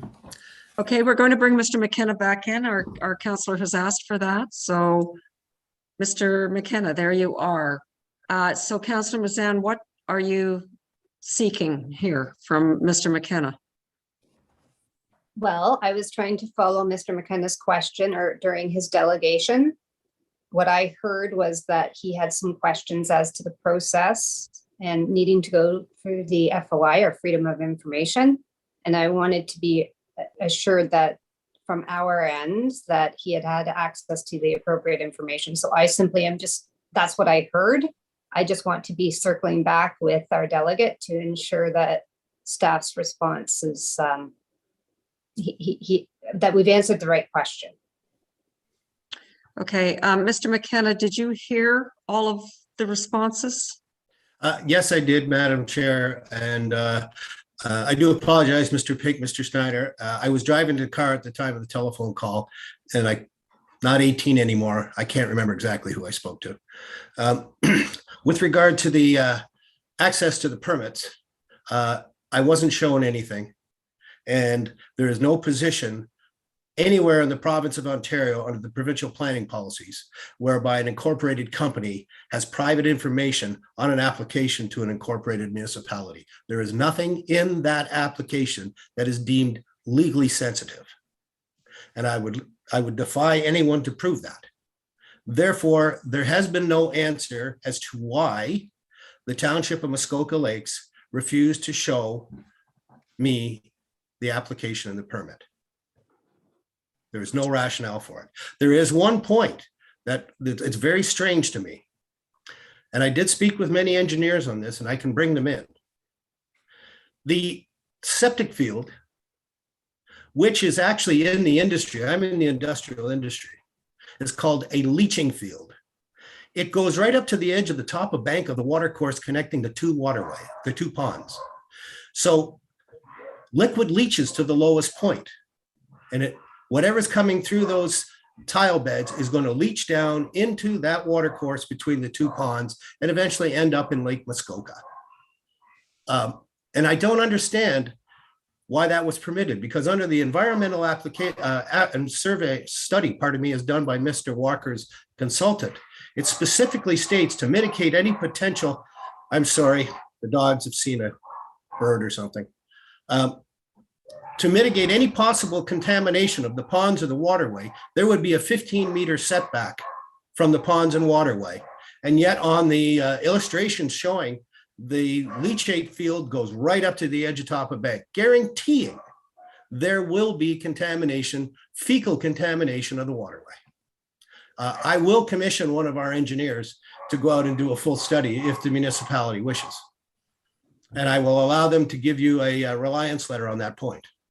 So Mr. McKenna, I think on your first point, I am going to leave that with Mr. Pink and Mr. Snyder. We're obviously not going to be able to deal with your questions about the septic permit and not seeing the front page or whatever here. I think if I could leave it with Mr. Pink and Mr. Snyder, they will get back to you with what is the process and perhaps be able to backtrack to, I mean, you obviously couldn't see it if you were driving in your car.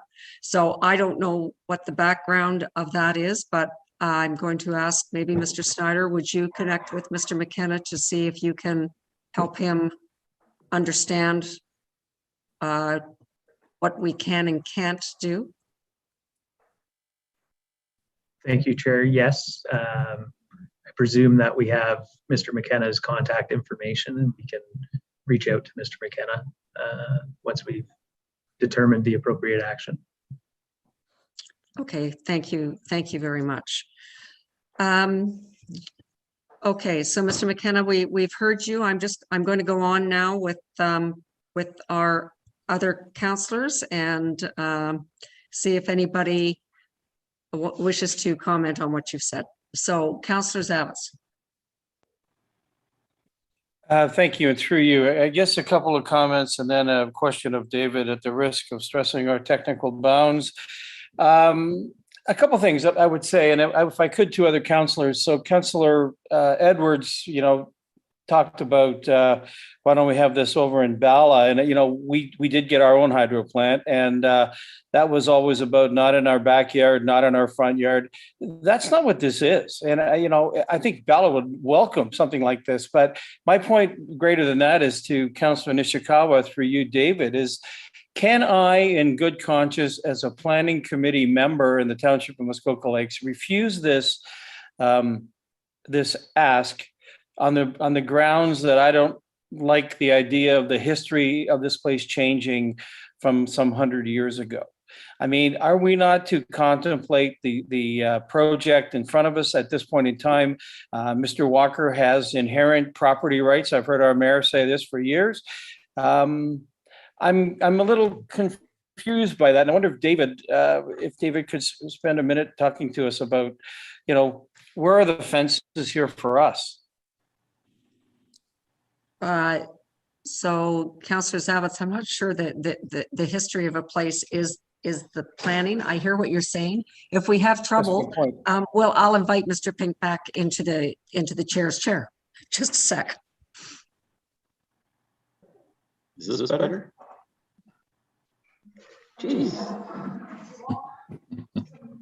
You try. Can everyone hear my voice? Yes.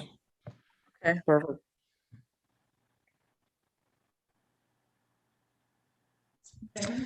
Okay, apparently what we're doing now is the clerk is giving up her computer to our director, and I think we may need to buy a new computer, but I'm just guessing at this point. So, all right, Mr. Pink will be with you momentarily.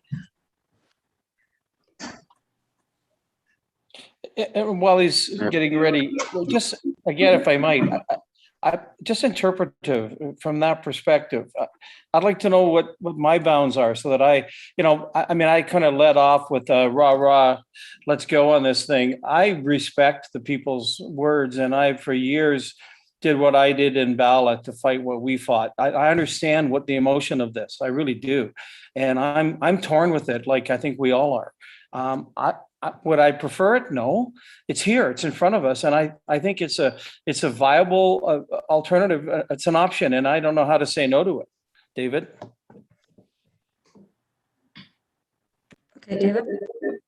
Hopefully this works, and maybe it's just my voice or the computer. This is better. Okay, that sounds good. I would recommend that planning committee base its decisions on applicable provincial policy statements to make sure your decisions are consistent with those district and township official plan policies and the intent of the zoning bylaw. And that's staff's role, is to review those documents, provide a recommendation to you. And in our opinion, the proposed development meets those. We do feel it represents good planning, and we feel comfortable recommending approval to committee. I hope that helps clarify. Thank you. So, Councillor Hayes. Thank you, and through you. When I look at a development, I like to see if it's going to be complementary, or will it improve the neighborhood? And this is a rural neighborhood, very quiet, only used to any daytime commercial use. A museum would fit in quite nicely. It's the event center that won't fit in. And due to the security, the lighting, the numbers, and the noise, I don't think that I could support this going into this area at this time, because it will change the type of community it is. So it won't improve it, and it won't be complementary to it. So I find that would be just too much of a change for the community around it. Okay, thank you. Councillor Jaglowitz. Thank you, Chair. As you noticed, I've been fairly quiet. I went back to staff report, and staff is recommending approval of this with 2 minor amendments. And so I have 2 questions, one on each of those. One is for our staff and one is for Mr. Walker. First one is that the Hall of Fame must be identified as the main permitted use. And an event center would be an accessory use. So I'm asking, what does that mean? And how would it be enforced? And then once I get that answer, I have a second. Mr. Sawyer. Thank you. Through you, Madam Chair. So currently, as drafted, the bylaw would permit both a what's been termed as a meat cutting facility, so the existing McMaster's Meats establishment, and then also a special events venue, both as permitted main uses. And the change staff is proposing is admittedly nuanced, but having listened to concerns, and minor changes could be made to that bylaw as it's drafted to make it a little bit more more restrictive in how the uses are defined. What staff are suggesting is is just tweaking the definitions a little bit and more accurately defining the Raceboat Hall of Fame as a museum, because essentially that is what it is, and having this museum use be a main permitted use, and then defining the special events venue as a use that is accessory to that museum use, and that being consisting of a venue in which organized events can occur. So this would then clearly outline that the museum use has to be in place in this building in order for the special events venue use to be in existence. So in other words, if the museum use was to cease, then the accessory uses, such as the special events venue use, would then also cease, unless an additional planning approval was approved. So, so in other words, the special events center could, through those changes, the special events center could not operate on its own. Hopefully that answers your question. Thank you. Yes, then I have my second question, Chair, and that's to Mr. Walker. And just before I ask the question, I've been tallying people that have declared their votes. Just for your information, I'm tallying 4-4. 2 people haven't declared yet. It would require 6 votes for this to pass. So I guess my vote has some meaning in this case, as do others, by the way. So I'm going to ask you then, and it's a 2-part question. Are you prepared to accept what Mr. Soya defined as that minor amendment in the usage? And my second is, would you be prepared to reduce the lot coverage to 5% to bring it in conformity with the bylaw? Mr. Walker? Yeah, in answer to your question, yes, the parts that Mr. Soja mentioned in terms of the usage, if the museum were to stop, would the event center get to continue? I'm fine with the position that he took, that it would require an additional approval to continue. I think we need to simply jump back to why this thing started in the first place. It was to do a raceboat museum, because raceboats really are the kind of things that put the Ditchburn Company and all the other boat builders in Muskoka on the map. It's where the innovation came, and it really was part of early Muskoka. It is part of the history. The only reason the event center is included in this thing is because A, it helps to offset the revenue loss or the loss in operations that would occur with any museum. And in fact, event spaces are part of almost every museum in Canada these days. And the second part of why it's right there is because it's a wonderful way for younger people who would be attending things like weddings and receptions and so on, to be able to witness what our history is all about. Without this, this is going to be something that's quite forgotten, both Muskoka's history and in fact, all of Canada's history. And so to ask us to move forward without this is sort of like saying, it's okay, you can build a car, but you can't put an engine in it. It just wouldn't fly without that. So you've answered the first part. What about the second part in reducing the coverage to 5%? We've already reduced it from 8 down to 5. If we start going any smaller, I guess I question what's left.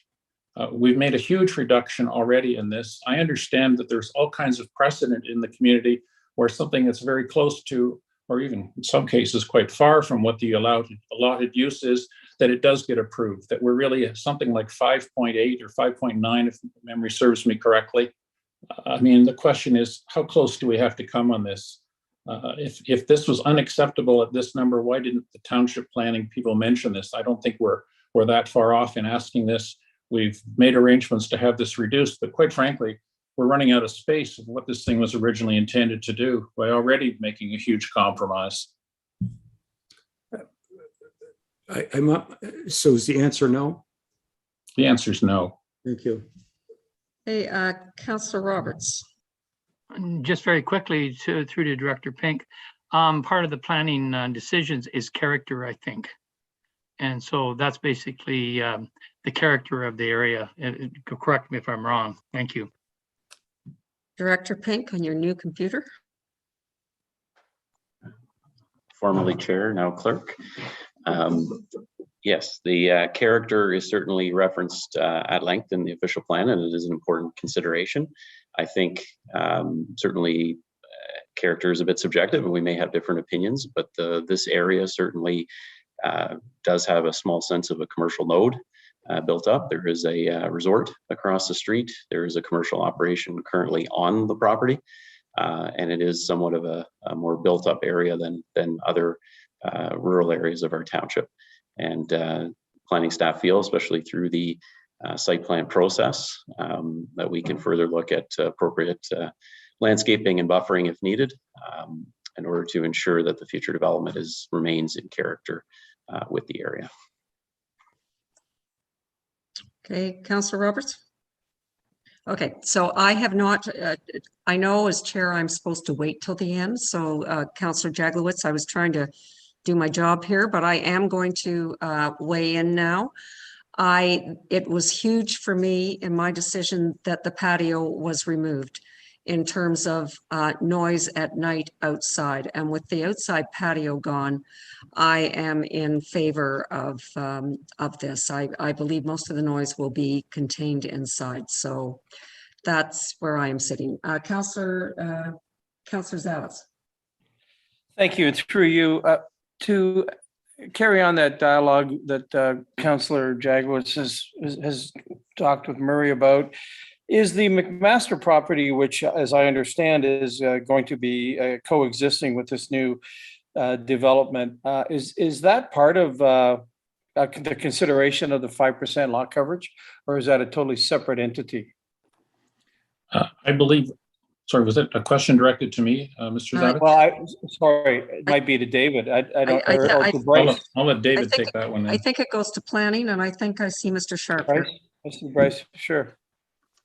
Through you, Chair Bridgman, I can confirm that the meat cutting facility is included in lot coverage. All roofed buildings and structures are included. So right now, to Mr. Walker's point, he indicates that he's at approximately 5 point whatever to get to almost 6, but closer to 6 than 5. As I recall, as I go to that facility, there's roof coverage that is just open, almost like a corral or something underneath. I don't know whether it was the old garden center or whatever. I mean, is it possible to get down to closer to where Councillor Jaglowitz would prefer you to be, Mr. Walker, by removing some of that roof coverage? Yes, I think it could be. Good. Well, that might be a bit of a solution there for some. Thank you. Yeah. Okay. All right. Anyone else have any comments? All right. So I believe I'm going to read the motion now then. And remind me, Councillor Edwards, you asked for a recorded vote, I believe. Okay. Thank you. Oh, well, we just have to change chairs here for a minute again. Moved by, yeah, we'll wait until our clerk gets back to her computer. Just testing this computer. Hang on. I have to.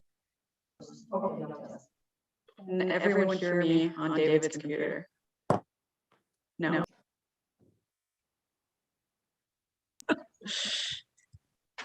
Okay, we'll just get Lauren back in place here.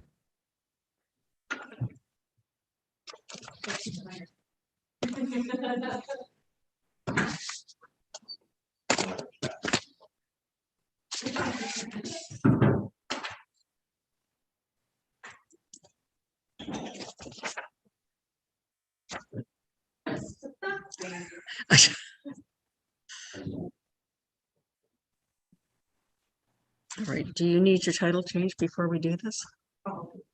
Yeah, we'll keep everything on the up and up here. Okay, all right. Okay, moved by Councillor Mazan, seconded by Councillor Jaglowitz. Be it resolved that Planning Committee recommend to Township Council that zoning bylaw amendment ZBA-08/21 Algonquin International Roll number 9-2-002-01 be approved, subject to the following minor amendments. That the Race Boat Hall of Fame Museum be identified as the main permitted use within the Race Boat Hall of Fame / special events venue building, and special events venue as a permitted accessory use within that building, and that lot coverage be reduced to 6% and that Schedule 2 be replaced by an updated site plan. Any discussion? All in, is that a discussion or a vote, Councillor Zavitz? Could I ask that the recorded vote be done in reverse order? Oh, you have to get Councillor Edwards to agree to that. Councillor Edwards? Why not? As long as it's a recorded vote, I really don't care. And that what the district does is they usually rotate it, and that's what's not always the same, but. I was going to say we have so few, but I don't know that I can say that anymore. Councillor Jaglowitz? Yes, I just wanted to make one final statement, and that is that my vote is going to be based on a good faith that Mr. Walker will get as close to 5% as possible. Thank you. Okay, duly noted. All right, Madam Clerk, where you go. So on that note, recorded vote requested by Councillor Edwards, and I will call it in reverse order as requested by Councillor Zavitz. So Councillor Zavitz. Yes.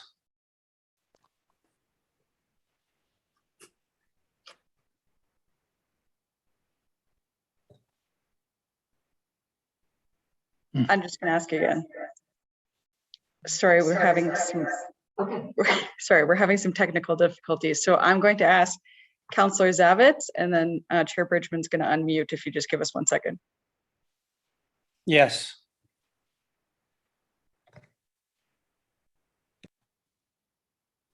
Councillor Hayes.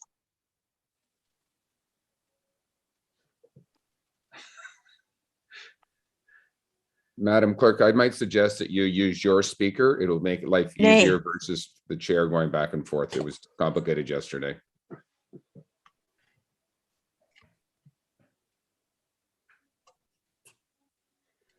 Okay, my speaker is on. Tell me if there's any issue with hearing.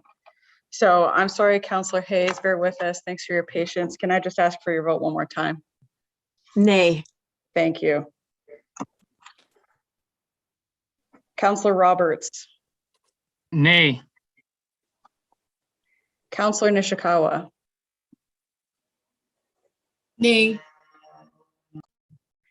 Councillor Mazan. Yes. Councillor Kelly. Yes. Councillor Jaglowitz. Yes, with a condition. Mayor Harding. Yes. Councillor Edwards.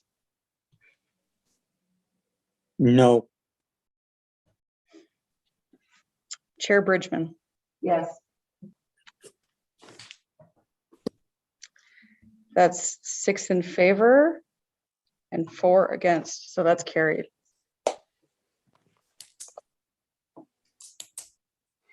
Okay, am I back? Am I back in stereo? All right, so that was 6-4 and 4 against, so this motion carries. Thank you, everyone.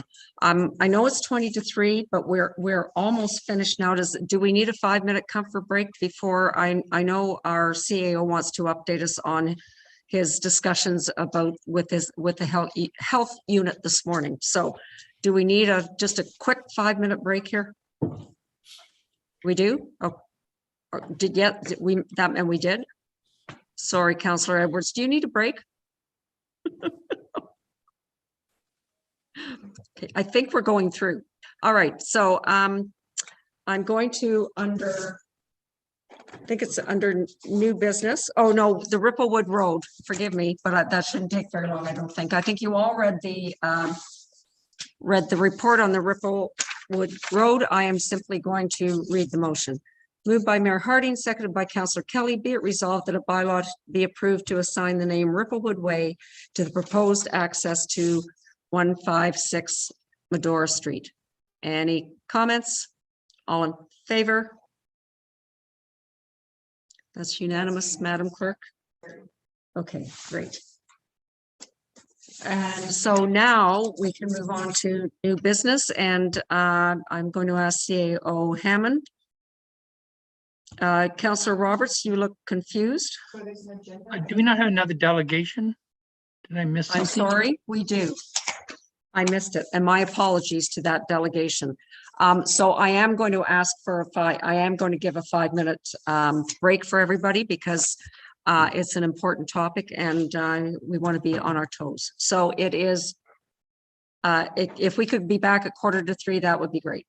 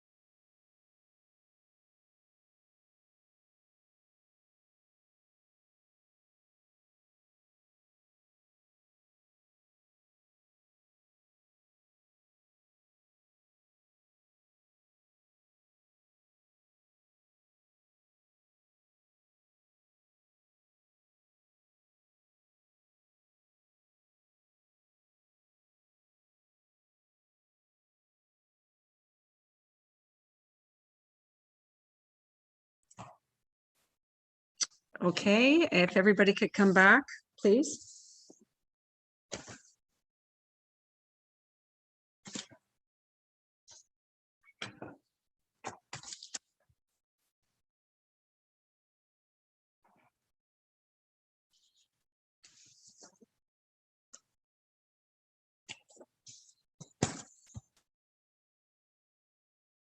One, two, three, four, six, seven, eight. Okay, I believe we have quorum. So without further ado, our invited delegation on the Muskoka Small Lakes Coalition. And I believe Steve Rochak is now going to speak for in place of Mark Scarrow. And again, I apologize for almost moving past this. Because it's going to be a very interesting discussion, I'm sure. And then Todd Noonan will be speaking after Mr. Rochak.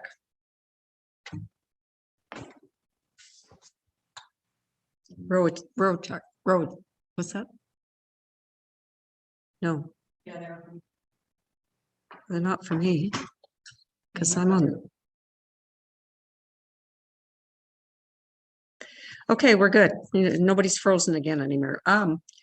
Rosak, welcome.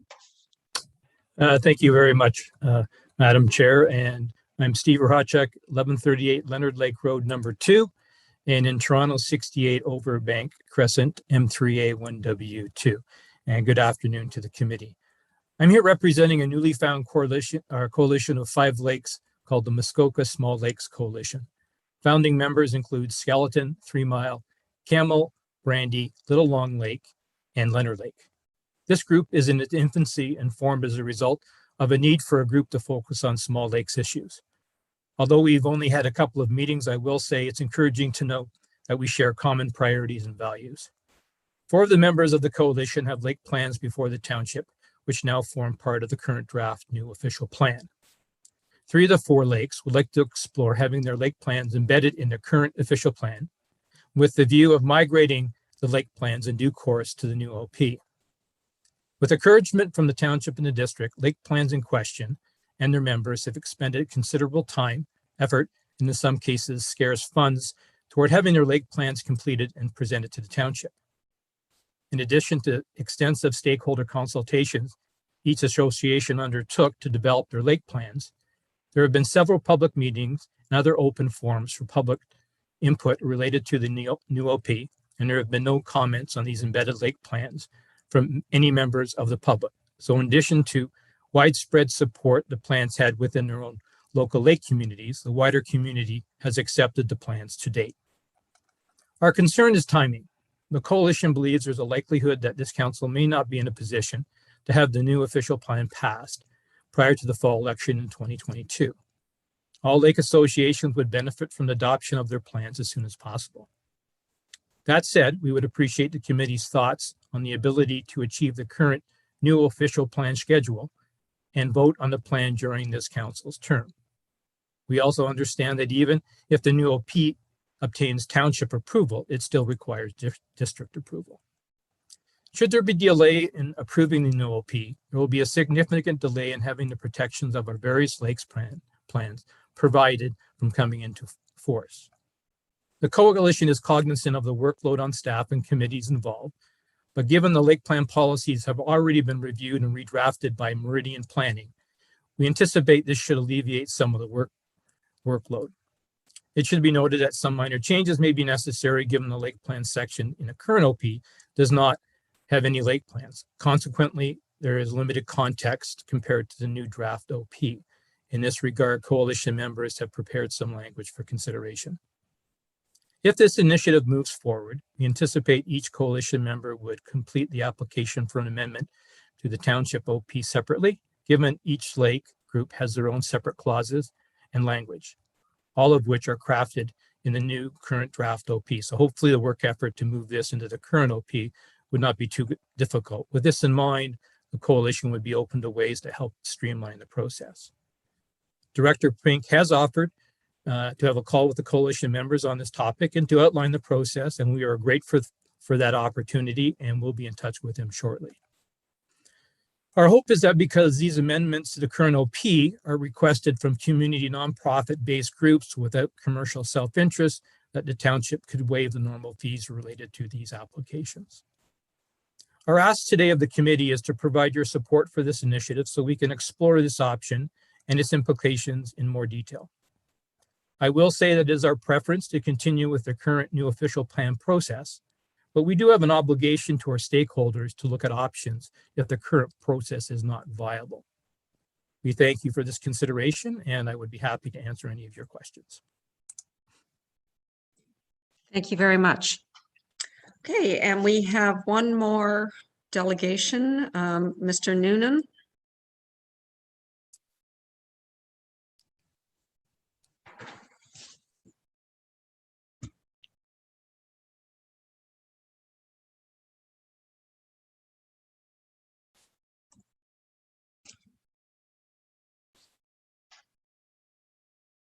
So I can see you now, Mr. Noonan.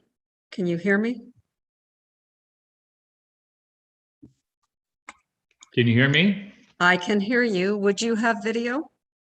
I thought I did already. Can you start video? There you go. There you go. Okay. Okay. Welcome. Just your name and address, and then please, within 5 minutes, your discussion points. My name is Todd Noonan. I'm a resident of Bracebridge, 1080 Glen Gordon Road, P1L 0J7. Before my 5 minutes start, I do have one question that I probably need answered. I believe we had short notice on this and identified 3 lakes that were in this group. And he started off by saying they were representing 5 groups. So should this even continue at this point? Because nobody's prepared for that. He's changed what the letter of submission said was a small lake group representing 3 lakes, had 3 signatures on the letter dated December 1st, 2021. Right. And actually, where is Mr. Rochek? Did you take him out, Elizabeth? Would you mind? Yeah.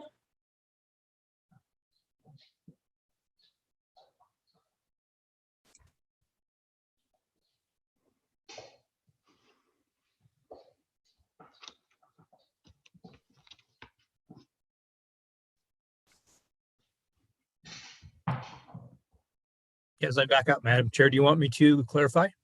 Yeah, please clarify who you did tell us who you are representing, and that is different than your presentation that you gave to us. Yeah, so the Muskoka Small Lakes Coalition has 5 members. It's 3 of those members that are looking at potentially putting their current lake plans within the current official plan. So it's 3 of the 5. So would you just repeat those 3 just for everybody listening in, please? The 3 would be Leonard Lake, Skeleton Lake, and 3 Mile are considering this option. Okay, thank you. Thank Does you. that help? Does that help you, Mr. Noonan? Yes, it does. And just before I start again, somebody who was unable to attend who wanted comments part of my time, he would like me to read a 50-second blurb, which would be part of 5 minutes. I did not want to include it in mine because it included my name.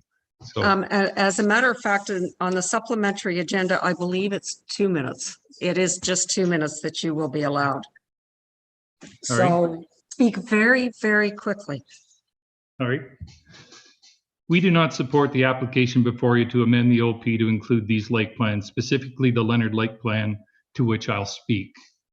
My only comment to the group is I don't believe they share enough similarities other than lake plan. Skeleton Lake is the 4th largest lake in Muskoka, so to be identified as a small lake, I don't believe it belongs, nor either of the other 2 have identified no boathouses on their lake, which is a huge economic factor to Leonard Lake.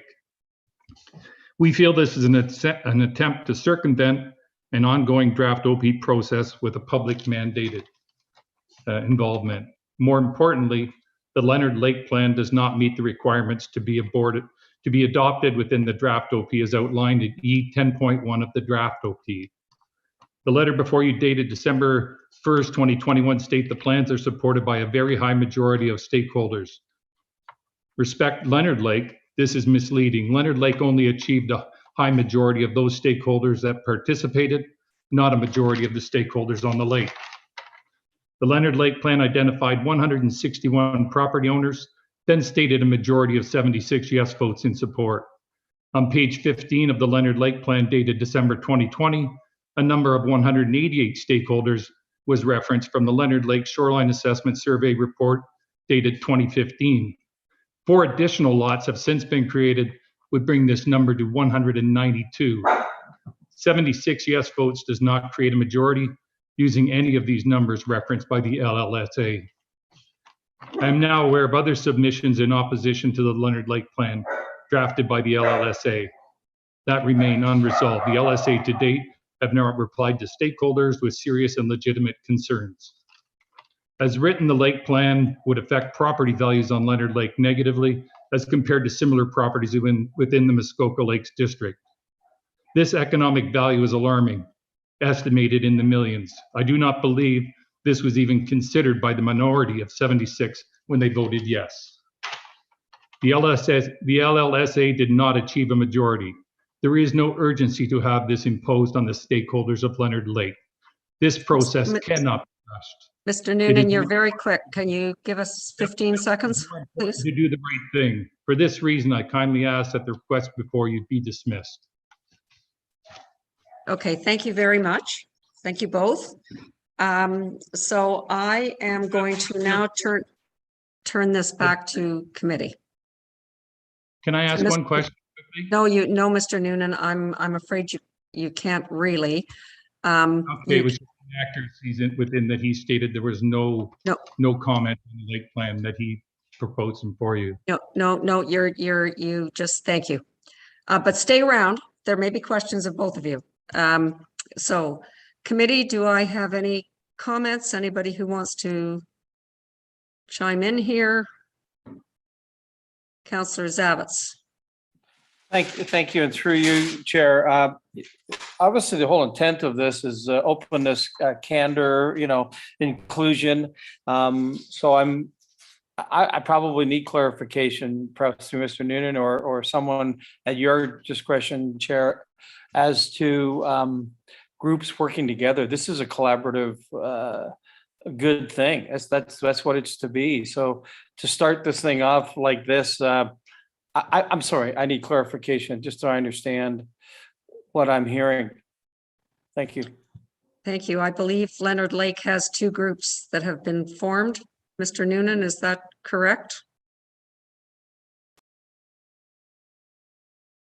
You're muted, Mr. Noonan. That is correct. It was formed, was in discussion for a couple of years, and it was formed. And we were talking with Mr. Pink, and he suggested that the groups work together to see if there was any common ground to develop a lake plan. We were on email. We had our first call on Monday evening with Mr. Scarrow, the president of the LLSA. After a 90-minute call discussing items and about the lake, what's best for the lake health, I identified that probably openness and honesty would be the best path forward. There was no discussion about this group, and until questioned at the end of the call, even about this submission, that he even recognized. This only came to light to us this week. It was like a hidden agenda item, so we had no time to prepare. So that's where we're at with that. We do want to prepare. We've identified that we want to continue talks in January after the season, get a small group from both parties to talk together. But I thought it was in the recognitions of moving forward to creating a favorable lake plan for all people and working together on the lake. This is something totally different where they're basically circumventing that discussion that Mr. Pink. So yes, I'm going to ask you to sort of stick to the answer, and I think that Councillor Zavitz has that answer, and I think he wants a follow-up if I'm right. I do, and thank you. I wonder if, again, and we have the benefit of a councillor right here in front of us there. So my question would be, is there is there a separate Leonard Lake Cottager Association? Yes, it is. No, so is there 2 different groups plus Cottager Association? No, there's Leonard Lake Stakeholders Association, Leonard Lake Cottagers Association. Okay, well, that is a sticky wicket. Okay, well, thank you for that. Councillor Excellent. Roberts. Thank you, Madam Chair, and through you, it's not up to debate which association represents the population of Leonard Lake. What the ask is that would committee consider moving the lake plans into the current lake plan rather than the new official lake plan. And that's what's up for discussion. What I would like to do is have a question to Director Pink, if I may. Absolutely. Thank you, Director Pink. We've been working hard for many, many months on the new official plan. And what I'd like to know from you is a very specific ideas or direction on how this council will complete the new official plan during this term of council, assuming that term of council ends in July rather than October. So what do we have to do to get it to the district and back so that this council can put this final stamp on the new official plan and let it proceed from there? I'm assuming that the new official plan would have to be done by this council and out the door sometimes around early April, around April 1st. Would you please give me some information on that? Okay, we're going to see if Director Pink's computer is fixed. Hang on. Everyone hear me a little clearer now? It's good. It's good. It's amazing what rebooting will do. It's all an IT person needs to know. So to answer the question, I think I'll be very honest with council. We certainly, staff will continue and the consulting team our best to complete this project on schedule and at some point next year, but that is and will be a significant challenge. I can give a quick rundown of a very high level of the next steps to put it into perspective, and I think that may be the best way to answer the question. As you hopefully all likely know, the online survey just wrapped up. We received 500 responses on the dot. Quite a few comments, I think 600 pages of comments altogether that the consulting team and staff are now working through. We hope to bring you a report sometime early next year on those comments and staff's and the consulting team's recommendation as to what changes may be needed. And then at that point, we would produce a subsequent draft of the official plan and then come back to committee to review that draft. If prior drafts or meetings were any indication, it's likely going to be several meetings to work through that updated draft. And the goal or the hope is then to host the statutory open house and statutory public meeting sometime likely after the May long weekend, early summer next year. I think, as you can tell by that timeline, it'll be very challenging to then gather those comments, yet another draft, come back to council for ultimate approval or adoption. I think Councillor Roberts, the goal of getting it back from the district, I'll be honest, that's likely, that might be a bit much for next year, but we will continue to work towards that goal of hosting at least a public meeting next year. And then depending on the feedback we have, we'll see if we can complete the project before the election. But I would be very pleased and again, likely a bit optimistic to hopefully at least get adoption before the election. But I don't think we can achieve adoption and district approval. I would clarify though, the speaker, because that might be some of the confusion or interest in district approval. If the Small Lakes Coalition or any lake association comes forward with an official plan amendment, the District of Muskoka will be the approval body of that as well. Again, if committee is interested in my thoughts of the two, I think you were all copied on the email. there's no way to prevent a lake association or a group of lake associations to come forward with an official plan amendment. They have the right to do so, and we will process that application as we're required to do under the Planning Act. So the request before you is really, I don't think anything you can technically deny, although they are looking for some feedback on waiving the fees. My comment or note, and certainly I don't want to get into the details unless committee wishes to, I'm happy to certainly expand extensively, but just at a very high level, as we've heard just on Leonard Lake, clearly there has been some opposition to the lake plan. I will note that Mr. Noonan was not the only submission that we received on this delegation today. We have about 3 or 4 letters that I did receive from owners on Leonard Lake concerned with the current lake plan that's been proposed. And so I did want to just quickly reference those submissions so that committee was aware. And the point being is, yes, the official plan review process will likely be a very heated, passionate discussion, as probably a site-specific or a lake-specific official plan amendment for Leonard Lake will be a very likely passionate, heated discussion if an OPA is submitted. And they're both likely to occur sometime next summer, and both likely will be a challenge to get approved before the election. So unfortunately, the planning process is lengthy. I appreciate the desire to move the lake plans along. The township in our official plan has encouraged lake plans for over a decade and has had that door open, encouraging lake associations to come forward. Just bad timing, I suppose, that they've all come forward relatively close to the municipal election. But whichever route we choose, we will again either continue the official plan review process, or if an official plan amendment is submitted, we will review that application and go through the process in due course. So I hope that helps summarize the situation, and happy to expand further if committee has questions. A supplemental, Madam Chair. Go ahead. Okay.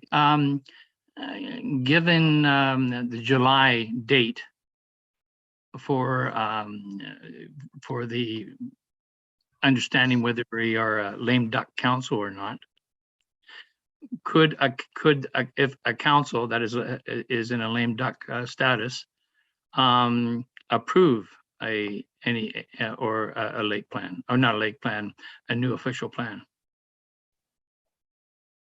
Mr. Pink. Thank you.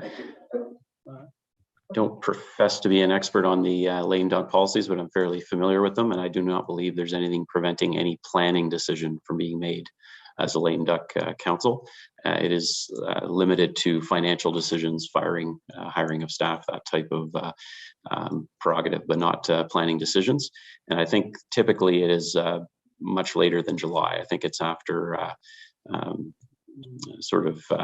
depending on when the public is aware the ratio of returning councillors. So that's typically later in the process, depending on who chooses to run, of course. But it will not prevent you from continuing planning process. And I think we can host a public meeting. There's nothing wrong with council several months before an election hosting a public meeting on the official plan review or a site-specific OPA. And that's what the consulting team and I are aiming for next summer. Thank you. Councillor Jaglowitz. Thank you, Chair. I just had a couple of quick questions for Mr. Noonan, if I might. I just trying to understand who he represents. I understand, Mr. Noonan, that you're representing the Leonard Lake Cottagers Association, and just 2 questions. How many members do you have, and could you give me a reference to your website? The website is under construction. I believe all that stuff is supposed to be posted within 18 months of being incorporated, and that's being undertaken now. Their membership was at the last meeting. We exceeded 20, went over 30. We're now over 40. So lots of phone calls, lots of people. This lake association, people have woken up. Okay, no, that's fine. I just want to know the numbers. Thank you very much. Mr. Noonan, could I get you to mute yourself when you're not speaking, just so we don't have any background noise? Councillor Roberts. Thank you, Madam Chair. I just thought that we give the opportunity to the newly formed association. I would like to ask Steve to to respond to exactly their membership and how that membership is established. Okay. Mr. Rochek. Thank you, Madam Chair and Councilor Roberts. I'd like to sort of start off by just indicating that the Muskoka Lakes Coalition is just a group of lakes that have come together to try to look at issues that go across different lakes and to look at ways that we can cooperate together. In terms of Mr. Noonan's concerns with the lake plan, they don't have a horse in this race. So, you know, they're not in there. It's not, we're not trying to be sneaky. It's just people working together, you know, for the common good. So, you know, my comments here are predicated that I am not representing the coalition. I am talking specific about Leonard Lake. And before I get to Mr. Roberts' question, I'll just want to answer a few comments. When we embarked on this lake process, we had 3 guiding principles. It had to be open, treat all stakeholders equally, and transparent. And we believe we adhere to those principles. We identified 248 individuals representing 161 distinct property owners, some of which own multiple properties. To be fair, each property owner, regardless of how many properties they own, had a single vote. You know, and as an example, our president, Mark Scarrow, owns 2 properties. He and his spouse had a single vote. All information regarding lake plan, the survey, the data, various versions of the lake plan, a detailed consultation report is posted publicly on our website. We offered 6 Zoom calls, 1 conference call, 18 individual interaction with stakeholders that wanted their views not heard in a public forum. Throughout the process, we communicated with 248 stakeholders, whether they participated or not.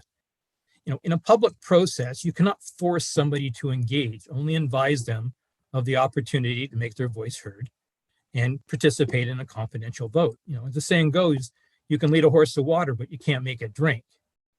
Now, we as volunteers have invested hundreds of hours in this survey, the results, running the consultation process, drafting the plan with feedback from the survey and stakeholders, working with the township's consultant on the policies.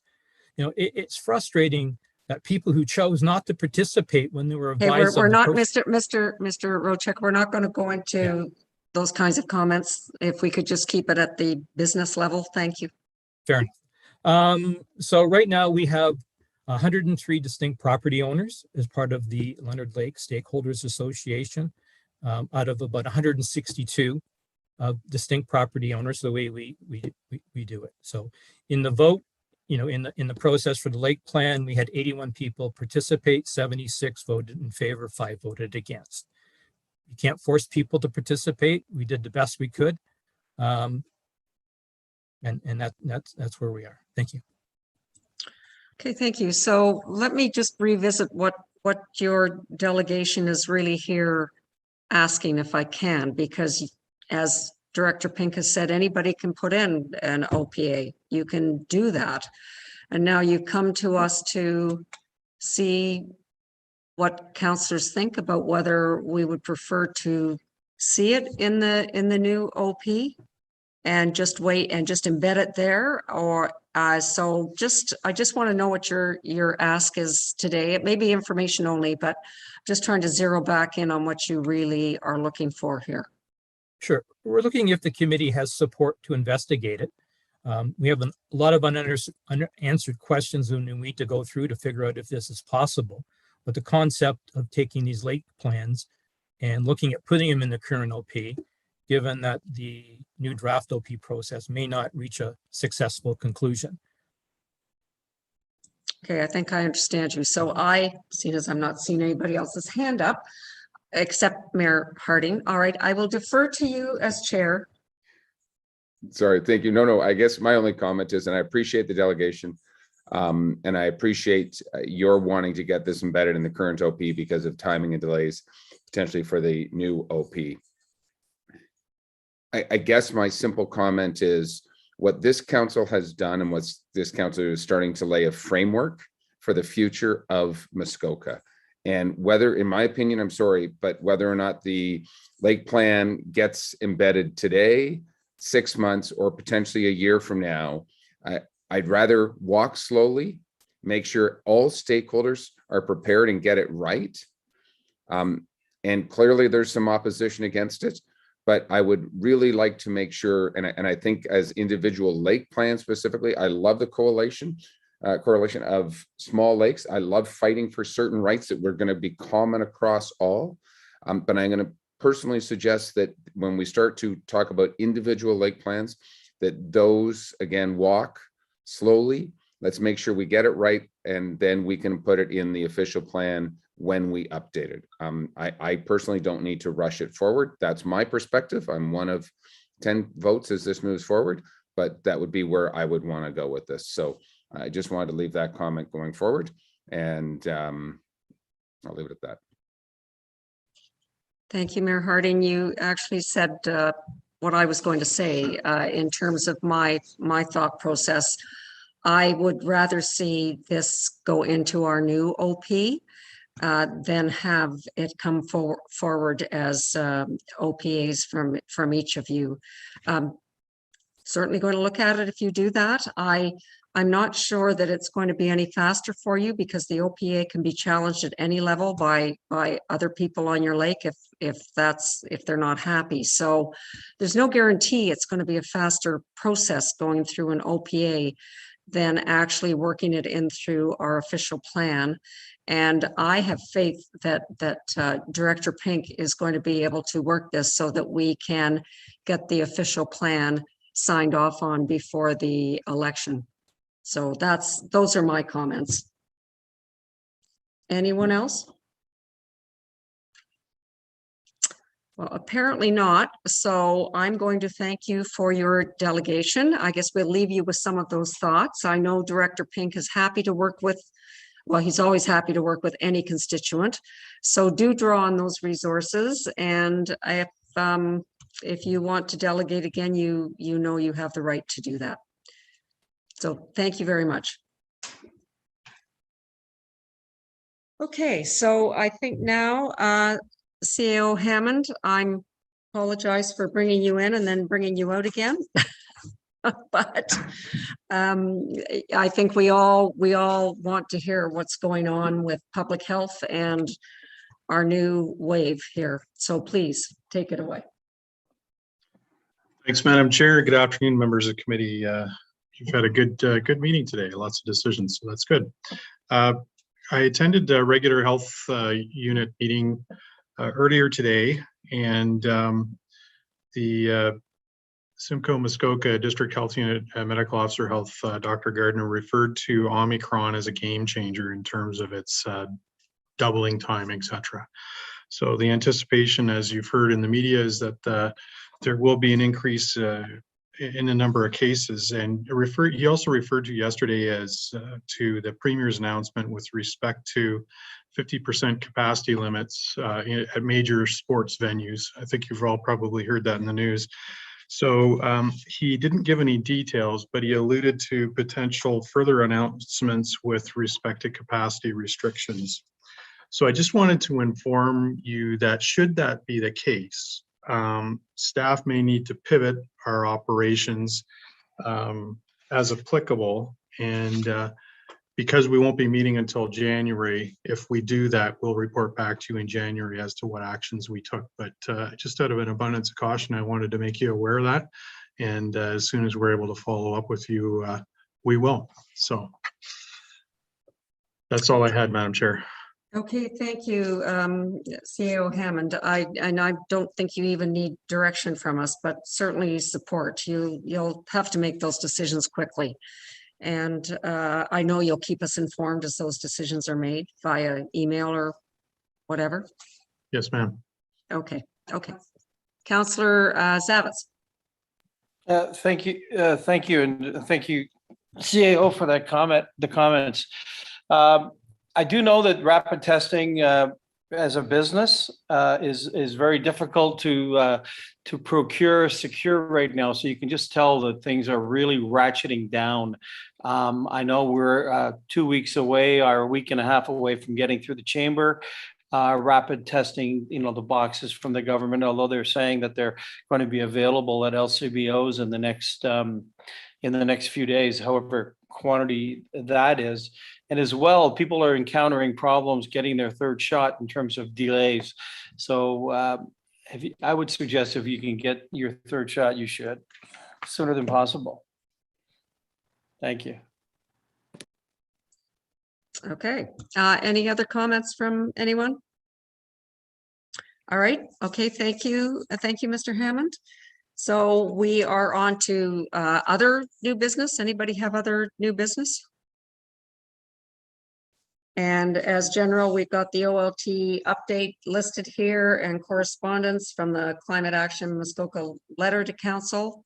Councillor Mazan. Thank you, and through you, just given we are somewhat on track today, good work, Chair Bridgman. I did want to pick up on a conversation we had earlier today on the planning application.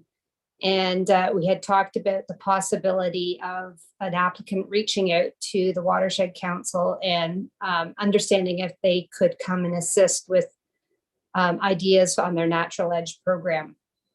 And I just wanted to take this opportunity, perhaps through that specific application, it made me think that a good next step, even as a council, would be to ask our staff, not tomorrow, but ask our staff in the spirit of collaboration with our local regional partners to reach out to the Watershed Council and find out if there are ways that the organizations can work together in these types of situations.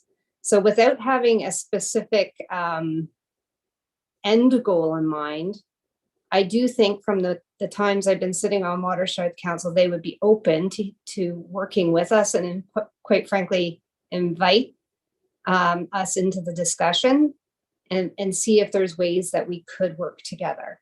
So I just wanted to put this out on the table now and ask perhaps Director Pink if there is a way that staff could put this on their very long to-do list as an action item in the new year. Just to, again, it's more just to start the conversation and understand perhaps how a partner might be able to support us in some of the things we are trying to accomplish. Okay, I'm going to ask Director Pink to respond to that. Thank you, Chair. I think certainly, I think that would be a great idea. Happy to, have someone or myself reach out to the Muskoka Watershed Council to see how we can work closely together. I think as committee knows, there's no conservation authority in Muskoka, and the Muskoka Watershed Council is probably the closest to that. And I think we can certainly improve sort of communication between our organizations and get advice. I think I just wanted to comment just really quickly. I think Councillor Zavitz raised this earlier in the question as to getting that input. And I think what Mr. Sharp was sort of getting at, and put another way, is I think we find that applicants are, or maybe to back up, sorry, a little bit, I think planning staff is quite well versed in appropriate shoreline vegetation. We've been approving site plans for many years, and we've read countless water quality impact studies, environmental impact studies as to an appropriate amount and level of vegetation. It's a combination of undergrowth, as we've heard, to stabilize soils, as well as tree cover to provide a canopy. I think what we just saw this morning, though, was more of a, I think applicants, if I can put it politely, are quite cooperative with committee when they're looking to gain approval. And then what happens when they apply for their site plan, they can be quite aggressive with staff as to wanting to backtrack on their obligations under site plan. And what staff, I think, was simply trying to do through these discussions, and when we raise it in reports or discussions, is if council or committee can either comment or provide their opinion on it, and then that puts staff in a much easier position to point to those minutes, point to those reports, point to those comments that councillors had to justify why staff is asking for this, as opposed to a very difficult arm wrestle sometimes with applicants. So I think we appreciate when you make those comments, and it's always nice to know too that council and staff are aligned with our vision of what the character and appropriate amount of vegetation is around our lakes. So I think I just wanted to say that about the earlier discussion, and happy though to reach out to the Muskoka Watershed Council and engage with them more when we review applications and see what type of assistance they can provide. We're always open to new ideas and continuous improvement, as we say. So hope that helps. Sorry. So would it be helpful, Director Pink, if we as a group sort of directed the planning department to work with the Watershed Council and their recommendations go into the site plan? Would that be helpful in your arm wrestle later on? Getting away. Certainly I think it would start with just a simple reaching out and having a discussion with them. I'm not sure if they're staffed or have the capacity to comment on every one of our applications. We do have a lot, but I think they can provide an overarching type of guidance and things to look for. Again, staff, I think planning staff are quite well versed in the type of species and quantities that we like to see. But again, happy to, get more advice or to reaffirm those that type of information. And I think that's the assistance the Watershed Council can provide. I'm not sure if they, again, currently are staffed or have the capacity to comment on all of our applications, but they can give us high-level guidance, and we can take that into account. Okay, thank you. Follow up, Councillor Mazan? Your magic hand is up again. No, it's not magic. I put it up. Thank you.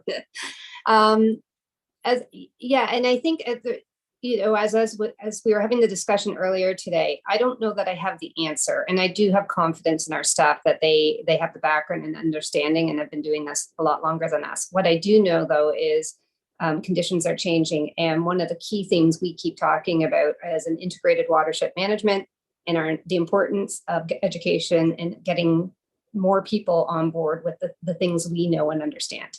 And I can see that this might be a really interesting opportunity without, again, guiding staff as to exactly how these things happen. I would say that this is an opportunity potentially for the township to lead in the cooperation with the Watershed Council, as they've just gone through their recent strategic plan, to say, how do we work together to try to get the final outcome that we're looking for? And that is properties that look in need to have revitalization. There could be some synergies. So again, I was trying hard not to leap to the end, which sometimes I can do in my own brainstorming, but more just start the conversation to see how we might be able to work in a shared partnership. So thanks. Okay, sounds good. Councillor Roberts. Yes, very quickly. I don't think you'll be able to see this, but I have a little fish plaque out front, which was given to me by Love Your Lake and the Watershed Council, because I engaged them through the Love of the Lake to build up my shoreline that is already natural. And I think what David and planning are looking for is guidance from us. And the information is there. There's oodles of information. So I think that might be in the future when we should have a presentation from Love Your Lake or someone like that on the revitalization of a shoreline. And then we could give planning some guidance on what we want to see. And then in the minutes, planning can point to what council's desire is. Okay, I think that would be a very interesting presentation. So I'm going to leave that with our planning department when that might appropriately be on an agenda. Councillor Zavitz. Thank you. Through you, I would like to see, and a great discussion. I would like to see us look at some of these as resources, things like the Watershed Council, more of an advisory capacity in some way. David, I want you to be as limber, as possible, and not be bogged down in the minutia of a particular. No one's saying nobody's not doing a good job. I think just the point is, if we can help you more and give you more of those tools, that's where my head is. So thank you for that. I think we're all on side with that, Councillor Zavitz. It was a good way to put it. So any more comments on that? Well, if that's the case, then we're actually going to finish before our dead stop at 4 o'clock today and not have a meeting tomorrow. That's Merry Christmas, not have a meeting tomorrow. Anyway, yeah, I know. So I'm going to read this resolution, moved by Councillor Edwards, seconded by Councillor Jaglowitz. Be it resolved that the Planning Committee meeting adjourn at 3:30 p.m. and the next regular Planning Committee meeting be held on Thursday, January 13th, 2022 at 9 a.m. electronically from the council chambers municipal offices in Port Carling, Ontario. Further, be it resolved that the special planning meeting scheduled for December 17th, 2021 be cancelled. Okay, all in favor? Carried unanimously. Have a wonderful holiday season, everybody. I hope it's safe. Safely with your families. Again, we don't know where we're going in the next week or two, but I look forward to seeing everybody again in January. So all the best. Sorry, who's that? Oh, Derek, I'm sorry. Derek, would you like to say something, Derek? Well, now that you've given me the opportunity, Madam Chair, just members of council, on behalf of staff, I'd just like to wish you all a wonderful holiday season. And as the chair indicated, please stay safe, and we'll see you in the new year. Thank you. All right. Bye, everyone.